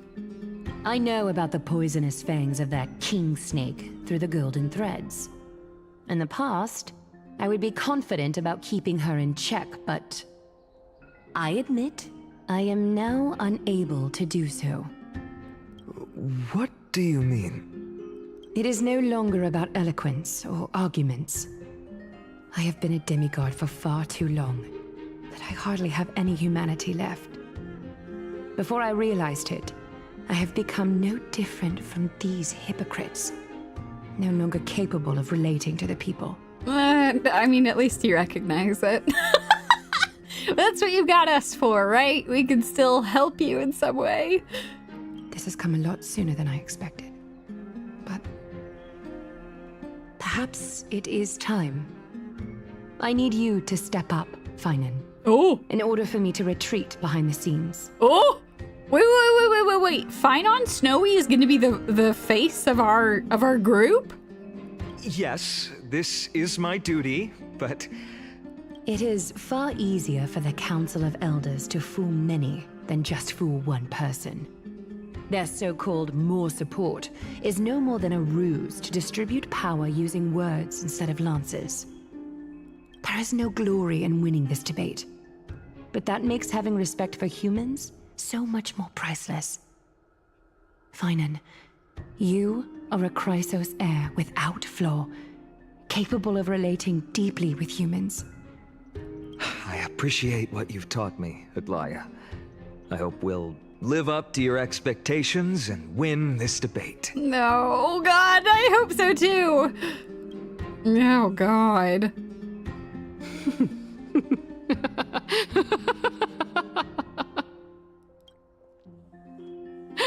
Oh, you've done well, Lord Calictus. Let me take over and personally close this debate for today. Oh, God. Dearest counselors, let it be known that I sorely miss the blissful times portrayed in lyrical poems. Back then, Amphorius was home to nearly 1,000 cities, each with their own local faith, while gods walked the earth and shared close bonds with humans. Yet, in the present, people from all over are forced to leave their homeland to seek refuge in the holy city, where they hope to rest under Kephale's protection. All of us have long been in the same boat, with no way out of this plight.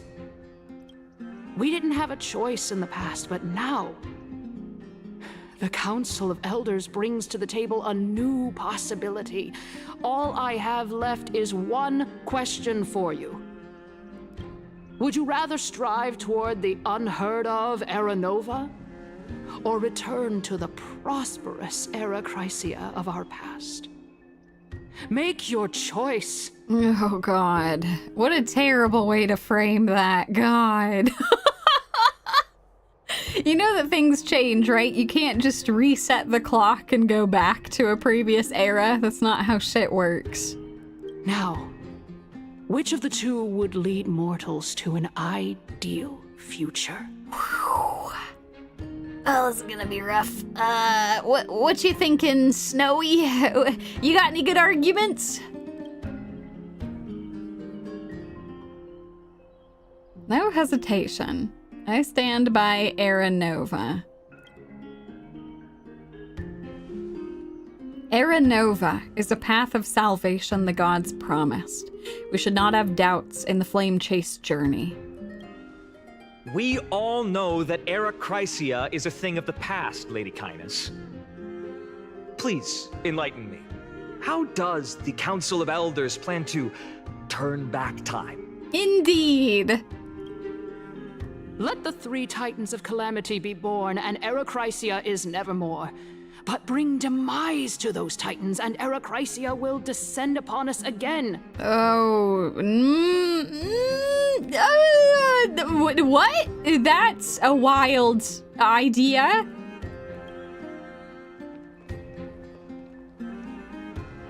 Know that the Council of Elders is never one to make empty promises.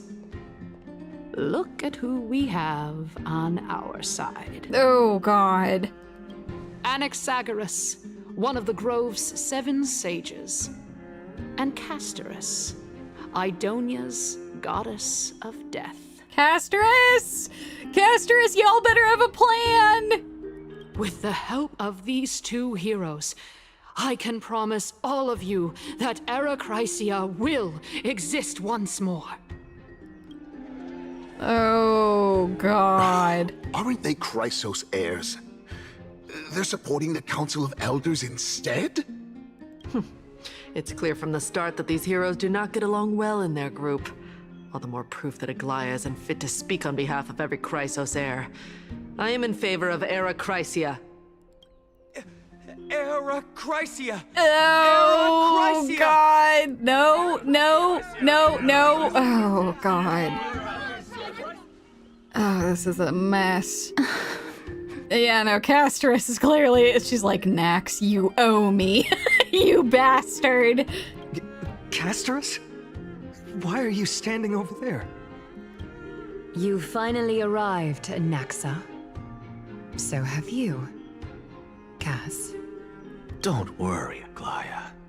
Well, I know that you have many queries. Could you continue to converse like how the citizens normally do? Tell me, dear citizens, if we successfully retrieve and return Thanatos' core flame without anyone passing the Death Titan's trial, what would happen next? The answer is simple. We will have a chance to rid the world of death and bring Amphorius back to an era when all beings live forever. We'll usher in a new future that will be entirely different from the flame chase journey. But that's not how anything works. This is a myth. Also, I hate to break it to you, but another civilization tried to do the we get to live forever thing, and it didn't work out super well for them. So, you know. He's one of the 7 sages. Oh, God. The members of the Council of Elders are discussing fervently. Your proposal is much too idealistic. As long as the Black Tide still exists, how can we go back to the old days? Remember what I previously said? Kephale's core flame is guarded by the secret power of the Council of Elders. Plus, Fagusa's water curtain will be able to block out any external perceptions. Tell me, dear citizens, have any of you ever seen even a glimpse of the threat that this person is talking about anywhere within the walls of this majestic holy city? Oh my God, because Aglaia is the one that's going around and purifying stuff. Isn't this just survivorship bias? Come on, Nax. I know you're playing 5D chess, but getting under my skin with that. If we eliminate death, then there's no need for us to fear that Flame Reaver, right? Yeah, no, that... Citizens, let's loudly sing the blessed hymn. Oh, beautiful old world, where are you now? O legendary Erachrisia, return to the mortal realm! This woman just wants to be in charge forever. That's why she wants to... I'm getting old, but I can live forever if we get rid of death, and then I'll be in charge of Akama forever. There will be no changing of the guard. Oh my god. After the destruction of the 3 Titans of Calamity, the Flame Chase journey will have to end. Members of the Council of Elders are cheering in excitement. This is bad. The masses are now totally riled up. Anaxa, pray tell. Everything that you've mentioned hinges on the premise that we can find Thanatos' existence, right? Thank you, Lady Aglaya, for still caring about this city. However, dear citizens, we are truly fortunate and blessed. For Castorice, Idonia's goddess of death, will surely find Thanatos under my guidance. What? With that, I solemnly promise that the core flame Lady Castorice brings back will be personally managed by the Council of Elders. Oh my god! Thereafter, if we are able to garner the support of all of you at the Citizens' Assembly, we shall spare no effort in ensuring that the Erachrisia will return to our world once again. Good god. Members of the Council of Elders continue to cheer in excitement. With the balance shattered, the result is clear. By Kephale and Talent and above, as the Theoros I have observed, Akama has chosen her destiny. The issue up for discussion at this Citizens' Assembly shall be modified to the suspension of the Flame Chase journey. This resolution shall be put up on the Wall of Heroes, such that all citizens are aware of the city's way forward. Oh god. Members of the council continue to cheer excitedly. Aglaya, dear Aglaya, what has caused your heart to soften?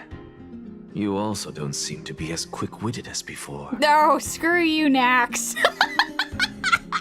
I don't want to be the one defending Aglaya here. I know you're clearly enjoying whatever part you're playing here, you great showman, but goddamn. Wag your tongue as much as you like. Since the Flame Chase journey has been preordained by the prophecy, our failure has never been on the cards. Well then, I guess we'll find out if that's true at the Citizens' Assembly. Lygus announces the conclusion of the debate, and the attendees part ways. Oh, God. Good God. Okay, oh God, I can't even talk to them. Castorice, what the hell is going on?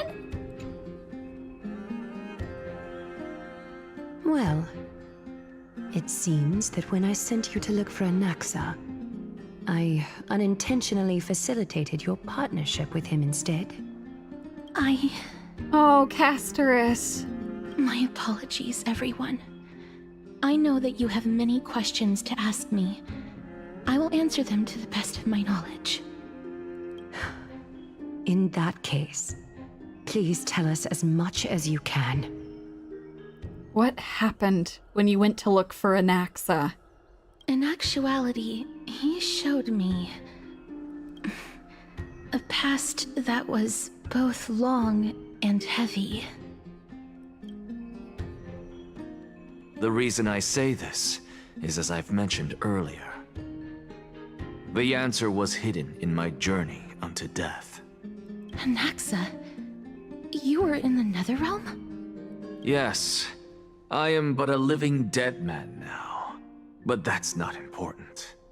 What truly matters is, I overheard a conversation between heroes. Indeed, confirming that humans could evolve into titans? Oh, switching to Castorice's POV? Have you heard of this tale before? Elixia?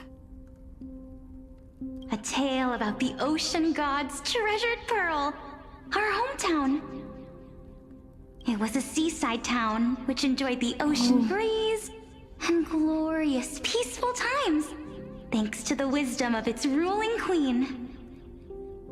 Until one day, an evil dragon descended upon the town.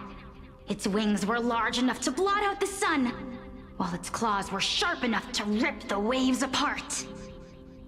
It barged into the tall tower and devoured the queen's beloved daughter. It even settled itself in her bedroom, like a tyrant king. This is that tale about Styxia.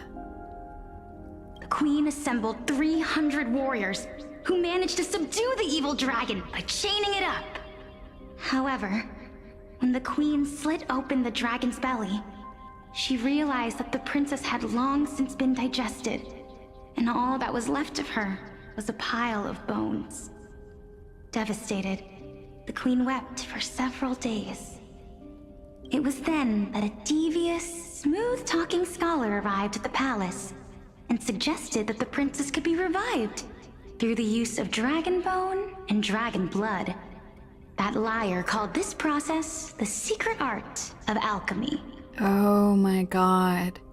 I was gonna say, that seemed like a huge jump for them to do that. The princess was reborn! The queen was overjoyed, blissfully unaware that the evil dragon's soul still lurked within the princess's body. As revenge, the evil dragon swallowed the poor queen, the glib liar, the courageous warriors, and all of the town's innocent civilians in a single gulp. Oh. Worse still, the souls of the deceased refused entry to the Nether realm because they were filled with regret. Forced to roam the mortal realm, these resentful souls ultimately converged into a river of souls that would not retreat for a long time. The terrifying death had consumed all. Thereafter, our hometown fell into ruin as well. Until...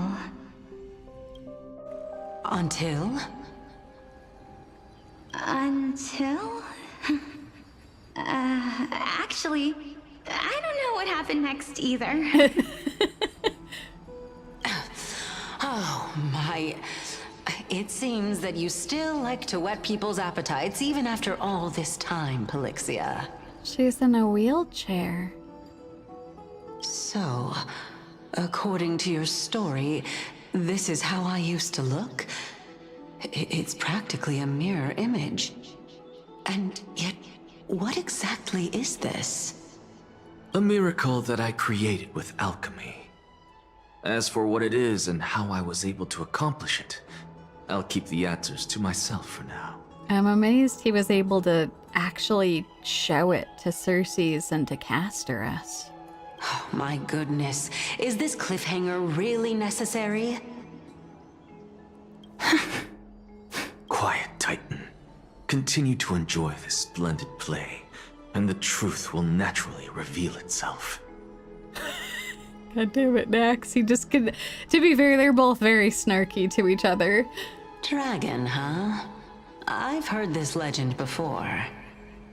In that case, what do you think of it? I think that this so-called alchemy was a tenuous analogy added to the story by future generations. After all, you've never heard of a tradition of alchemy in your hometown before, have you? Indeed. Before I left home to pursue my education, I never even knew that anybody was looking into this area of study. What is that on her face? It's like a mask of some sort. Interesting. Also, yes, thank you very much to our Sneck mods for reminding folks. Just to be safe, never ever say I wouldn't be too sure about that or anything about like, oh, you'll see that all answers will be answered soon, because just to be safe, we have to time folks out. We have to be safe. We can't have folks spoiling things. We let a couple of folks continue to stick around for a bit, and they did attempt to spoil some pretty major things in Penacony, so can't be too safe, you know? Anyway, sorry, Plexia, please continue. Therefore, we can just treat this tale as a fable told to young children. A fable, you say? If so, what moral is it trying to impart to the kids? I guess it might be the concept of equivalent exchange? Ah, which is something similar to alchemy. Oh? I thought the moral might be closer to something like honor the dead.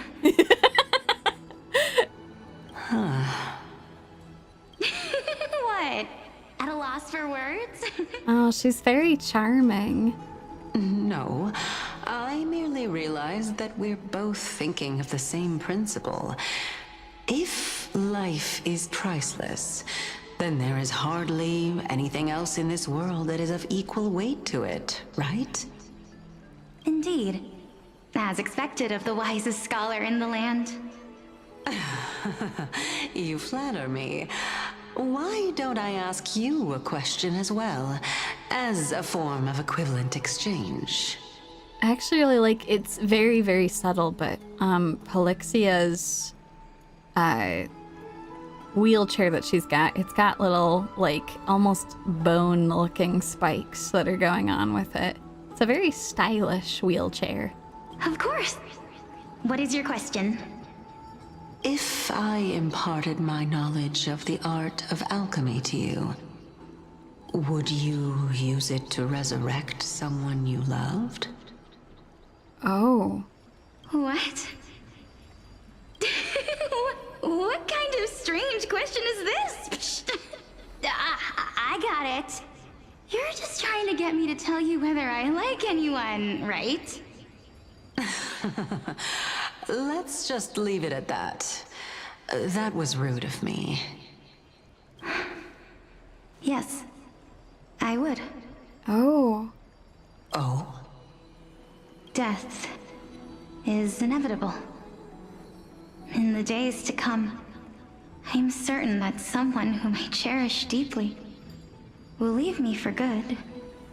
If such a mighty power really existed, I think I would use it without hesitation. After all, you, me, and the rest will all have to face that fateful moment eventually.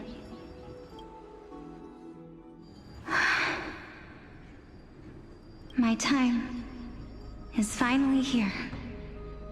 However, perhaps because of my firm belief in the immeasurable value of life, I am unable to complete the trial. You shall wither, and through that, the dead will sprout again from the remains, and be reborn with the dead flame. It is a pity that fate is such a cruel mistress. Is there no other way of interpreting those words? I'm afraid that the meaning is clear. Between my sister and me, one must pay the price. Our trial can only be completed when the one chosen sacrifices her life. Oh my god. What? I'm afraid that the prophecy might even have selected a pair of twins for this exact purpose. Oh, that's awful. Fortune makes fools of us all. My sister is prepared to sacrifice herself. And yet, I can't do the same. How absurd. My time is almost up, but I'm still afraid to welcome death. Oh my god. What should we do? If I'm ultimately not able to make up my mind, Since Chaos is willing to guide all of us and leave this trial to the end, there is still plenty of time for you to ponder. That's right. Don't allow the fog of an uncertain future to cloud your mind. Trial, prophecy, the topics that they're discussing seem familiar. Yeah. But these three people must not have left their names in the epics. Otherwise, I would have some recollection of this. Amphorius's history before the Titans were born was complete chaos. Is that not strange by itself? I have long held 3 hypotheses about this. However, let's continue watching for now. Calypso, Polixia, and this warrior. I seem to have met him somewhere before. Yeah, Castorice. Regarding this matter... Oh my god, y'all are right. Back in this memory, everything is lit up. Except for death. Nias, are you confident that you'll complete your trial? Of course. Though, I am worried about what will happen once I've emerged victorious.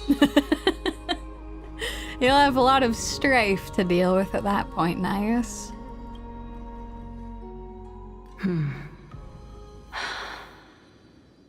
Looks like you have made up your mind. Yes, this is the safest course of action. Oh, we're in Castrum Kremnos. Completely separating courage, honor, tenacity, sacrifice, and reason.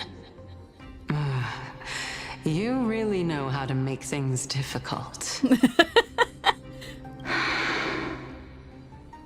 Please, young lady, witness my fall and demise. Lady Calypso, you shall host the soul-rending ceremony.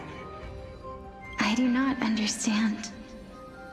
Why would you dare to sacrifice yourself for a future that you won't get to witness? Because this is our destiny. The power that resides within me is so intense that I will one day be engulfed by it. Furthermore, a valorous death before glorious return has always been the path I chose to walk. A journey I began long ago. If your sister or Chaos were in my position, I believe they would make the same choice as well. God damn it, Nias. He just continues to be such an amazing person. He is such a nice guy.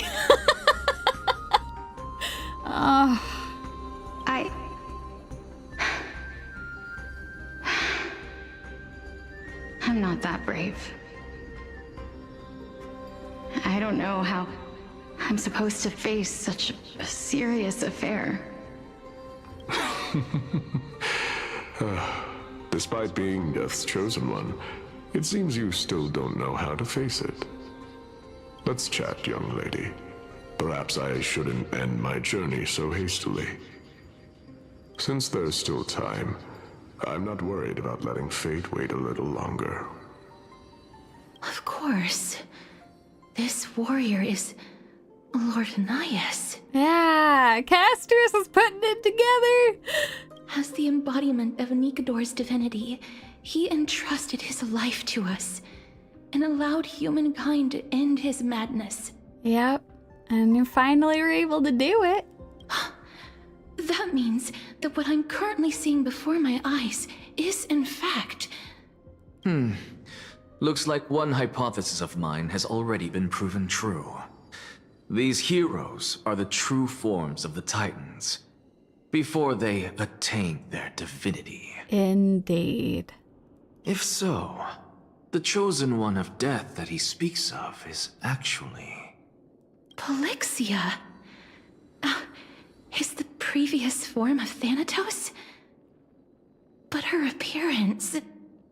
If this is true, as long as we can find out where she went, we'll naturally be able to figure out the location of the Death Titan. Whoa, let's go! But before that, we first need to witness what ultimately happened to Lord Anias. Indeed. Let's go, let's go, let's go, let's go!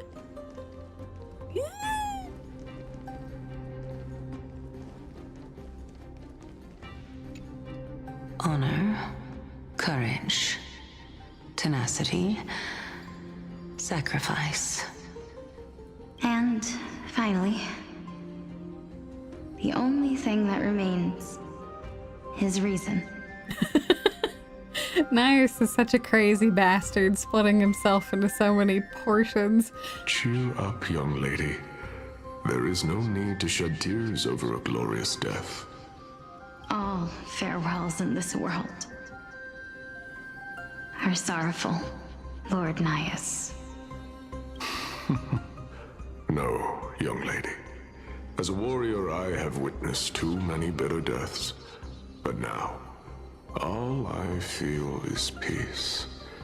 I did not know until this moment that mortals could live their lives in such a way. Although only a sliver of your soul remains, you remain so optimistic. Or maybe the truth is that you aren't able to feel sorrow anymore. To be honest, I don't know either. But I am certain of one thing. This is not an acceptance of death nor apathy toward it. It's not even a feeling of despair. I am just enjoying what remains of my life to the fullest. In classic Nias fashion. Enjoying? Indeed. Along this journey that we've taken together, not only have I changed the world, I myself have also changed in the process. And now I have reached the journey's end. When I look back and see the grand epic that I've personally written, how could I not revel in that fact? But when you depart the mortal realm, won't all of your accomplishments be reduced to nothing? Separation and death are two sides of the same coin. Reconciling this doesn't come easily for a mortal.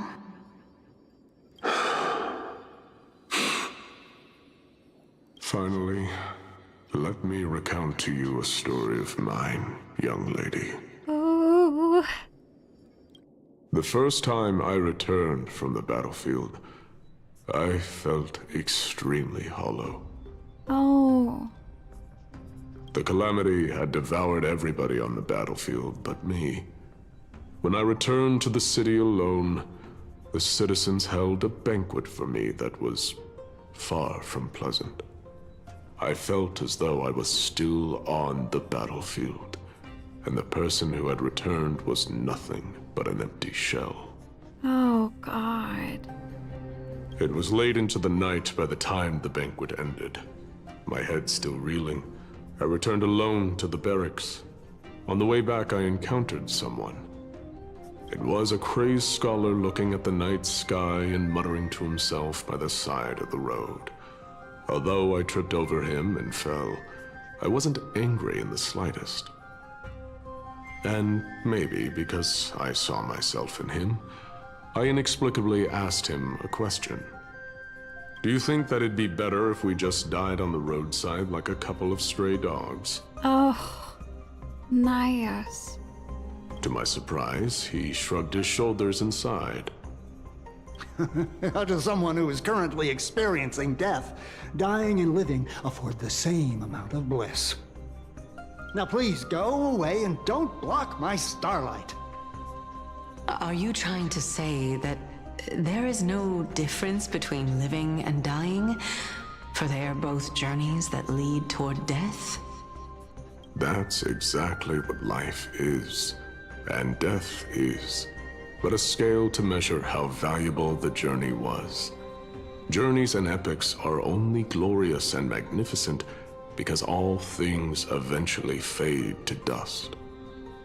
Therefore, young lady, don't detest your fate. Instead, willingly and respectfully embrace it. God. Why does Nias continue to be the... Why does he continue to be such an incredible person? He has long since passed on, and yet he continues to give little bits of wisdom. That's a really beautiful way of looking at things, of like, I don't know. I think that like death is always going to be something that's scary, but like he's essentially just trying to convince her that she shouldn't spend her entire life just being afraid of the end. She should actually live it, willingly and respectfully embracing it, that there will come an end at some point, but she still gets to enjoy that journey along the way. The embodiment of strife telling me about the majesty of the world. Indeed. I believe that when the fated moment eventually arrives, you will be able to understand my words. It is time for me to knock on death's door. I will set up a long table at the end of the road and humbly await your arrival. God damn, just a class act all the way to the end. When that moment finally comes, let us drink and be merry then. Nice!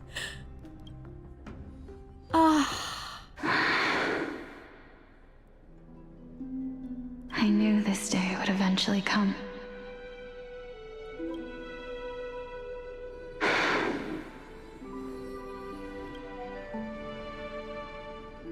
Are the both of you ready?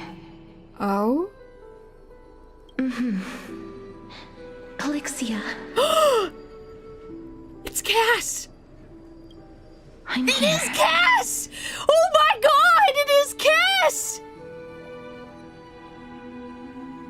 Cass, your memories have been altered too. When all of the Chrysos heirs of the last generation ascended. What? This... This is quite interesting indeed. Yeah. Is this... Pelixia's sister? Is it... me? Oh, Castorice. Now, it's time for us to fulfill our promises. Are you afraid? Oh. What are you afraid of? That I won't be able to do it. You shall wither, and through that, the dead will sprout again from the remains, and be reborn with the dead flame.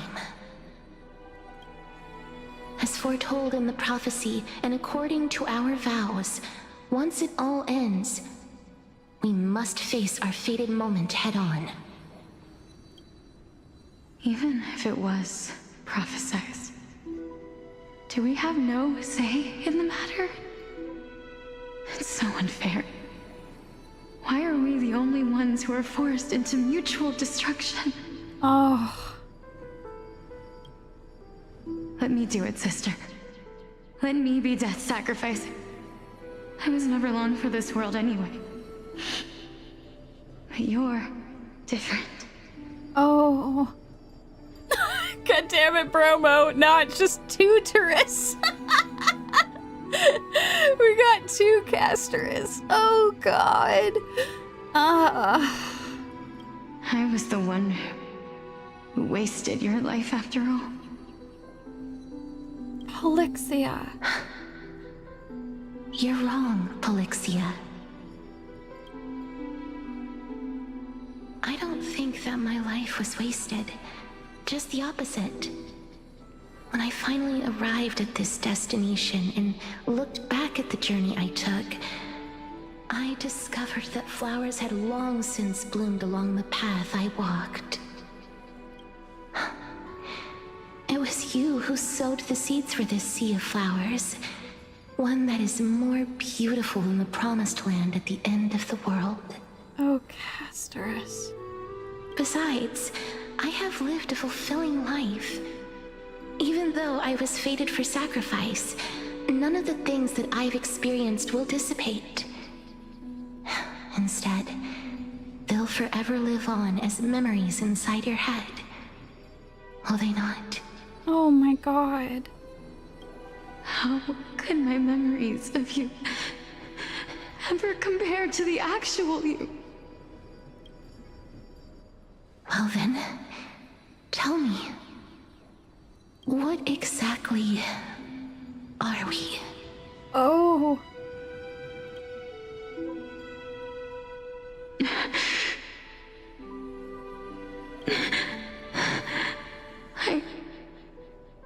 I don't know. I don't know either.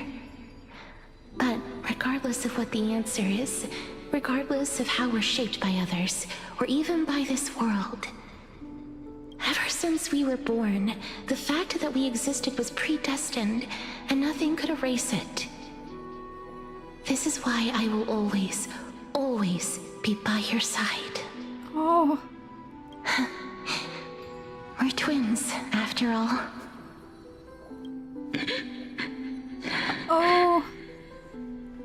All right, my dear Polixia.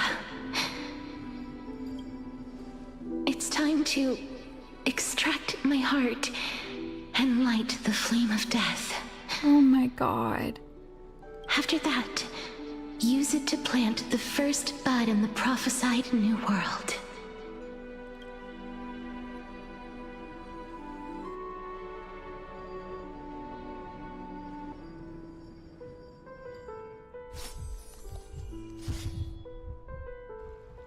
If I imparted my knowledge of the art of alchemy to you, would you use it to resurrect someone you loved? Oh. Death is inevitable. In the days to come, I am certain that someone whom I cherish deeply will leave me for good. Oh. If such a mighty power really existed, I think I would use it without hesitation. Even now, my answer remains the same. This is why, sister, I promise you, in the prophesied new world, I shall plant the first bud on your behalf. Oh god. Go now. Return to the ocean god's treasured pearl, our hometown. I shall open wide the entrance to the Nether realm and grant you a second life. The living beings on this earth shall respond to my call and lead you to the sacred daylight. Oh my god. Remember, do not look back on the land of the dead, and do not stop moving. In the new world promised by the prophecy, march toward your new life. As for the price of our equivalent exchange, let me be the one to pay it. Everybody, we've come to the end. Unfortunately, I am not compatible with the Supreme Being, so I was unable to completely fuse their soul into my own body. However, being able to glean all this from them is exciting enough. So, Nax, you were able to see all of this by using some of Kephale's power? That's crazy! Holy shit! Does this mean that Castorice is... She was reborn from an original Castorice? This is her effective... She's reincarnated from Polixia's sister, is what this sounds like. I'm certain of this now. Before the Titans that we are well acquainted with were born, a group of heroes roamed the land. These heroes followed a prophecy and took possession of divine authorities one by one. until they eventually became the pantheon of the New World. Just like the flame chase journey of today, Amphorius's history is cyclical in nature. Jesus Christ. Is there no way to stop it? What a startling revelation. This means that the demigods, who bear the core flames, will also become the new titans at the world's end, thereby shaping a new world? I believe that this is the truth behind the Era Nova, as mentioned in the prophecy. This is utterly unbelievable. Yeah, no kidding. Holy shit. Besides, those twins in the past, even if they really are Thanatos, their whereabouts are still unknown even today. Are their whereabouts truly unknown? Didn't Pelixia mention that seaside town, the birthplace of alchemy and the tale of the dragon? In our world, there exists a city which perfectly matches that description. Styxia. Indeed. But the people there worship Fagusa and bear no relation to Thanatos. I have also never been to that place, as in the time of Idonia, it had long turned into underwater ruins. Take this. This is... the non-spoilery masterpiece, the Philosopher's Stone. Ooh! It was made by transmuting all of the sages' wisdom into a single entity, with their flesh and blood as its foundation. Remember, I've mentioned before that the art of alchemy is all about conversion, tempering, and ascension. This process also applies to the pursuit of truth. Regardless of how unbelievable this sounds, the truths of the world have been refined from the impurities. Think about the story of the dragon. This stone will lead you to your real hometown, allowing you to reform the door to the Nether realm and discover Thanatos' fate. You still look as confident in your victory as ever. But what if your conjecture is wrong? Simple. I shall merely admit to the entire world that my experiment was a failure. God damn it, Nex. I'm crying over here and you're just like, yeah, if all my theories were wrong, it's fine. It's not like... it's not like I've just... oh my god! Had this Philosopher's Stone of all of our wisdom and I've just given it over to Castorice to just go and... maybe go and figure out that she's a reincarnation of one of these twins. Oh god. However, my line of thinking will not fail because I have already planted the seeds of doubt into the hearts of the masses. Actions speak louder than words, Castorice. With the assembly about to begin, don't forget the promise you've made. Oh. I've already searched for so long. I'm willing to try one more time. While we converse, her life is also slowly slipping away. Indeed. Oh my god. But before I leave, I have another question. What exactly did we witness just now? That was the world imprinted in Kephale's soul. It was the memory in Kaus's soul. Kaus became Kephale. If we are to prove its existence, you must take the final step. Go. Do not disappoint me. Oh, I believe in Castorice, Nax. I understand. Hey, child of humanity. Don't get antsy. I still remember the question you posed to me. As a scholar, I do not wish to offer up ambiguous conclusions. Let's discuss this topic again when she manages to find the evidence. I merely wanted to ask, Was that stone transmuted from your heart? Oh. If so, rebirth is no longer an option for you. He used his own soul to make the Philosopher's Stone? Why not? When I was a child, I lost someone dear to me. When I was a teenager, I lost my faith. A while back, although you saved my life, I also lost my soul in the process. Now I'm merely forsaking my body. What's the big deal? God damn it. Next! Oh my god! He is helping me to regain my composure a little bit. Oh my god. This crazy bastard. This crazy bastard. Why are you always finding ways to die? Isn't it good to be alive? This is but a necessary sacrifice on my path to transform into the purest of them all. God damn it, Anaxa. I also like y'all being like, holy shit, wait, that nice little like glowy starry sky on his chest. Is that actually a hole? Is that just his soul seeping out? I don't know, man. Oh, this crazy bastard. Can someone who's dead even claim to be the purest of them all? Furthermore, if your hypothesis is proven correct, does it not just confirm that the myths are true, and thereby invalidate all your theories?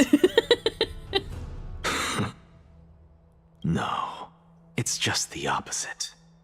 If my hypothesis is correct, it means that I can actually ascend to godhood and reshape this absurd world that you all have created. This crazy bastard. Look at that smirk. How dare you? I get to have a smirk. I'm the galactic baseballer. He does have a good smirk face, though. God damn it. Currently. That's a lot to take in at once. Yeah, no kidding. What the hell?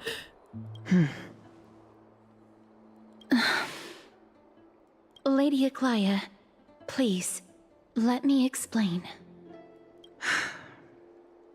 Go on. You know that the core flame of death has always been the greatest unknown regarding the Era Nova, which is why both you and Caenis desire to gain the power to control that core flame in the approaching Citizens' Assembly. Professor Anaxa has come to a consensus with Caenis. They want to suspend the trial once Thanatos' core flame is reclaimed, hoping thus to eradicate death from this world. If they're successful, then the flame chase journey will cease, and Akama can enjoy everlasting peace. Oh, but Castorice, you can't surely buy that. They're trying to use you. But I know this runs counter to your wishes. So long as we do not usher in Era Nova, the Black Tide will never be eradicated. Even with Lord Mighty on the front line, and the Black Tide not posing an immediate risk, the danger nevertheless remains. But after everything we've learned, I'm not even sure that Era Nova is going to fix everything, you know? Like, god damn. Honestly, it's difficult for me to assess the pros and cons in this decision. But someone must bring the core flame before we can begin negotiations over it. You know, Cass, I respect the hell out of that. She's like, you know what? I'm kind of playing both sides here. I'm gonna roll, I'm gonna do this. The Titan could be very near. I cannot let this chance slip by. Besides, someone has to make this trip to bring back Mrs. Soul. Oh. Well said. You already had every reason to seek an audience with Thanatos. It's that great performer who has weaponized your wishes and placed us in this difficult situation. Yeah, that's a pretty good way of summarizing things. A world without death. Do you desire that too? If fate dictates that my path must oppose yours, I will do all I can to resist it and protect what I aspire to achieve. Lord Mighty showed me that without taking the first step, all talk of what follows is moot. Castorice, you've changed. I'm really impressed. I have always hoped to hear you speak your mind, Cass. Yeah. And I am glad to have heard your true thoughts. No kidding. Look at this confidence that she has, actually voicing her opinions. Styxia. I visited that place in the past. Though it is now an island surrounded by the river of Souls torrents, it's not hard to see its former splendor. Go. I will not stand in your way.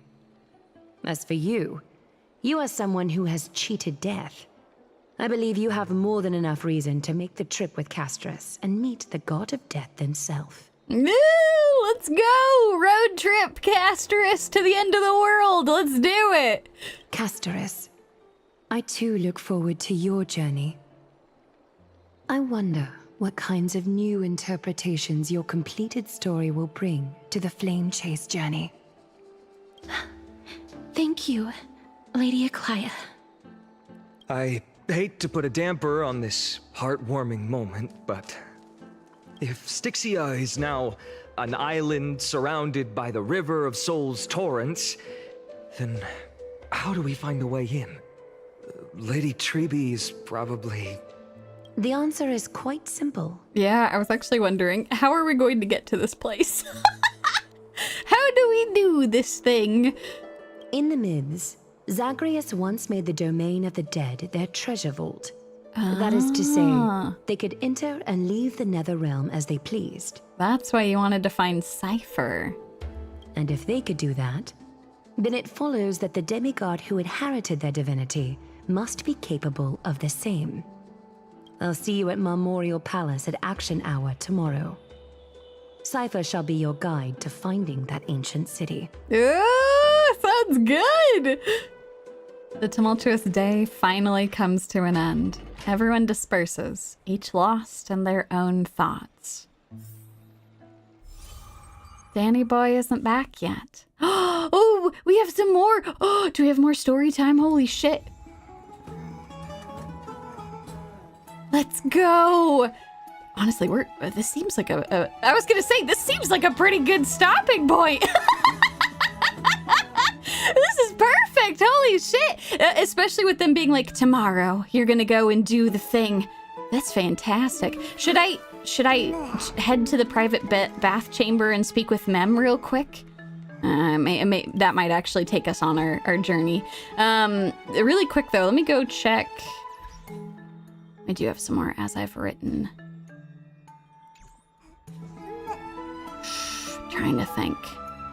Should I save? Maybe I'll save all the as I've written until the end. Okay. Yeah, maybe. Okay. We're just gonna stop here then. We're gonna make some polls real quick. That's perfect. And then tomorrow. Okay, going to bed progresses. Sounds good. Let's not do that. Okay, perfect. Okay, here's what we're gonna do. We're gonna go make some polls. We're gonna get Castorice. I have been pre-farming for her. So let's go ahead. Let me go. Oh, God. My brain, I've got so many thoughts with everything that's happening. Yes, no, this has been wonderful so far. Holy shit, this has been amazing. Ah, okay, let's go. We're gonna get Castorice, and then I'm gonna have her all nice and leveled for us tomorrow. So let's go ahead and do this. I have 253 polls. That's right, folks, 253. We are for sure getting Castorice, even if I don't get her on the first go around. Oh my God. Ooh. Okay, let's do this. Warp. Let's do it. I've been saving all this time. Let's go. Woo! To be fair, this is as a result of multiple very lucky patches where I got characters very quickly. Okay, let's go. Fantastic. We got our lad. All right, let's go. Continue. What? I've reached the maximum number of light cones allowed in my inventory. Oh, shit. Give me a second real quick. I'm just gonna salvage some stuff. It's been a hot minute, you know. I've just been collecting lots of light cones for a little bit. I guess I haven't gotten rid of them in a while, but you know, it's fine. It's fine. We're fine. I'm just gonna salvage them. Look at how many copies of this one particular light cone I have. Okay, that's fine. I'll go do this. I'll still make sure I got some of those light cones just in case they're good. Here's the thing, I don't want to get rid of all the 3 stars because sometimes the 3 stars are good. I actually have 3 stars on one or 2 of my characters, so I'm gonna hold on to a bunch of them. This should probably be fine if I just get rid of 100 of them. I'm sure that'll be fine. 100 of them should be fine. All right, let's go. Okay, perfect. Salvage. Do it. Done. Here's the thing. If I quick salvage, I'll get rid of all of them. I'll get rid of all of my 3 stars, and I want some of them. Some of them are good. But here's the thing. I appreciate y'all so much, though. You're trying to save my ass. You're like, oh, you can quick salvage. And I'm like, no, but I must hoard them. I must hoard them. Too much, apparently. I've hoarded too many of them. We should be fine, right? It shouldn't hit 100 within the next 160 pulls. Should be fine. Okay, let's go. Warp. You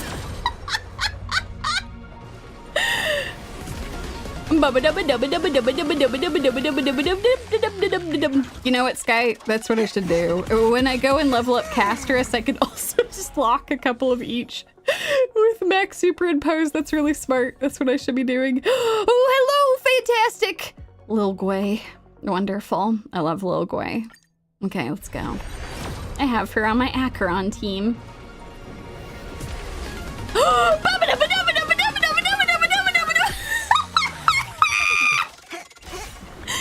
Why? I have so many poles!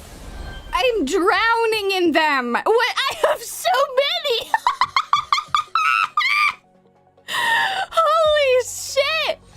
I'm drowning in them!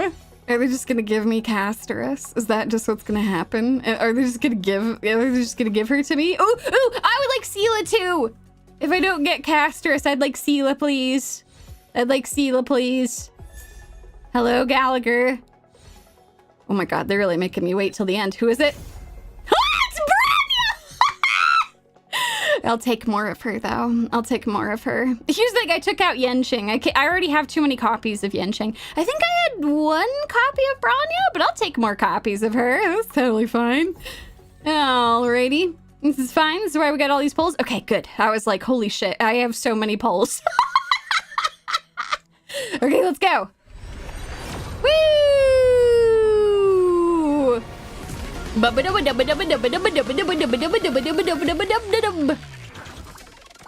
go!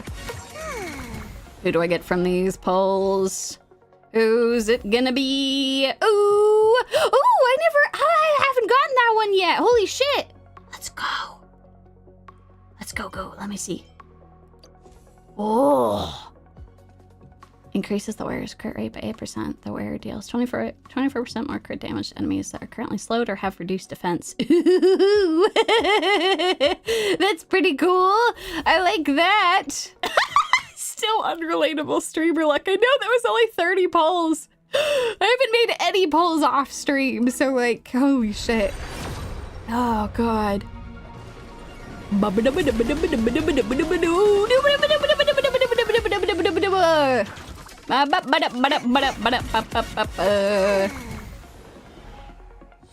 Fantastic, let's go. Ooh, I'll take more copies of that. Thank you. I like that light cone. All right, let's go. Whee! Let's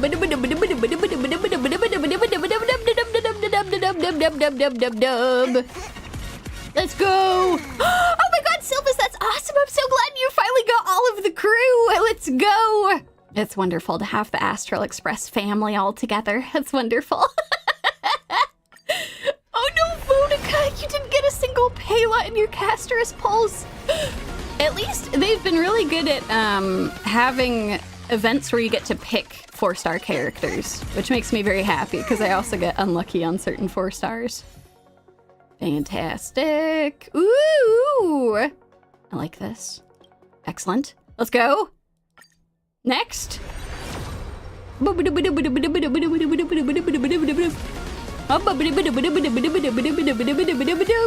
Oh my gosh, yes, no, I would love them to add more 4 stars, please. Please add more. That would be wonderful. Absolutely wonderful. March! I love you, March. I miss you, March. I miss you so much. I miss her. Oh, Danny boy misses her too. He won't admit it. Let's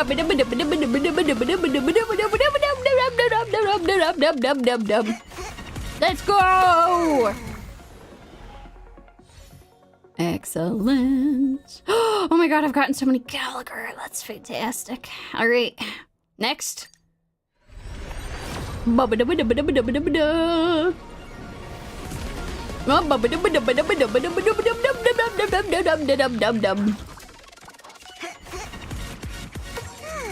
Let's go.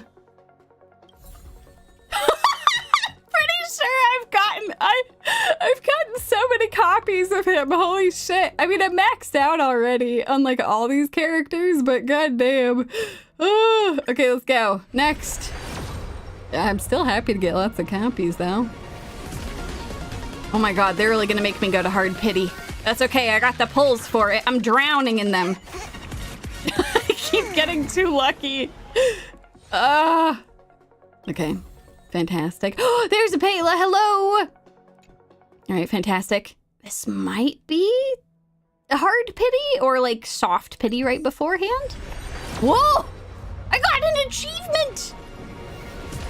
Let's go! Castorice! Calico is just Nios in disguise.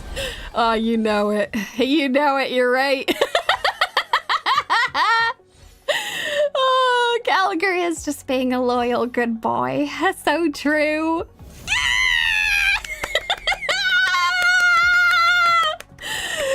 Castorice, my beloved, how long I have waited for you. Oh, I have saved up so many pulls. Let's go. I'm so happy. I've been pre-farming for you. I'm not going to be able to max you out, but I'm going to get you all nice and beefed up for tomorrow. Let's go. Oh my god, wonderful.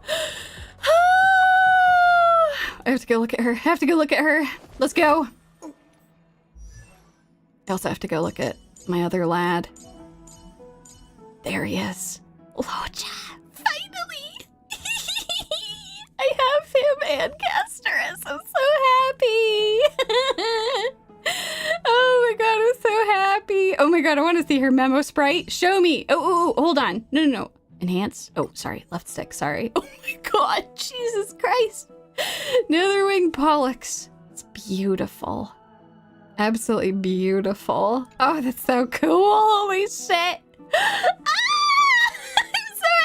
Okay, all right, folks. So we're gonna stop here today because we're exactly at the halfway point. So what we're gonna do tomorrow, same time, same place. We're gonna be playing more of this game. We're gonna, if we're at halfway point, we should be able to finish the story tomorrow. Oh my god! Why are her animations so good? Oh my god! Patchy. I'm gonna see if I can't get Locha leveled. We're gonna see. I was pretty heavily pre-farming for Castorice. Maybe should have split my attention a little bit for Locha. But you know what? It's fine. It's all good. But I will see you folks tomorrow. We'll play some more of this. I'll also have an announcement at the beginning of the stream tomorrow because there's 2 things that are happening at the same time tomorrow. And I am choosing to stream Star Rail even though there's another event that I'm technically participating in that's happening at the same time. Just unfortunate timing. But yeah, I'll give you all the rundown of that tomorrow. But in the meantime, I hope you all have a wonderful rest of your day. Thank you all for being so damn awesome. This was such a blast. Oh my god. And I'm sure I will be crying entirely too much tomorrow. So yeah. It's gonna be good. It's gonna be a good time. Until then, I will see you folks soon. Otsumi!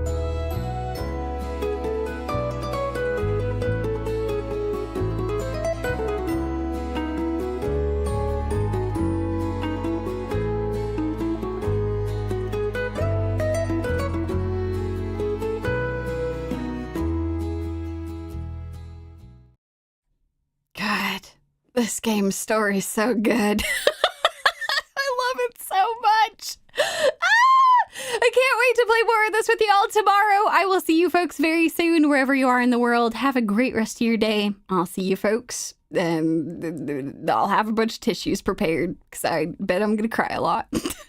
Bye.